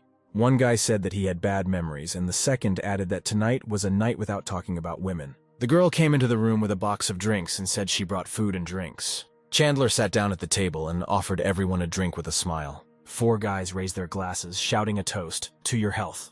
One guy said that his ex left him because he couldn't buy her all sorts of expensive things. And the second said that his ex's mom said that he was too poor because he couldn't buy a house and forced them to break up. The third guy said his girlfriend is better, but she wants the guy to buy a house and marry her. Chandler said it was more difficult for him because he had money, but the girl still cheated on him. The guy asked why our hero continues to work as a taxi driver because he invested in the Baoking Hotel, and he replied that he likes free work. Our hero asked if the guys had found work, and one answered that everyone had found one, except him. Chandler asked if he wanted to work for an advertising company. The guy happily replied that he would like to, and had often planned various events and holidays before. Chandler said he would take the guy to his advertising company tomorrow, filling his glass with booze. They clinked glasses, and our hero said that if he passed the interview, they would work together. Another guy asked if he could also apply to his company to get a job. The third boy also joined the conversation and asked that he not be forgotten. A female voice said that excellent food was sold on this street, approaching the cafe where the guys were relaxing. The girl was streaming and telling listeners that she often comes here to eat. In the frame, the girl saw our hero's car parked behind her. She asked for more likes, then she would come up and show the car closer. The girl said that although she looks ordinary, her characteristics are impressive, and she described in more detail that the car is very powerful. Chandler told the guys that he paid the bill this time, but next time they would pay. A drunken friend with a red face and a satisfied smile said that Chandler is the best. They went out to the parking lot, and one of the guys, seeing our hero's car, was surprised that even here there were such expensive cars. Chandler wanted to say that this was his car, but he heard the girl say that this car had one big drawback. Our hero approached the girl in surprise, and the guys asked where he had gone. The girl repeated again that the car has a flaw, like many high-class cars. One of the guys suggested that it was a matter of high fuel consumption, but the girl replied that the owners of such cars do not think about fuel consumption at all. Chandler asked what the problem was, and the girl said that it was all about the air conditioning system. The girl in the passenger seat would get hot, and she would start taking off her clothes. Our hero clearly did not expect such an answer and laughed embarrassedly. The girl asked if they were graduates, and Chandler replied that they graduated last year. The girl smiled and asked if she could add them to the chat so they could hang out together. Chandler refused because they didn't know each other well and suggested that the guys order a taxi, and one of them asked how his car was. The boy offered to call a sober driver and asked where his car was. Chandler replied that they definitely needed another driver, and pointing to the car said that it was her. Everyone was shocked by what they heard, including the streamer's girlfriend. Chandler replied that he was serious and took out the keys and turned off the alarm. The guys hugged our hero, surprised at how rich he was, and said that they would have gotten a job with him long ago. While the guys were looking at the car, our hero said that he sent another car for repairs, and immediately added that he was not bragging. The guys said that they were happy for our hero, smiling contentedly at him. Another guy said that he would join his company tomorrow, and our hero said that they need to call a taxi. When a yellow taxi pulled up, the guys said a warm goodbye and waved to each other. The girl asked our hero to add her to the chat, but he turned up and added that he needed to call the driver, and she needed to broadcast her own broadcast. Suddenly, the girl offered to take our hero, smiling contentedly. Chandler asked if she would be hot, and she offered to give him a ride, and in exchange he would let her broadcast inside. The guy opened the car door and agreed, inviting the girl to sit down. The girl addressed the audience and invited them to experience the sensations of driving a luxury car. Our hero asked in surprise if she was a good driver. The girl replied with a smile that she was an excellent driver and could be trusted. The guy agreed, and throwing his hands behind his head, asked to be taken to the bins area. The girl turned to the audience, asking if they had heard that the guy was traveling to the bins area, where villas cost from 100 million. They drove up to a beautiful arch, which was brightly illuminated by sunlight. Having passed under the arch, the male guard waved his hand at them, letting them through. The girl asked where she should go next. Our hero replied that she should go to Villa number 1 and stop there near the bridge. They drove up to Villa number 1, and the girl enthusiastically asked if it was her. The girl pointed to the villa and said that he wants to drink, asking for a visit. Getting out of the car, our hero said that he lives alone and does not invite guests. He thanked her for giving him a lift and asked to return home. And the girl was surprised because he did not pay attention to her. The girl raised her hand to her large, chic breasts, slightly enlarging the neckline of her jacket. The girl took a seductive pose and straightened her hair, asked if he was sure. Our hero once again asked her to come back because he wanted to rest. Looking after the leaving guy, the girl thought that he was really ignorant. The girl turned to her subscribers and said that, since they rarely get to visit such a chic place, she will show them around. A man approached the girl and asked which villa she was from. The girl replied that she had brought the guy from Villa number 1. The man pushed the girl out, saying that strangers were not allowed to be here, and the girl left in confusion. The girl got angry and was perplexed by his behavior for a long time, indignant at why he thought that he was in charge. She said that he was a simple security guard, but did not let them just walk around the neighborhood, and ended the stream. They called the girl and said that they decided to give her another chance. Today, she will have a battle with another streamer, and if she wins, they will extend the contract.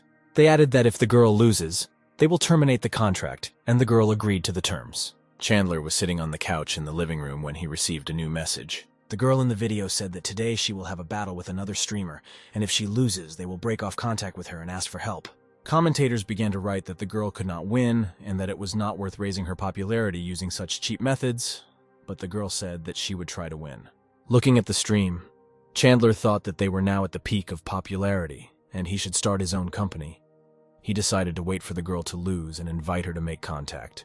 The girl's rival offered a bet if she loses, she can ask for anything, and if she wins, the girl will jump 10 times. The blonde turned to subscribers and said that if she wins, the girl will jump and asked to support her. Commentators began writing to the girl that if she jumped or did a handstand, they would support her. The girl got angry and shouted at them. Do they really think that by humiliating others they look cool? The girl wrote to the boss and asked why they were insulting her. And the boss replied that he didn't care and she needed to win. With tears in her eyes, the girl asked why they were behaving this way, what she had done wrong.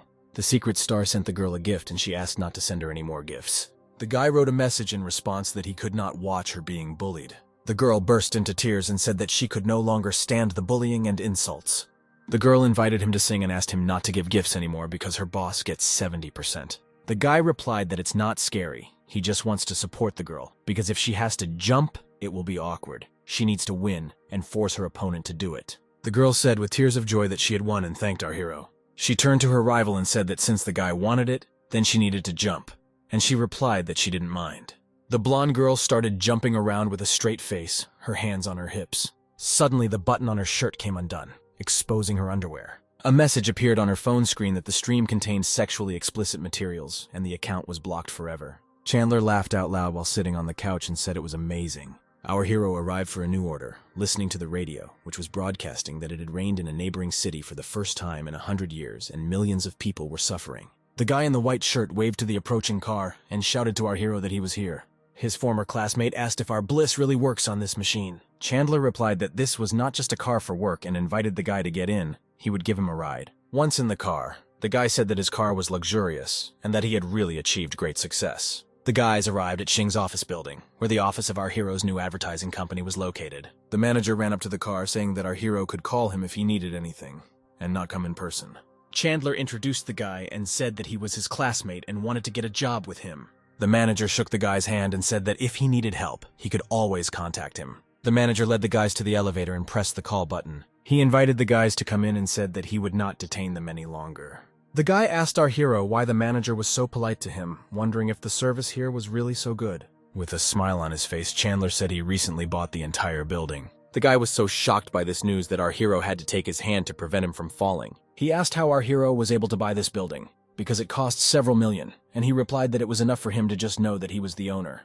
Chandler said that if someone offends a guy, all he has to do is tell him or his manager, and the guy joked that he wanted to write an article about him. Seeing Chandler, Susie stood up and greeted him with a wide smile. Chandler said hello and introduced John, saying that he was a new employee. He asked Susie to organize a workplace for him, and the girl immediately escorted him to the table, inviting him to sit down. Chandler pointed to the door and said that he had to go to work. While leaving the building, our hero received a call. Looking at the screen, he saw that it was Yuana calling. The girl asked if he could pick her up at 7 in the evening to accompany her to a classmate's birthday, and asked him to dress up. Chandler was surprised by the request to dress well and asked who he was, the driver or her boyfriend. The girl asked him to pretend to be her boyfriend so that he could protect her, and in return she would invite him to the movies. Chandler agreed, saying that this would be compensation for the previous inconvenience. At the appointed time, our hero arrived at the residential complex. Yuana asked if our hero was a taxi driver. How did it happen that he had such a luxurious car, like the heroes of the novels? Our hero replied that since he was pretending to be her boyfriend, he decided to choose a better car. Yuana said that the car was amazing, and the guy replied that now none of her classmates would be able to bully it. The girl laughed and said that when everyone sees this car, no one will dare to laugh. Our couple arrived at the restaurant where dinner was scheduled. They approached the table and the girl exclaimed that Yuana had finally arrived. The girl asked who this guy was, and he replied that he was Yuana's boyfriend and was glad to meet everyone. The girl said the guy looked amazing and introduced herself. She asked Yuana why she didn't say that she had found a boyfriend. Blushing, the girl replied that they had recently started dating and she just didn't have time to tell. Chandler touched the girl's face with his fingers and said that he had been pursuing her for a long time and now would not allow them to part. The girls immediately started saying that it was too cheesy and that our hero made them feel awkward. The door to the hall where the heroes were sitting opened. The girl went to meet the newcomer, rejoicing that he had finally come. The girl introduced her boyfriend and added that they were going to get married at the end of the year and she was inviting them to the wedding. The girls clapped their hands joyfully, congratulating them. They filled their glasses with red wine. One of the girls asked what does her boyfriend do, and she answered that his family traded seafood. The girl who asked was surprised and said that her boyfriend is impressive. The same girl asked Yuana what her boyfriend was doing. The guy said that our hero looks good and his outfit is quite expensive. Chandler replied that he bought the outfit at a secondhand store and doesn't usually dress like that, and he works as a taxi driver. The girls asked how he managed to win Yuana because she has high standards and comes from a rich family, and she also spent millions on the development of her book. One of the girls asked how she could be so wasteful and spend so much money on a book. Our hero replied that he supported the book, not her, and that he sent her more than a dozen gifts so that she would notice him. Yuana replied that it is impossible to resist someone who is so generous in love. The guy asked if our hero really earns so much money working in a taxi and how much he now needs to save. Chandler replied that it doesn't matter because when you're courting a girl, you should be generous, and the guy agreed with him. A girl entered the hall and turned to the guy, asking him to move the car because it was blocking the passage. The guy replied that he had reserved a parking space in advance, but the manager said that it was busy and added that because of such service, the desire to come to this hotel disappears. Chandler gave his keys to the waitress so she could give them to the manager and ask him to park his car on the side of the road. Our hero said that the manager left the place, but gave it to Chandler and added that he was returning the place. The guy asked in shock if that sports car really belonged to our hero. Chandler replied that he decided to take this car as he was going to Yuana's friend's birthday party, and usually he drives a simpler car. The birthday girl said that it was a simple party, and there was no need to hide who her boyfriend worked. The girl smiled and said that he really works as a taxi driver, and it was he who brought her to the author's meeting. Another girl said, who knew that a taxi driver could be so rich. One of the guys asked where our hero worked, because he also wanted to get a job with him, and the second guy said that he couldn't earn that much as a taxi driver, and decided that he had rented a car. He warned Yuana, saying that she needed to be careful, but the girl replied that she believed in the sincerity of our hero. The guy asked how much this car cost and added that he knew all the dealers, but thought to himself that a simple taxi driver just wanted to show off in front of the girl. Chandler said that he knows the most popular one, so let him call and find out. The guy threw up his hands and said that his number was stored in another phone and invited Chandler to call himself. Our hero agreed, and without hesitation, dialed the number on the phone. The man on the other end was surprised by such a late call and asked if something had happened to the car, to which Chandler replied that his friend just wanted to find out about the purchase. The man found out the guy's name and said that there are a lot of scammers these days, warning our hero, shocking the guy and his girlfriend. With a smile, Chandler thanked the man for his concern. There was dead silence in the hall after this conversation. The silence was broken by the waiter, who said that they were afraid to move such an expensive car themselves. Chandler said that everything was fine, and even if the manager scratched her, he wouldn't have to pay for it. Chandler said that it was time for them to leave, and Yuana added that she did not have time to prepare a gift and would make amends next time. The birthday girl replied that everything was fine, and her appearance at the birthday party was already a gift. The girls said goodbye and the couple headed towards the exit from the hall. The manager entered the hall with a waiter who had drinks on a tray. The manager said Chandler bought them drinks and they wished the guys a good evening. The manager turned to the guy and said that he was sorry because he had given away the parking space, and he replied that he understood, because our hero arrived in a sports car. But the manager said that's not the case, because Chandler is the second largest shareholder of the hotel and gets priority for parking, and after today's incident, he asked for more parking. The guy was shocked to hear that our hero is the second largest shareholder of the Baoking Hotel. He asked us to convey his gratitude for the drinks to our hero. Chandler and Yuana returned to her apartment complex. Blushing, the girl asked if our hero would like to come visit her. The guy hugged her and said that she had better focus on writing her novels. The girl got out of the car and our hero drove away, shouting goodbye to her.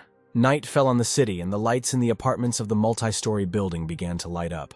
Our hero called the next passengers and said that he had arrived at the place. 5 minutes later, he called again and said that he was still waiting, and the passenger replied that he would be right over. 15 minutes later, a guy approached the car, hugging a girl. Sitting in the back seat, the girl asked how long it would take them to get to their destination, and our hero replied that about 45 minutes. The guy asked why it was taking so long and said that they should get there in 30 minutes. He asked why the car stopped. Our hero said that the traffic light was red, and the guy replied that he should go to the red light. Chandler said that if they don't care about their lives, then he values her. And if they are in such a hurry, then they should have ordered a taxi earlier. And the guy got mad, asking why he was talking to passengers like that. Our hero asked what was wrong with his communication, and added that if it had been another driver, he would have canceled the order. The guy said there was no point in arguing and promised to leave a bad review. Our hero drove up to a red sign on the side of the road. Chandler's car stopped abruptly in front of a yellow taxi car. The girl screamed why they stopped again, and the guy said that if our hero doesn't know how to drive, then he will drive himself. Chandler loudly told the passengers to get out of the car. The guy looked around and said that he couldn't even catch a taxi here. How could he get out? Chandler, having heard the answer, got out of the car himself. He opened the passenger door and grabbed the guy by the shoulder and told them to leave, but the guy yelled that they weren't going anywhere. 2 policemen ran up to our hero's car, asking what was happening here. The girl said that our hero has a terrible attitude towards passengers. Chandler responded by saying that he had a camera in his car, and they could see everything themselves. After watching the recording, the policeman asked how passengers could be asked to break the rules and run through red lights, and the guy tried to make an excuse that he was too hasty. The policeman said that it was too hot, everyone was annoyed, and that they just needed to apologize to each other. The guy got angry and said that he was the vice president of the company and was not going to apologize to the taxi driver. The policeman asked Chandler to hand over their luggage and said that he could be free. As he left, Chandler said that he wished the guy would never be on time again. The system reported that a new negative review had been received, and for it, he received 67% of the shares of the security company, and if something happened to him, the security would sort everything out. Chandler wondered if it was too much to send security to deal with that guy. Chandler received a call, and was told that he had received a complaint from a passenger that he had behaved badly and attacked a client. Our hero sharply pressed the brake out of shock. He said that he had a video from the salon where everything was visible, and the caller asked our hero not to worry and to send the video. Chandler thanked the girl and asked if she wanted to have dinner. She replied that she would call when she was free. The guy was overjoyed that he was able to invite the support girl to dinner and decided that tomorrow he would pick up the shares and wait for her call. Our hero's morning began with a visit to a security company. The girl brought our hero to the manager and introduced him. The man shook hands with our hero, surprised at his young age, and our hero asked without formalities. The man handed him a share transfer document to sign and asked if anything else was needed. At that moment, our hero received a call. Our hero was informed that his house had been vandalized, that there was now a crowd of hooligans there who were threatening him. Having finished speaking, Chandler looked at the man and said that he needed his help. An hour later, they arrived at an apartment building. The realtor came running to our hero and said that his house could not be sold until they left. Chandler asked him not to worry, and asked where the people were who were preventing the sale. The realtor pointed to a group of guys sitting on the porch. Several men in black suits appeared behind our hero. Chandler pointed to the guys on the porch and ordered them to be taken. The guys started screaming why they were grabbed and asked to let them go. One guy begged to be spared and said they were just paid to destroy the house. Chandler asked who sent them, and the guy replied that it was Honey. Our hero pointed to the graffiti and said that if they painted it over, they would not be held accountable. The guys immediately agreed and said that they would do everything right away. Chandler thought that he had already handed over incriminating evidence about the company to Java Iola, but she did nothing and came to the conclusion that no one could be trusted, deciding that he would deal with them himself. Our hero arrived at the house of Hani's father, who is the owner of the Java company. Seeing our hero, the guy asked in surprise what he was doing here. Our hero replied that he himself should know why he was here. The man got angry and asked if he understood what he was doing, and Chandler asked to bring the guy. The security brought in a hooligan, and he said that it was Hani who ordered them to destroy our hero's house. The guy hit the bully and said that he was kind to him, but he turned out to be useless.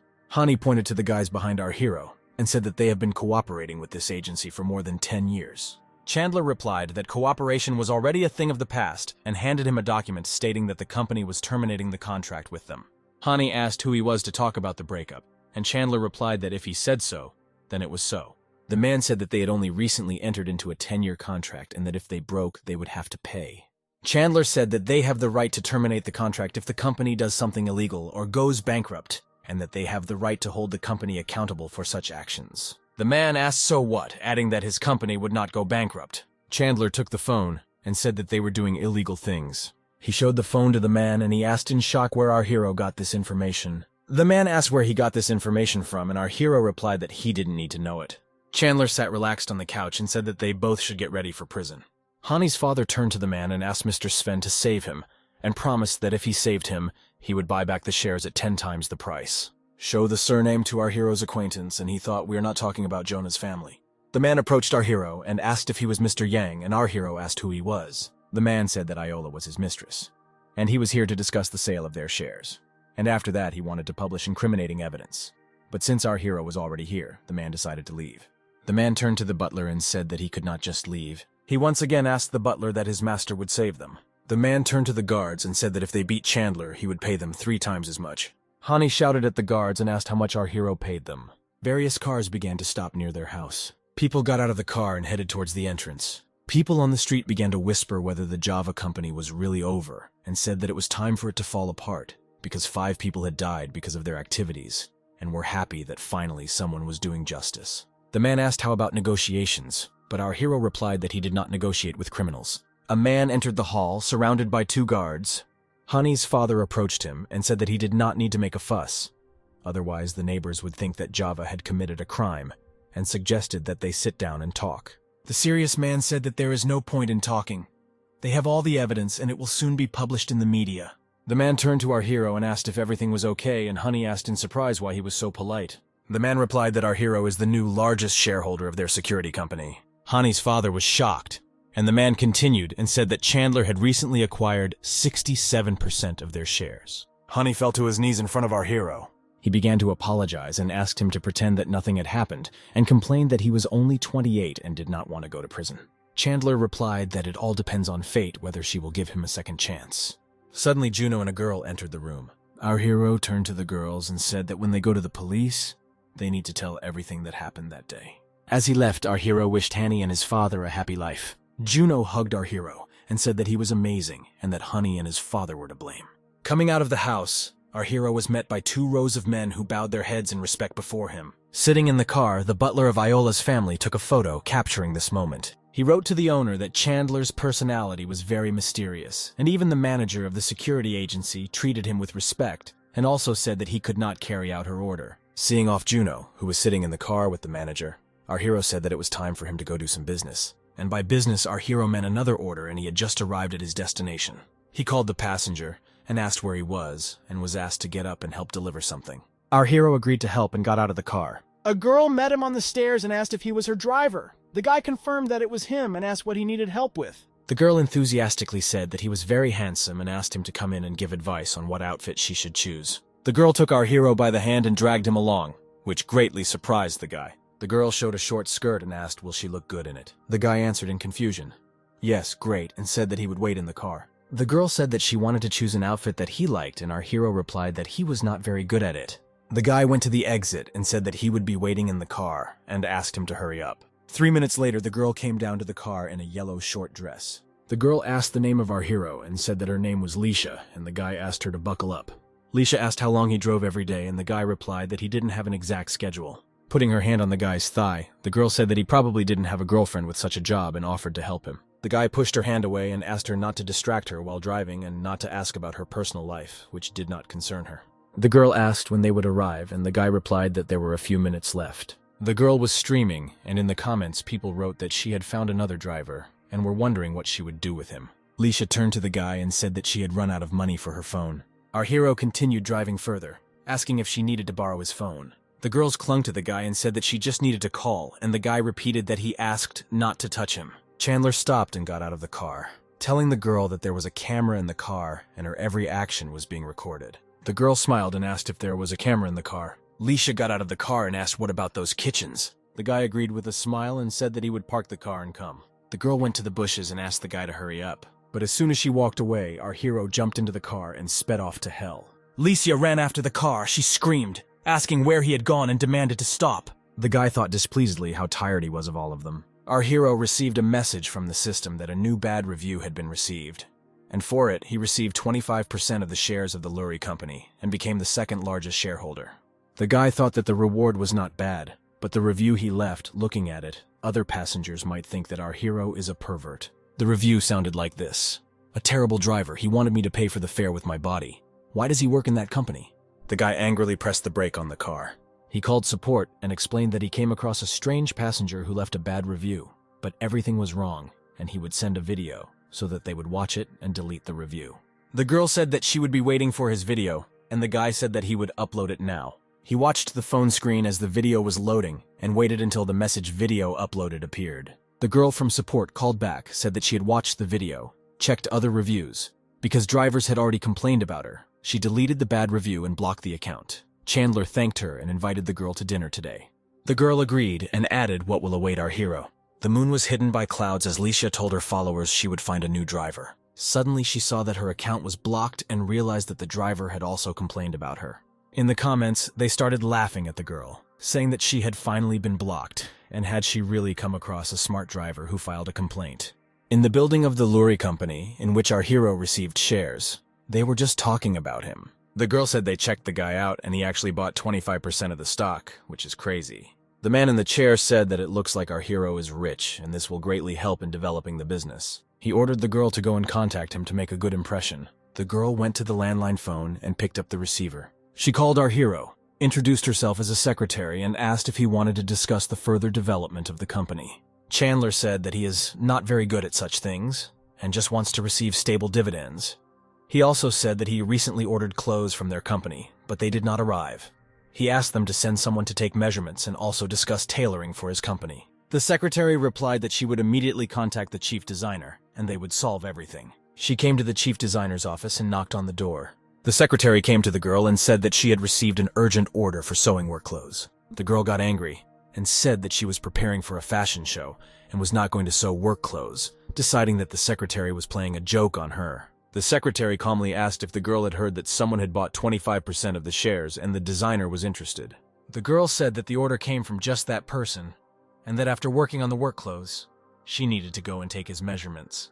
The designer quickly changed her mind and said that she suddenly felt that sewing work clothes was interesting to her. She told the secretary not to worry because she would make clothes that the shareholder would like. Our hero arrived at an apartment building. A girl was already waiting for him there and stepped towards the car. The girl said that our hero looks more beautiful than in the photograph. The guy replied that Lucy was also very beautiful and suggested they go for dinner. The girl asked for a favor, to pick up her friend and boyfriend, and then they would all have dinner together. Our hero agreed, but said that he would skip dinner because he would feel awkward. The girl said that she would treat the guy to dinner another time as a sign of gratitude. Chandler brought the girl to the airport building. He invited the girl to go and meet friends, and he would wait for them in the car. Looking after the girl, he thought that he could receive a lot of negative reviews, and she deletes them all. A couple was coming to meet Lucy, a guy in a cap and a girl. Lucy waved to the girl and she recognized her. The girl asked who this guy was, and her friend said that they were dating. The girl enthusiastically said that he was the manager's son, very kind and covered all her expenses. A friend told Lucy that if she didn't find a guy soon, she wouldn't get married. Chandler met the guys, opened the trunk, and asked for their suitcases. A friend asked Lucy who this guy was. The girl said without hesitation that our hero was her boyfriend. Chandler decided to play along, introduced himself, and said that he was Lucy's boyfriend. A girl named Rin introduced herself and said she was glad to meet you. Chandler asked what hotel they were staying at. The guys sat in the back seat. The girl named the hotel and asked our hero where he worked. As usual, without hesitation, our hero answered that he works in a taxi. The girl was happy and said that this way they can see Lucy every day, and she said that she herself could not see the guy every day because he's busy. The guy said that he was the only child in the family and had to contribute to inherit the family business. Lucy said that she was happy for her friend because she had found such a wealthy guy. Rin said that her boyfriend is also good because he works on his own car, and added that the village chief also bought a similar car. The girl smiled and said that in fact her boyfriend's car is an NT brand. Rin asked her boyfriend if he had heard of such a brand, and the guy said that he had never seen them and that he had heard that they were very expensive. The guy turned to our hero and asked how he could work on such an expensive car. Our hero replied that he only had 2 cars. The second was a sports car, and he couldn't work on it. All three thought that someone who can afford such an expensive car cannot work in a taxi. The guy asked why our hero works in a taxi, because he is rich, and Chandler replied that he just likes a carefree lifestyle. Our hero brought a group of guys to the hotel building and said that they had arrived. All 4 got out of the car and headed towards the entrance. The girl turned to the administrator, said that they had booked a room and asked for the keys. The receptionist checked and said they didn't have a reservation in her name. Rin got angry and said that they booked the room on their website. How can there be no reservation? The administrator explained that they needed to make an additional reservation, and since they did not make it, the reservation was canceled, and now they have no available rooms. Rin got angry and asked to call the manager. The manager turned to our hero and asked what brought him here. Chandler said that he brought the guys here, and the manager said that if they were his friends, he would take them to their room for free. But our hero said that the rules are equal for everyone, and they need to adhere to them. The manager was embarrassed and said that he understood everything. The manager turned to the guys and said that without additional reservations, they would not be able to register them, and offered to return the money. Rin asked Chandler if he didn't want to help them, and the guy replied that he was just doing his job. He said goodbye to Lucy and asked him to take care of them, and the girl thanked him. Our hero left, leaving the manager and the guys behind. Lucy asked why the manager was so polite to him. The manager replied with a smile that Chandler was the second largest shareholder. All 3 were shocked that our hero was a shareholder of one of the best hotels. Rin asked what her boyfriend really does since he is so rich. Lucy sheepishly replied that they had just started dating and she didn't know everything about him. Rin asked why her boyfriend didn't help them since he was a shareholder of the hotel. Lucy replied that she made fun of the guy all the way and he tried to be polite. The manager thought that our hero is young and rich. Why does he need such an ordinary girl? Our hero returned to his villa number 1. A girl met him at the entrance, glad that he had returned. Iola said that his aunt had prepared soup for him, and it would help our hero cool down. The guy invited the girl to come into the house. The girl poured the refreshing soup into a plate and placed it on the table. The guy said that his aunt was a great cook, and the girl said that she could make more. And the guy asked if the butler had conveyed the information. Iola replied that she just wanted to apologize that she could not resolve the issue earlier, and he had to do everything himself. Chandler said it was he who did not give the girl time to prepare. The girl said that she is sorry, because she gave her word and let our hero down. Our hero said that he would have problems. He turned to the girl and suggested that she turn to him. As he said goodbye, Chandler thought that it was difficult for him to maintain all the property, and that he needed to hire a housekeeper, like Iola. He snapped his fingers and decided that he would find the maid tomorrow. Our hero arrived in the neighboring area for another order. A woman with 2 small children was waiting for him. He asked them to buckle up and began the ride. The woman asked why our hero was driving in the other direction, and asked him to turn around quickly. The guy said that this is a one-way street, and they can turn at the next intersection. The woman said that everyone here drives in the oncoming lane and suspected that our hero was doing this on purpose. Chandler asked what an example she sets for children, because she teaches them to break traffic rules. The woman shouted that it was up to her to decide how to raise the children and ordered them to turn around. Chandler pointed to the policeman and suggested that they contact him. The woman got out of the car without hesitation. She turned to the policeman and said that wants to unfold here. The policeman said that the driver is right and it is prohibited to turn around here. This is a violation. He thanked our hero for observing traffic rules. Chandler asked if they wanted to go further, and the woman replied that she would walk. She promised to leave a bad review, and our hero wanted to set a good example for her children. A girl in a Chinese dress appeared in the car and reported what kind of bad review he receives from the assistant secretary who gave him the employment contract. Chandler was glad that the system gave him exactly what he needed. He read the profile. The girl's name was Sheila. She was 25 years old, and her education, interests, etc. were also indicated.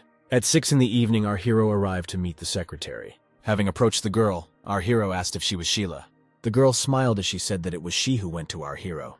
Chandler asked if she knew what her job was. The girl said that she was a secretary who should help him in everyday life and with work matters. Our hero offered a salary of $50,000, and the girl was very happy about this offer. Our hero and Sheila hit the road to the villa. Having arrived at the place, our hero offered to choose any room for her and promised to treat her to dinner in the evening. Having finished with their business, our hero and Sheila went to the restaurant. Expensive dishes and excellent wine were already on the table. A girl came up to their table and asked, since it's not Sheila, adding that she didn't expect to see her here. The girl mistook our hero for her boyfriend and said that he is quite handsome. Sheila answered that this did not concern the girl and asked them not to bother. But she replied that they were former classmates. Lulu, that was the girl's name, greeted our hero, and he replied that she should not disturb them. But the girl did not lag behind and asked how long they had known each other. Chandler replied that they met today.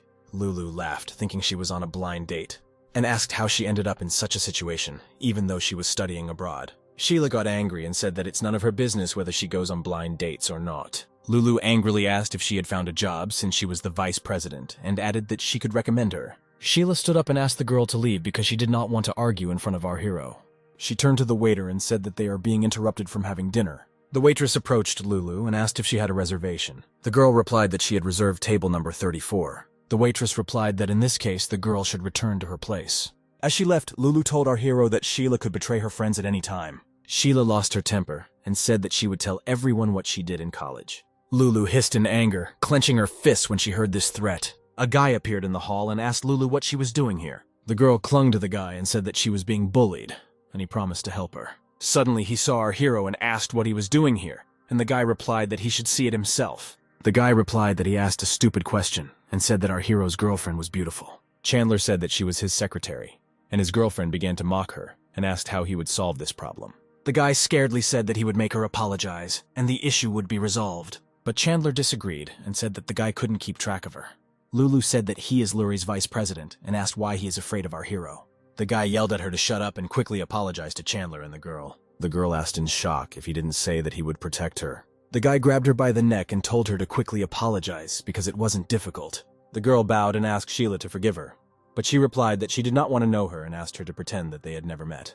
Lulu said humbly Sheila would never see her again. Sheila turned to our hero and asked them to leave, but Chandler stopped them. He turned to Lulu and asked her to talk about the betrayal, thinking that he should know such things about his subordinates. Sheila started to say something, but our hero left her and said that he wanted to hear it. Lulu said that she sat with Sheila during the exam, but the observer from the commission thought that she was writing and did not count the work. Sheila got angry, saying that she was the one who plagiarized her work and spread rumors and still believes that she was right. The guy suddenly hit the girl on the cheek, saying that she had acted meanly and was blaming another person. The waitress approached them and asked the guy not to hit the girl. The guy asked Lulu if he hit her, looking angrily at the girl. Holding her cheek, the girl said that she fell and hit herself. Chandler smiled widely when he heard this story and was surprised that the girl had kept this grudge for so many years. Lulu replied that she knew she was guilty, but she couldn't just leave it like that. Chandler said that they now had to decide for themselves what to do, and Sheila replied that she no longer wanted to see this girl. The guy also asked our hero for forgiveness and said that he would make sure that the girls never met.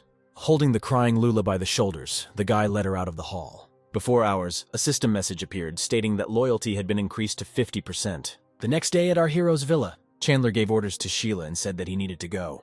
Meanwhile, they were being watched from the window of a neighboring villa.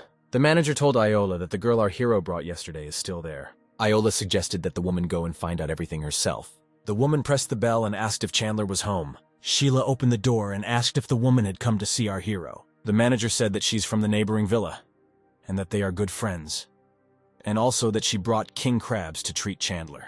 Sheila replied that the guy was not there right now, but she could pick them up because she worked as his housekeeper. The woman handed over the package, saying that they both had to serve their employers, and said goodbye. The manager returned back to Villa number 8. Iola asked from the threshold how it all went, and the woman answered that they were in vain inventing everything. The woman replied that Sheila was also a housekeeper like her. The girl said that this was great news and offered to continue working. Iola wondered why her father repeated several times that she should stick to our hero. Meanwhile, Sheila put the bag of crabs in the refrigerator. Chandler called her and said that he bought a car to make it easier for her to do business, and the girl thanked him for his kindness. Our hero asked the girl to call him when she finished with her business, and they would pick her up together. The guy decided to check if there were new orders and immediately received one. He joyfully shouted forward and drove to the right place. Arriving at the place, he saw that several women were waiting for him. He asked if they had ordered a taxi and received a positive answer. The woman told the other girls to get into the car. Chandler thought in shock that there were too many of them, and asked if they had all decided to go in the same car. The woman replied that there was no point in ordering several cars if they fit in one. The guy replied that he only had 5 places, and the woman replied that they had good figures, and they would all fit. 6 girls got into the car, and the woman said it was a great money saver. Our hero asked to fasten his seatbelts and said that they were leaving. One girl asked another if she remembered her lines, and she retold the advertising slogan about buying a car. Chandler thought they were rehearsing a marketing slogan. The girl in the front seat asked him not to be distracted and watch the road. Chandler asked if the slogan was true because then they should all have cars. The girl said that they have cars, and that if our hero joins them, he can buy a new car in 3 months. The woman in the front seat said that her husband also worked as a driver for 10 hours, but did not earn much money. Chandler politely declined, saying he had work to do and thought she wouldn't calm down. The woman offered to join the chat, after which she would give our hero a good rating. Arriving at the scene, Chandler once again said that he liked his work and asked not to be so persistent. Getting out of the car, the woman called our hero ignorant, adding that his destiny was to work as a taxi driver all his life. Looking after the leaving woman, he thought that with such abilities, she would not make a career for herself. Sheila noticed Chandler and waved in greeting. The girl asked who these people were, and the guy replied that he was bored and decided to take one order. Our hero got out of the car, and his polished shoes glittered in the sun. A girl met them at the entrance and asked what car they wanted to see. Sheila replied that they were here to pick up the car in our hero's name. The girl said that the manager warned her and invited our hero and Sheila to follow her. As Chandler walked by, he noticed the 3 women he had brought here. The girl escorted them to the hall where they could see the car. Our hero was met by the manager and shook his hand, saying that he was very glad to meet you and asked the girl to prepare tea. Chandler received notification of a new bad review where a woman complained that the driver was not focused and was picking up more people than expected. Our hero immediately received a message from the system about a bonus of 10 million and the opportunity to increase bonuses if he can convince him to delete the review. Chandler thought in surprise that the system had new functions with rewards. The manager brought a glass on a tray and invited our hero to drink tea. Chandler said that he was in a hurry and asked to show him the car quickly. The manager led Sheila and our hero into the hall where his car was located. As they passed by, they saw 2 girls standing opposite each other and tension was felt between them. The manager said that he needed to move away and suggested that the hero go and see the car on his own. The girl said that this car was really amazing, and our hero invited her to look at the interior from the inside. Chandler took out his phone and invited the girl to take a photo of her inside the car. Suddenly a woman approached them and asked how they got there. The women he brought said that an ordinary taxi driver would not be able to afford such a car, and the second added that he would not have such a car until he joined their company. Chandler thanked him for the offer and once again refused, asking the women where their cars were. The woman pointed to the car, saying that it looked beautiful, and she wanted to take a photo of it, but our hero was stopping her. Sheila asked what was going on, and Chandler replied that the women wanted to take pictures of their car. The women brought out a piece of red cloth and began to stretch it. 3 women held the cloth while the 4th took photographs of them. Sheila quietly asked our hero, covering her mouth with her hand, what they were doing. Chandler showed the phone, and the girl asked in surprise if the woman was really posting a photo with the caption that it was her car. With a smile, our hero told Sheila that they should have fun while they could.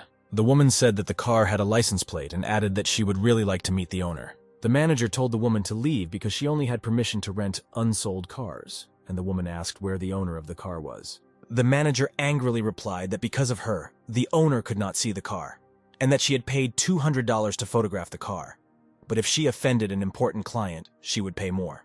The woman again asked where the owner was, and the manager asked if she had problems with her vision because he was standing right in front of her. The women were shocked to learn that the car belonged to our hero. The manager angrily asked the women to leave, hoping they wouldn't cause any more problems for anyone.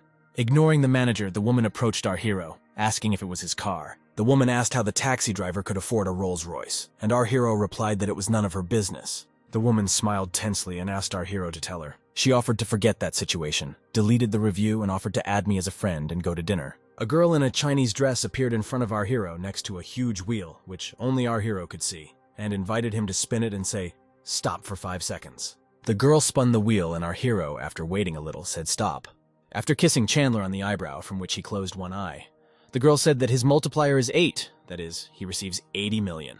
Our hero told the woman that he believes in fate, and if they see each other again, he will invite her to dinner. Turning to the manager, our hero winked at him, hinting that he needed to act. The manager immediately ordered the women who were taking pictures of the car to be kicked out. 2 men in uniform took the struggling woman by the arms and dragged her to the exit. The manager apologized to our hero, but he replied that this was not necessary and suggested that we sign the papers as soon as possible. Suddenly, Chandler saw Nick's sister and asked if she had come to buy a car. The man next to her asked irritably, why does our hero speak to her so disrespectfully? The girl got angry, asking why he kept interfering in the conversation, and suggested that he wait in the car. She asked our hero not to pay attention and invited him to enter into an agreement that if he helped the girl become the head, and she would give him 49% of the shares.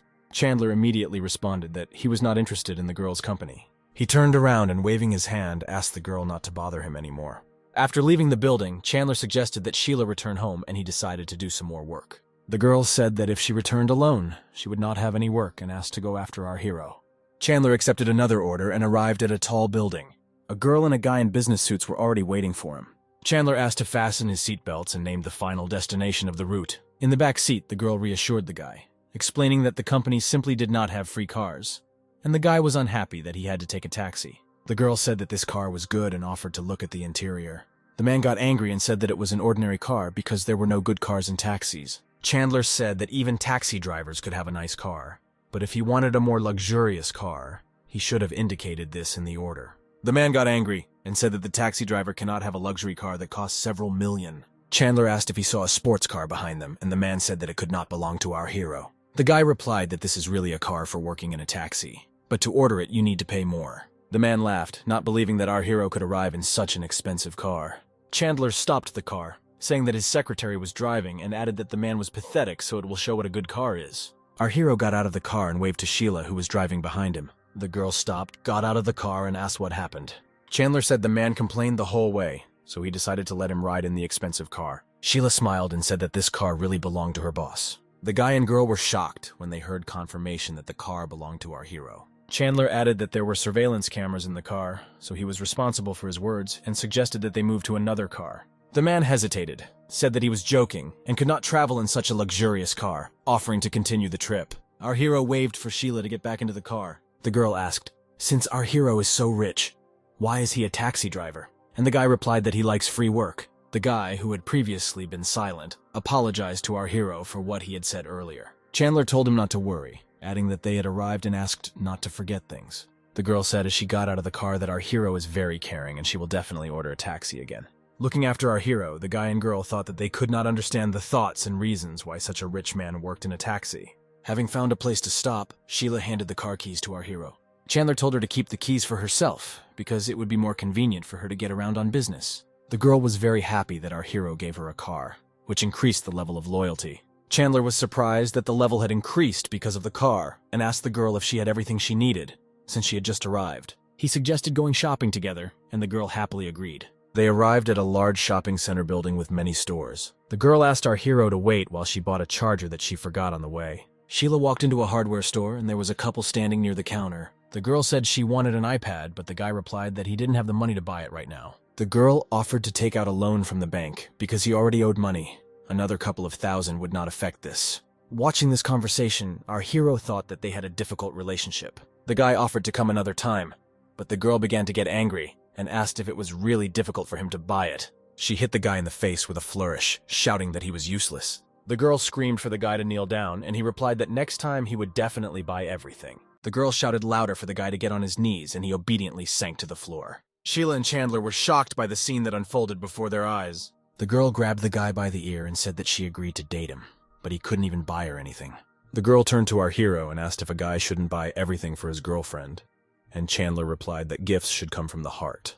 Our hero asked why she got the idea that a guy is obliged to give her something, and the girl replied that if he doesn't buy her gifts, then she shouldn't be his girlfriend. Sheila said that she had bought everything she needed and could go home.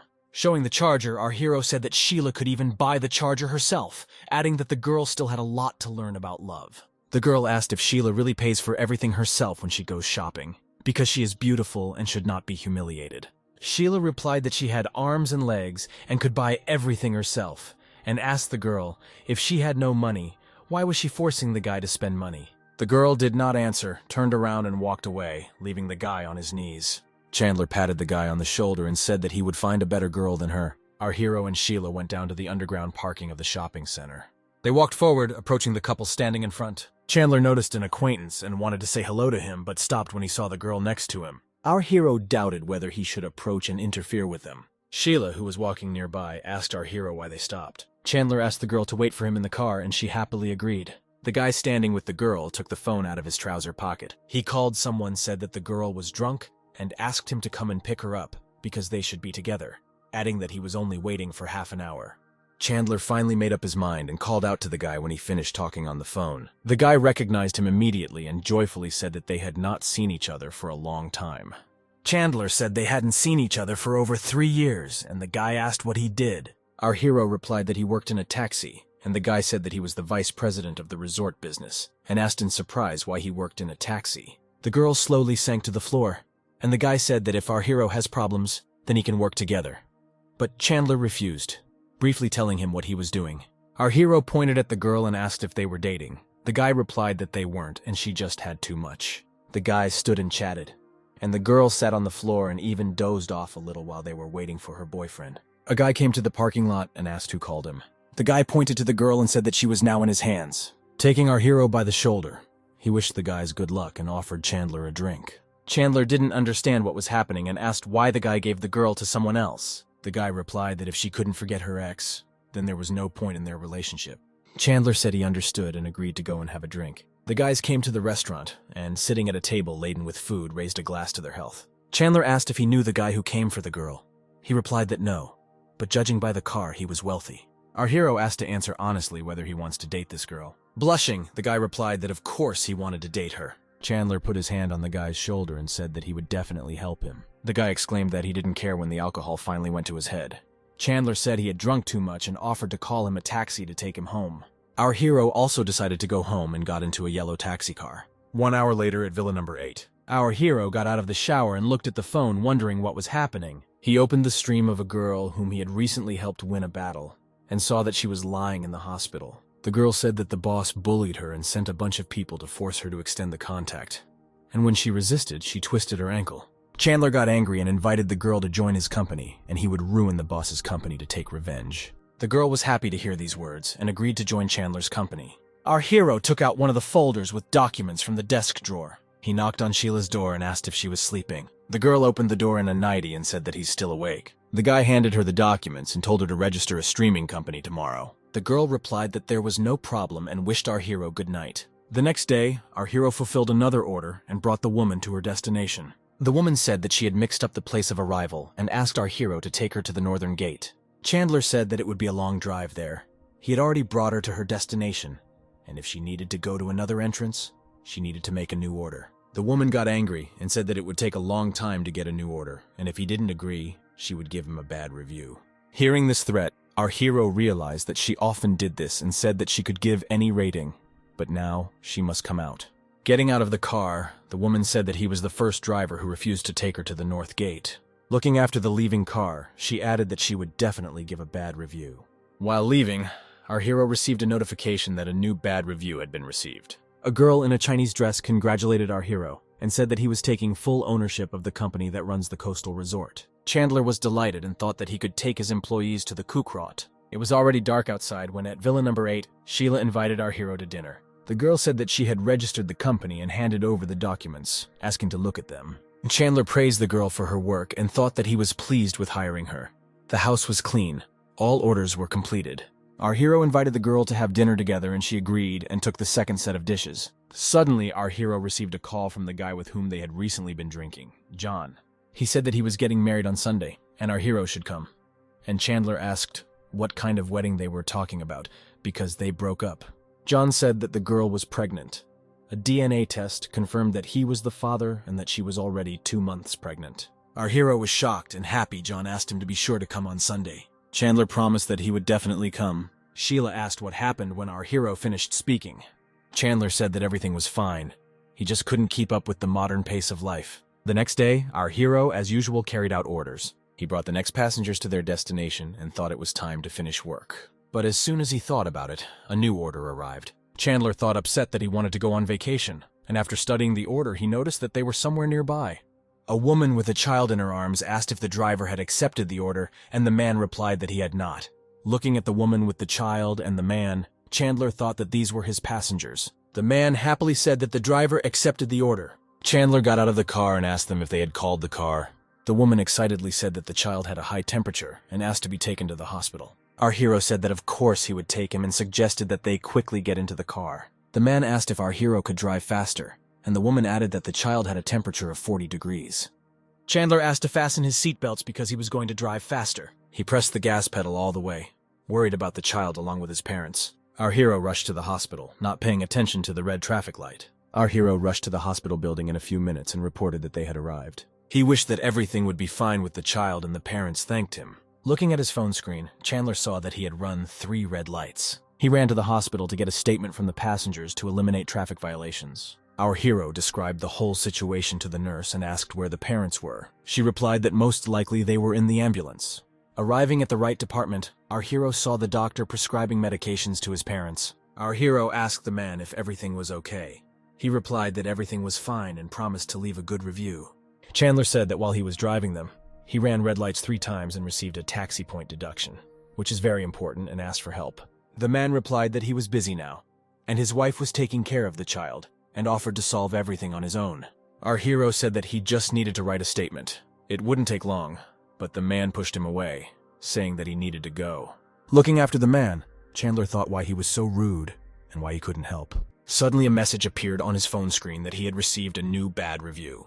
A man left a review writing that the driver ran a red light and now demands to write a statement, and this greatly angered our hero. He closed his eyes thinking he just couldn't believe it. Our hero received a message from the system that for a new review, he receives 1/3 of the shares of the law company and is now the 3rd shareholder. Chandler was delighted with the reward and thought it might be worth suing his passengers. Already near the car, our hero received a call and asked if he was Mr. Yang. A man greeted him at the law firm and asked if he had any suggestions. Chandler replied that he had no special ideas, but there was one problem with the passenger and asked for help. The man replied that he could detain the passenger for 2 weeks so that he realized everything and apologized personally. Chandler was delighted with the lawyer's skills and asked him to help him deal with the passenger. The man replied that they would consider this matter as a welcome gift for the new shareholder. The next day, the sun shone brightly over Villa Number 8. Our hero taught Sheila to swim in the pool and told her how to stay on the water. The phone lying on the table near the pool suddenly rang. It was yesterday's passenger who called. He said that he was ready to immediately come to the traffic police and give evidence because a lawyer had contacted him. Chandler said he did not need to testify at this time and asked that the matter be resolved with his lawyer. The man said that he was ready to apologize and asked him not to be so harsh with him or to hire another lawyer, because this one could send him to prison and his family would have problems. Chandler was surprised by his lawyer's skills and thought he was asking him not to put the man in jail, but only to intimidate him, so he again told the man to talk to his lawyer. Our hero ended the conversation and Sheila asked what happened. Chandler replied that it was just a small problem and the girl asked him to put sunscreen on her. The guy happily agreed, taking a bottle of cream. Sheila was delighted and thanked him for his help. The girl lay down on the lounge chair, and Chandler said that he would start from the back. He carefully coated the girl's back with sunscreen, not missing an inch of skin. The guy told the girl that she had great skin and she thanked him with a smile. Our hero moved to the legs and with the same care lubricated the girl's thighs and calves. The girl blushed from such touches and asked if our hero was finished. Chandler asked the girl to take his phone because his hands were stained with cream. The guy gave orders to call the company managers and asked to also invite Zoe. The girl dialed each of the named managers and held the phone to the guy's ear while he talked. Sheila took a jar of cream and said that now she must apply it to the guy. Chandler sat down on the lounge chair with a smile and agreed. The girl froze next to him and our hero asked what was wrong. The girl admitted that she had never been so close to a man. Chandler lay on his back and said that he would not watch so that the girl would not feel awkward. At 8:30, our hero arrived at the hotel, where he had dinner planned. Chandler entered the hall and the waiters standing at the door bowed to him. Zoe recognized him immediately and was surprised that the second shareholder of the company was Chandler. The guy approached the president of the company and apologized for being late. The girl said that it was okay and offered to introduce him to those gathered. The president introduced the chief designer of the company, which was supposed to prepare clothes for our hero's company. Chandler shook the girl's hand and said that he was glad to meet you, and the girl responded in kind. The president then introduced Zoe, saying she was an outstanding sales partner. They shook hands. Zoe said that he never ceases to amaze, and the guy suggested calling it off in the evening. The president and the designer were shocked to hear this conversation. Chandler smiled and suggested we discuss this later. The company president was surprised to realize that Zoe and Chandler knew each other. Approaching the table, our hero said that he'd come to get acquainted with the management and offered to discard the formalities. The designer handed our hero the papers, saying that these were the designs for the work clothes he'd ordered. Zoe gazed at our hero, thinking that he embodied all her fantasies about men. The designer said goodbye, saying that next time she would choose a better clothing design. After everyone had left, Zoe walked up to Chandler and asked if she could hug him. The girl hugged the guy by the neck and said that when the manager asked to go to a meeting, Zoe thought that the new shareholder was some old man and did not expect to see our hero. Chandler took the girl by the chin and asked if it was a good surprise. He grabbed the girl by the hips and sat her down on the table. After that, he pressed the girl's lips into a passionate kiss. Our hero met the next morning in a hotel room. Rubbing his eyes sleepily, Chandler realized that the girl had left again, leaving a note. She again left 3,000 and thanked the guy for the wonderful night. After thinking a little, our hero took his phone. He called and asked how the store opening was going and was told that everyone was getting ready to open. The guy said that Zoe is now working for them on a 6-month probationary period. Chandler added that he had to go to a resort soon, so he wanted to finish everything as soon as possible. Our hero arrived at the Shing Financial Company for a meeting. Everyone had already gathered in the hall, and when he appeared, they stood up and bowed to our hero. Chandler took his seat and asked everyone to take their seats. The man started the meeting by saying it was about their next resort purchase. Chandler thought that John would celebrate his wedding at one of the resorts. Our hero asked the man to contact the managers of these resorts via video link. He took the tablet, dialed the manager's contact, and pressed the call button. One of the men on a video call said that our hero is young, and the second added that with such resources our hero will be successful. Chandler said that he recently made a large purchase and would not be able to begin cooperation. The men were surprised by this news and asked our hero to tell us more. The guy replied that he had about 200 million, and he could not buy both companies, so he needed to choose one. The manager thought that this was a good solution that would help reduce the cost of the purchase. The men began to argue about who should give in to whom, because both companies needed funding. Chandler asked them to discuss it on their own, but he needed to continue the meeting.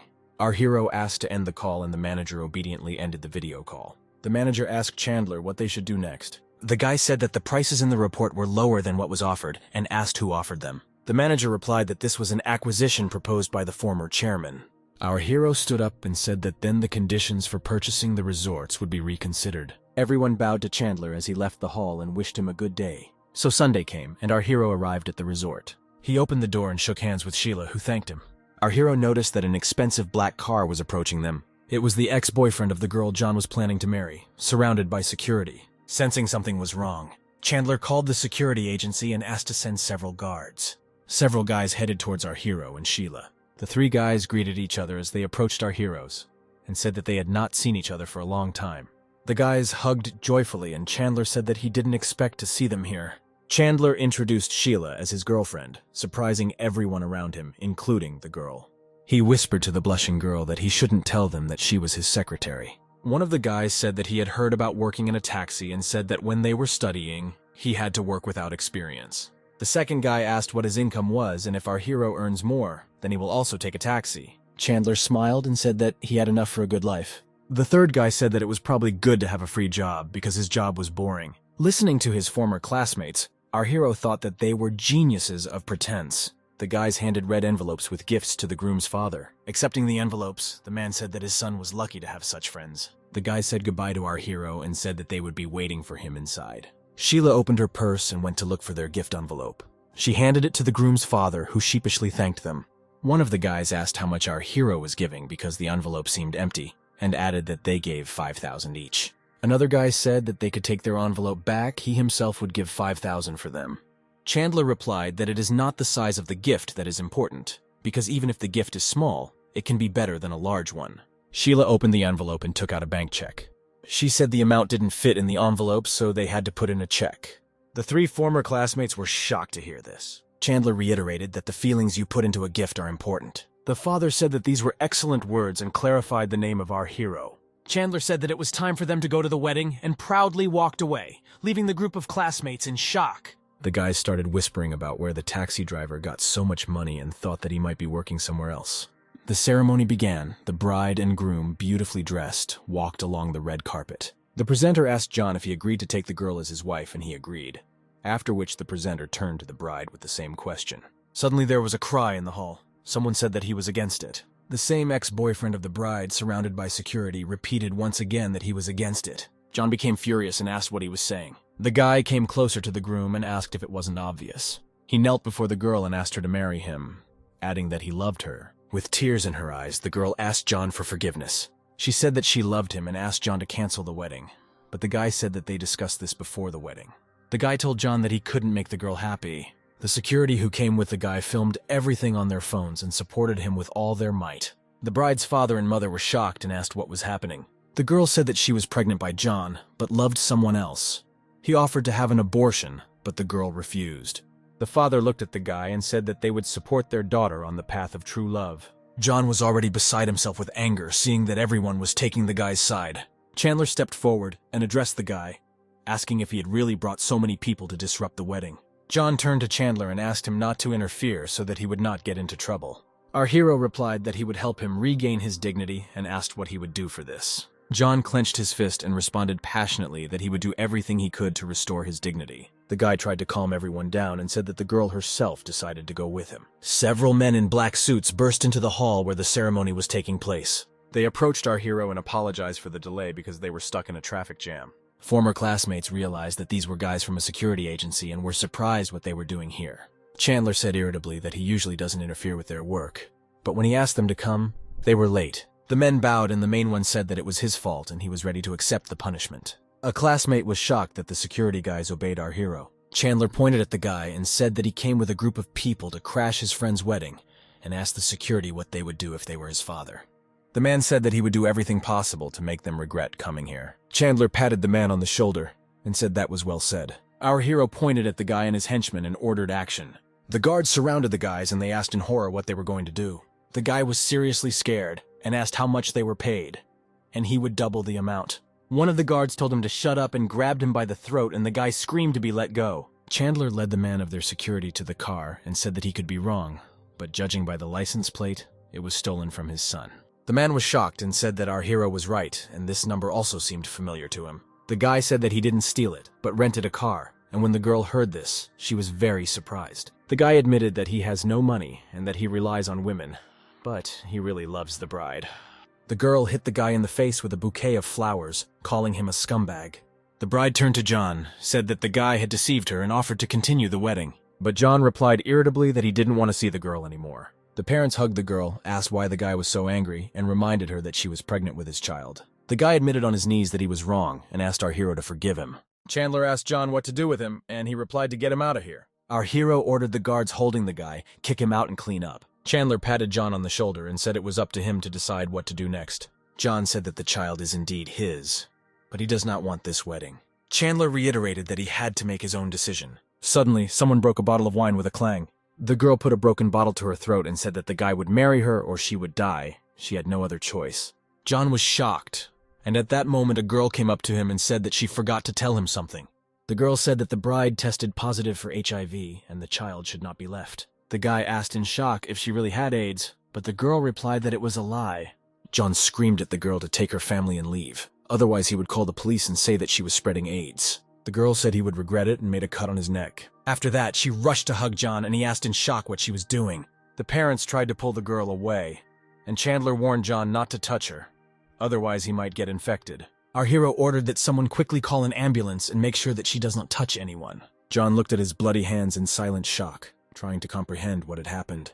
Chandler shouted at John not to stand there, but rather to go get examined. Sheila approached our hero and said that there was blood on his hands too and he needed to be examined. Suddenly, a message from the system appeared in front of the guy saying that his body was modified and he was not afraid of diseases. But looking at the worried girl, the guy decided to go to the doctor so that she wouldn't worry. Leaving the wedding, our hero thought that it was finally over. The phone, which was in our hero's trouser pocket, rang. The manager called him and said that the price for the resort had been set at $110 million. Chandler told the bespectacled man that he was happy with the price and could begin the contract signing process. The next day, Chandler was already sitting in his office with the chairman. One of the resort owners grabbed the guy, saying that he was amazing for being able to buy both resorts for $200 million. The second man said that he had already contributed most of it and had $80 million left to contribute. Suddenly, Chandler remembered that he still had 90 million virtual currency and decided to do something with it. When all the men left the office, our hero took out his phone. He sat comfortably in a chair and decided to see what streams were currently available. The guy opened some girl's stream and immediately sent a bunch of gifts. The girl asked if he had a wife, because she was ready to stay with him forever. In the comments, they began to discuss that our hero probably has a lot of girls. But he replied that he had recently opened his own agency and was inviting a girl to join. Chandler thought that he had only spent $2 million, which was too little, and decided to come up with something else. In the evening, the guy went to work and came to the neon sign of the club to pick up passengers. 2 girls waved to our hero, indicating that they were calling a car. The girl sat in the back seat, and Chandler, just in case, clarified whether they were his passengers. One girl told the other to fasten her seatbelt. But the girl didn't hear her and stuck her head out the window, chanting the names of the streets. Chandler turned and said it was dangerous, asked not to stick your head out the window. The girl pulled her friend towards her, and she regretted that she was not a man. The girl with the short hair blushed and said that she didn't have to be a man. The girl with long hair made a strangled sound, and Chandler said that the barf bags were in the seat pocket. Covering her mouth with her hand, the girl said that she was not sick and there was no need to worry. Our hero arrived at an apartment building in which there were lights in the windows here and there. Chandler turned around and said that they had arrived, and also asked not to forget their things. Seeing that the girls ran somewhere, he was very surprised by this behavior. But turning back, he saw the reason for the flight. The girls still vomited. Our hero got out of the car and shouted for them to stop. But in the crowd, he quickly lost the girls and looked around in confusion. The girls hid around the corner and thought how good it was that they decided to run away. Suddenly, the girl with the short hair saw that the guy had billed him for cleaning his car for $500. The second girl suggested giving him a bad review. On the way home, Chandler received a message from the system. She congratulated him on his bad review, and for this, he received 20% of the shares of an international medical company. At the same time, in the office of this company in New York, the chairman was surprised that a foreigner had acquired 20% of their shares and tried to understand what he was up to. He asked the girl to contact our hero to discuss everything. And in the office of the same company, but in the camp of our hero, the employee was glad that his compatriot had acquired the shares and hoped that they would receive his support. He pressed the phone button and asked to contact our hero to discuss everything. And at this time, our hero arrived at the car wash to wash the car from vomit. While the men were working to clean up the contamination, our hero received an international call. The director of the company, Thomas, called him. He said that he was aware of the purchase and expressed hope to be allies with our hero. Chandler responded that he had no plans to support anyone, he only needs dividends, and Thomas noted that our hero is a good businessman. Thomas offered to transfer $1 million if our hero supported them at meetings once a year, but he repeated once again that he was not interested in this and would continue to work as a taxi driver.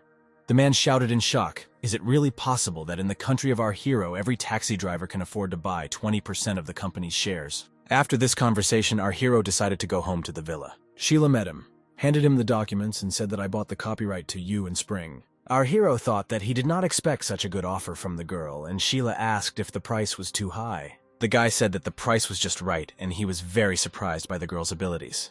The girl thanked him for his kind words and suggested they go eat. In the morning, our hero arrived at the Institute building. He called and said that he was at the main entrance, but did not see anyone. Juno replied that she was standing at the entrance in a white t-shirt and shorts, and our hero clarified where exactly. The girl embarrassedly said that it was on her hips, and our hero irritably clarified her location. The girl became even more embarrassed, and at that moment our hero drove up in her and waved his hand. Sitting in the back seat, the girl smiled and said that she had misunderstood him. Chandler asked where she was going, and the girl said that she needed to go to the cancer hospital. Her teacher was diagnosed with cancer, and her classmates decided to visit her. Our hero pressed the gas pedal and reminded the girl to buckle up. After some time, they arrived at the oncology hospital building. Juno got out of the car and said goodbye to Chandler, and he waved back. Looking around, our hero noticed a familiar woman who was looking at something on the phone. Chandler got out of the car and called out to the woman, who turned out to be his teacher. The woman recognized him immediately and said that a lot of time had passed since their last meeting. Chandler agreed that a lot of time had passed, and the teacher asked for social distancing because she was sick. But contrary to words, our hero hugged the woman and asked why she didn't warn about the move. The woman said that her husband had problems with his business, and they had to hide from creditors so as not to get into trouble. They decided not to tell. The woman asked if he had a girlfriend. Our hero replied that he did not, and asked what disease she had. The teacher replied that she had advanced liver cancer. Chandler was shocked to hear this terrible diagnosis and could not say anything. The teacher said that everything was fine and she had lived a good life and asked why our hero came here. The guy replied that he had brought a friend and the woman asked to spend some time with her. The teacher said that Yana would arrive soon and the guy agreed to stay with her. Our hero and the teacher entered the ward. There were several people in the room, including Juno, and they were all standing around the bed. Seeing our hero, Juno asked what he was doing here and the guy standing behind the girl asked who he was. Juno said that our hero was her friend and brought her here and the guy breathed a sigh of relief. This guy was Juno's secret admirer and asked what Chandler was doing. Chandler calmly replied that he was a taxi driver and the guy introduced himself as Trevor, a classmate of the girl. The woman in the hospital bed turned to the teacher and said that she had come to check on her again. The teacher replied that many students had come to see the woman, but only one had come to see her so far. Suddenly, the door to the room opened with a quiet creak. A beautiful girl in a blue dress named Yana entered the room. The teacher turned to the girl and pointed to Chandler. The guy waved to her and said that they had not seen each other for a long time. Seeing our hero, tears welled up in Yana's eyes. The girl buried her nose in our hero's chest and sobbed quietly, trying to tell about her mother. Chandler patted her on the back, reassuring her, and told her everything would be fine. A classmate whispered to Juno that her friend had a childhood friend, to which the girl replied that he was her friend, not a boyfriend, and could be friends with anyone. Trevor was shocked that an ordinary taxi driver has such a beautiful childhood friend. The teacher tried to calm the girl down and hugged her and asked her not to cry. 2 more people entered the room, which was already full of people. The doctor came into the room and said that they had found out about the possibility of surgery, but because of her age, the hospital could not perform such an operation. Trevor asked for advice on where to go, and if they helped, he would ask his father to donate more money. The doctor thanked the guy and said that such an operation requires the best surgeons, and he doesn't even know where to find them. Trevor boastfully said that his father is the owner of a supermarket, and money is not a problem. The doctor just needs to be told where to go. The doctor thought about it and advised me to contact an international medical company. Chandler thought that if they could save the teacher, it would be very good. Juno said that the international medical company was too expensive and they would not accept health insurance. The doctor said that's all he knows and will try to find out the details as soon as possible because every day counts. The students said that no matter how much it costs, they must help the teacher. They turned to Trevor and said that they were counting on him. The guy promised that he would contact his father and solve everything. Yana approached Trevor and started talking about her mother. The guy replied that first he would help the teacher, and then her mother. The girl thanked the guy, and at this time, our hero took the phone in his hands. Chandler wrote to the company, describing the whole situation, and he was told that he should immediately take the teacher and go to them for examination. Trevor approached our hero and called him by name. He said that he likes both Juno and Yana, and if our hero steps aside, the guy will organize everything for the teacher. Trevor told Chandler to make a decision quickly and left, leaving the guy at a loss. Chandler approached the teacher and offered to give her a ride, seeing that she was packing her bags. The woman happily agreed and apologized for taking so much time from our hero. The company was still in the hospital. The guys stood in the room and talked, gathered around the bed with the teacher. The doctor entered the room and asked who Mr. Young was. Trevor stepped forward and said that he was Mr. Young. The doctor introduced himself and said that on the orders of the director, he came to examine the teacher. Trevor pointed to the woman and the doctor invited her to come with him and undergo examinations. The guy took the woman by the hands and said that her turn would definitely come. Trevor's classmates praised him and called him amazing for such a generous act. Trevor boastfully said that if they needed anything, they could always turn to him for help. Yana approached her mother and asked her to wait until she returned. The girl followed Trevor out and he called out to her. Yana smiled at the guy and greeted him. Trevor approached the girl and hugged her, offering her dinner, and tomorrow he promised to give her mother a checkup. The girl threw his hand away with contempt and asked what he was allowing himself to do. Trevor smiled brazenly and said that nothing comes for free, adding that the girl should understand this. The guy told the girl not to rush to answer, and added that he hoped that her mother would hold out. Yana clenched her fists angrily, looking at the impudent guy. Watching Yana enter the room, our hero wondered what the manager was doing, because he did not want to receive his support. Unable to bear it, Chandler picked up the phone to contact the manager and find out everything. He went out into the corridor, dialed the manager and said that he had been waiting for half an hour, but there was no doctor, and asked if the manager was testing his patients. The manager replied that the doctor contacted him and said that he had examined his teacher. Chandler said the doctor took another patient in to see him, adding that Trevor's father's connections may have helped. The manager asked our hero to calm down and assured him that he would fix everything right away. Trevor went to the toilet and was washing his hands when he received messages on his phone. In the family chat, the father wrote that he could not help and advised him to leave there, and the uncle wrote that he was also powerless in this situation. Trevor was shocked that it was not they who helped him and decided that he needed to leave here quickly. But on the way out, the doctor met him and invited him to return to the room and discuss the situation. The guy, confused, said that this was good news. The doctor said that after the examination they are confident that there is a chance, and added that he is a shareholder of the company, so the teacher will be given special attention. Juno asked how he hid it and decided that he simply did not want to tell the teacher. The teacher turned to Trevor and said that her life was now in his hands and she completely trusted him. Trevor asked where Yana's mother should go, and the woman replied that 2 nurses had recently come and said that she was being transferred to another ward. Trevor told the doctor that his father called him and he urgently needed to leave, but promised to return tomorrow to discuss everything. The door to the room suddenly swung open, emitting a quiet creak. A man and a manager entered the room. The man turned to the doctor and asked what was happening here, because he clearly said what needed to be done. Wiping away the sweat, Trevor realized that this was the end and now he definitely wouldn't leave. The doctor exclaimed in surprise why the director personally came here. The manager asked to drop the formalities and said that he was asked to take care of the shareholder's teacher, but he did not do so. The doctor said that he had conducted an examination for their shareholder, Mr. Young, and, pointing to Trevor, suggested asking him personally. The director angrily exclaimed what the hell Mr. Young was, and asked if he had forgotten the name of their shareholder. The doctor turned to Trevor in shock and asked who he was. The guy confirmed that he was indeed not their shareholder. The doctor lost his temper and shouted that if he was not their shareholder, then why didn't he say so right away? The guy tried to justify himself and said that he thought that it was his dad and uncle who helped him. The manager asked to stop and said that they needed to meet Mr. Yang quickly. The doctor, director, and manager left the room, leaving Trevor with the others in silence. The teacher tiredly asked Trevor what was going on here. The guy began to get even more nervous and said that he himself didn't know what was happening. And at this time, our hero was in the VIP room, together with the teacher and her daughter. The manager introduced himself to our hero and apologized for what happened, saying that he should have monitored his subordinates better. The teacher was put into bed and she watched in surprise what was happening, not understanding what was happening. The man greeted and shook hands with our hero, saying that he was the director of this hospital. The teacher and Yana were shocked by the news that the director personally came to greet our hero. The doctor bowed his head and asked Chandler for forgiveness. He said that I should have asked his full name. Chandler said indifferently that they could forget about it, but now they need to quickly get started with treatment. The manager told the doctor to immediately take the woman for examination, and the doctor agreed. Chandler asked the teacher to go through a full examination with them, and if she had any requests, she should not be shy. And the woman asked in shock what was going on.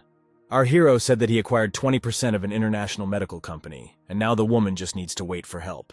Yana asked if our hero doesn't work as a taxi driver, to which he replied that working in a taxi does not in any way prevent him from buying shares. The girl's eyes filled with tears, and she asked why he didn't tell her about this earlier. She turned around sharply and walked towards the exit, asking where that guy was and that she would deal with him. Yana flew into the room where her mother had previously been lying and met Trevor, whom she was looking for. She slapped the guy and screamed that he wanted to force her to sleep with him so he could help her mom, and called him a bastard.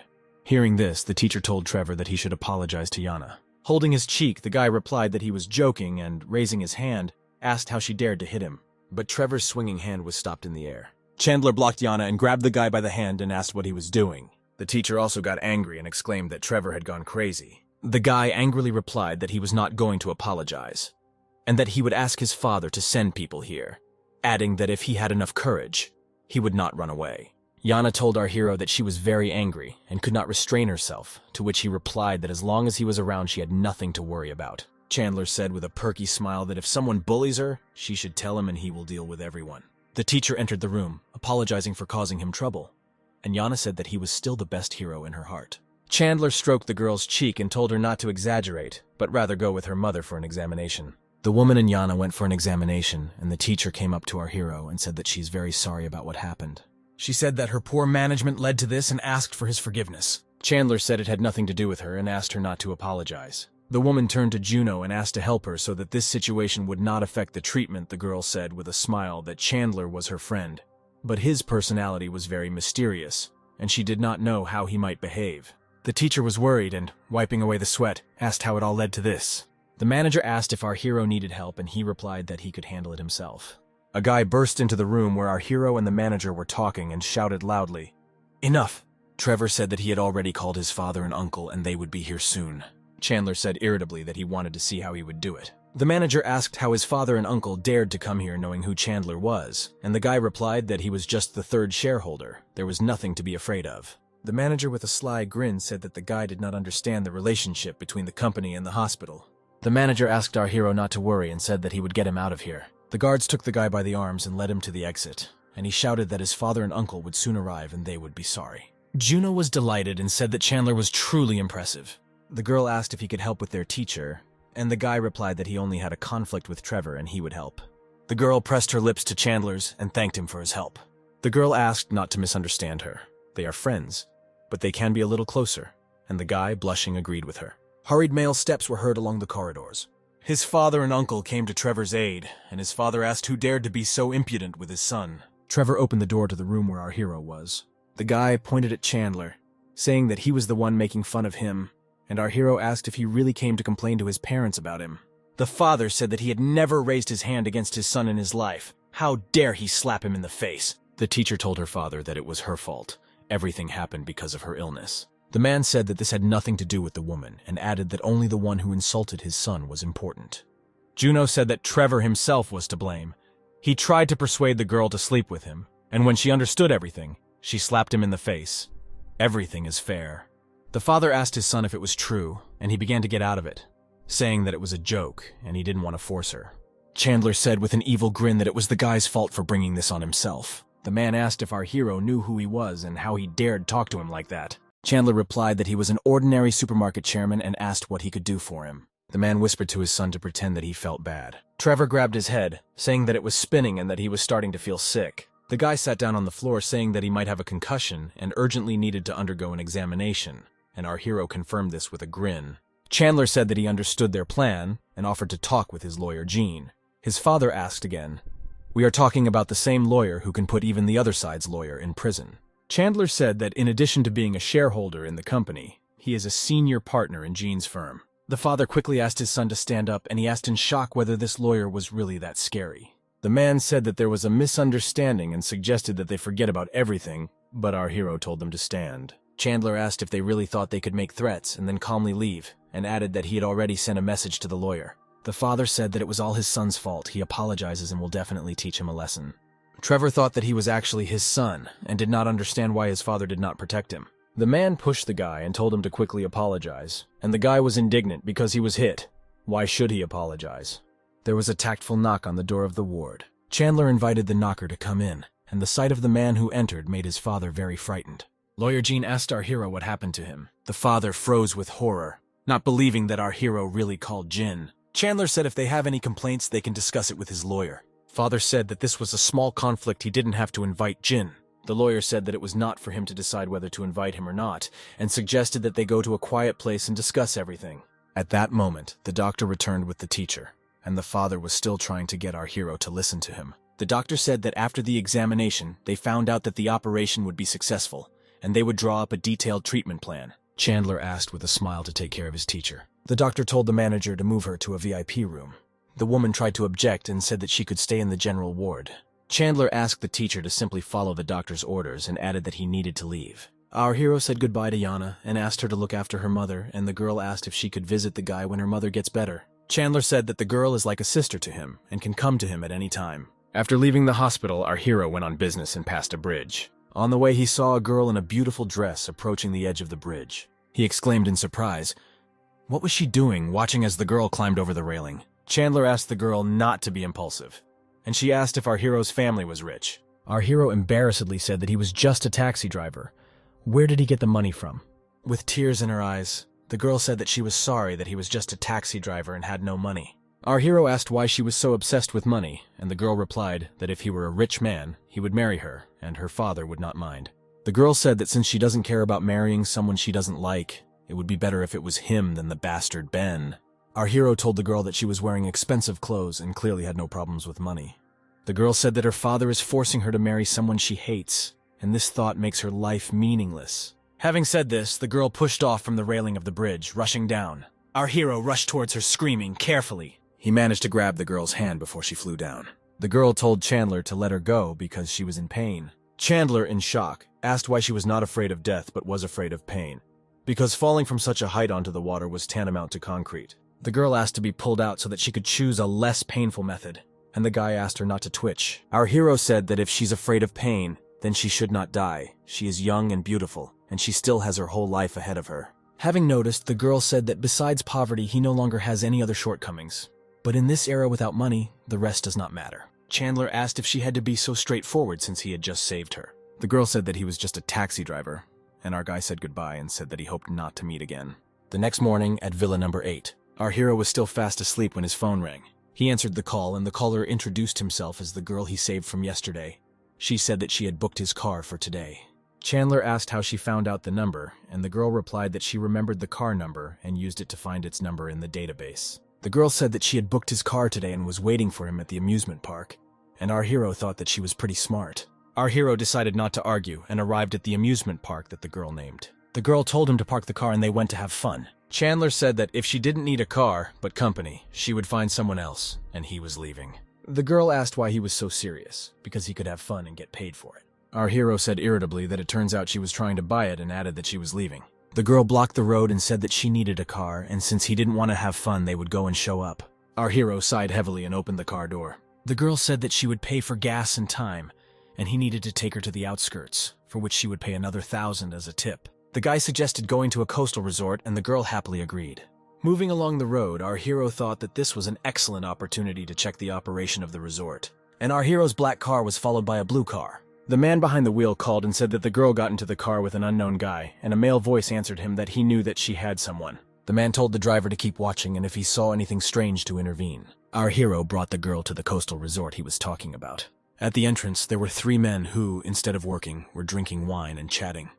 The girl said that she was here 3 years ago, but now everything is different and asked why the workers weren't doing their work. Our hero said that he should complain about them, and the girl replied that he was too naive for deciding that a complaint would help.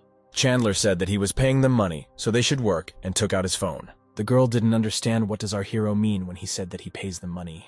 Chandler said over the phone that he brought a girlfriend to the resort, and saw that the entire staff was messing around, adding that it ruined the reputation, and no one would want to come here. The manager apologized, and said that he was busy with other problems, and neglected management.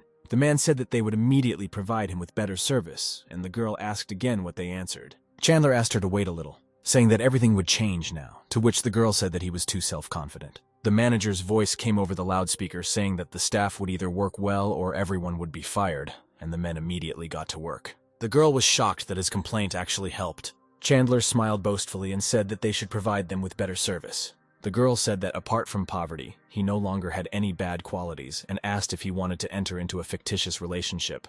But our hero refused, saying that he might fall in love and it would break his heart, and he would have to jump off a bridge. The girl said that he was funny and he obviously had a lot of girlfriends, so it's unlikely that he would jump off a bridge for her. And a spy watched their walk from the sidelines and took photos. After walking around the resort, our hero brought the girl to Villa Lures. The girl waved her hand to the guy and said that they would see each other another time. But before our hero had time to drive away, a man in glasses knocked on the window. Chandler rolled down his window and asked who he was. The man said that his boss wanted to see him. The man accompanied our hero into the car and offered to sit down. But as soon as he opened the door, the man in the car handed him a check for $500,000. Chandler decided to laugh it off and said that he was not interested in men. The man said that he was the girl's father, and he was ready to arrange a blind date so that the girl would see this and stop communicating with him. Chandler thought it looked like some kind of drama, and said that usually in such cases, the amount starts from several million, not 500,000.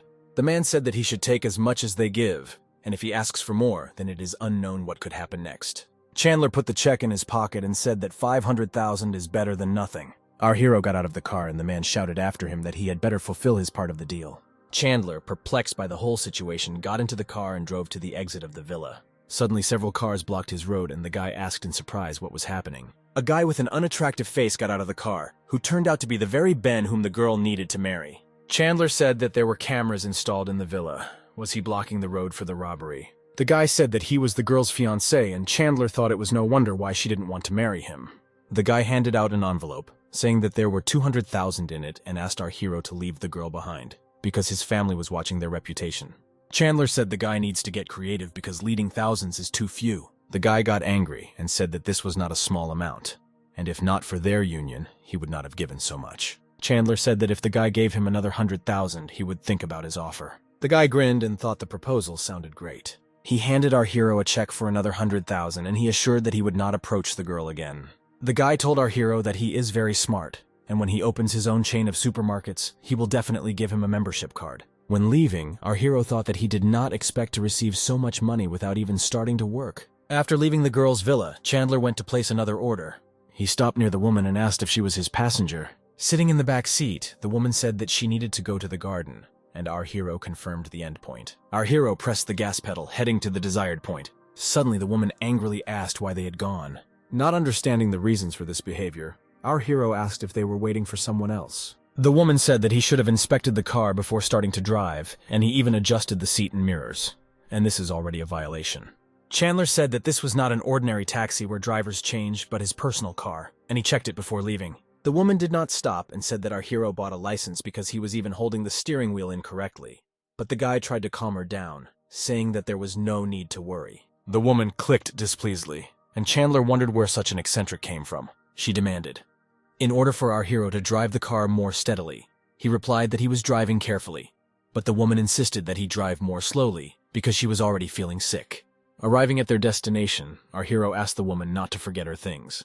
The woman said as she got out of the car that she was sick and would never call that taxi again. Our hero drove on without looking at the retreating woman. Suddenly he heard a ringtone coming from the phone in the back seat. Our hero got angry because he told her not to forget her things. He answered the call. It was his passenger. She said that she would wait for him at the place where he dropped her off. The guy returned to the place where he dropped the woman off and gave her her forgotten phone. The woman asked furiously why did it take so long, and added that she was already planning to call the police. Getting out of the car, our hero said that he asked not to forget anything, but she still left her phone, and now she wants to contact the police.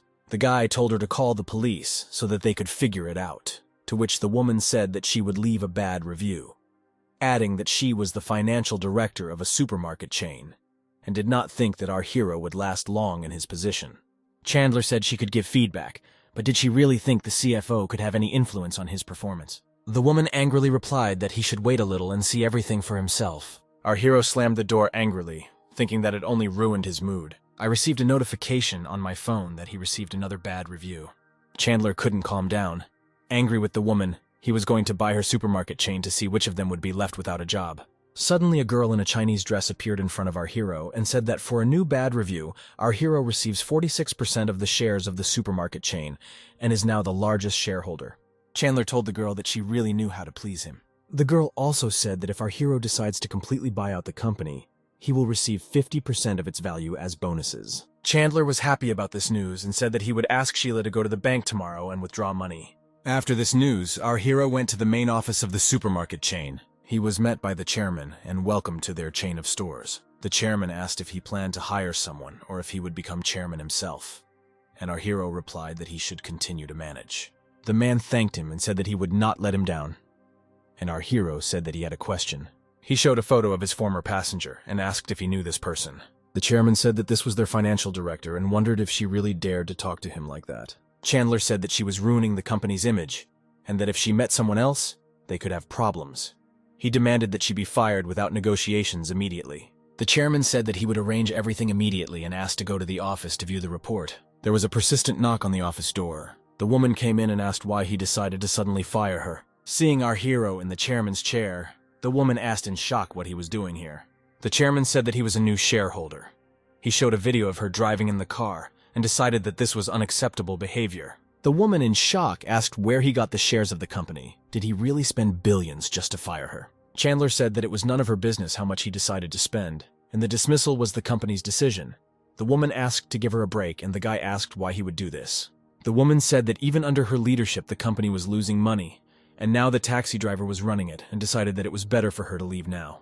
The chairman said that if she did not leave right now, he would call security. The woman let out an angry huff and slammed the door shut. The chairman apologized and said it was his fault, but Chandler said that he shouldn't apologize.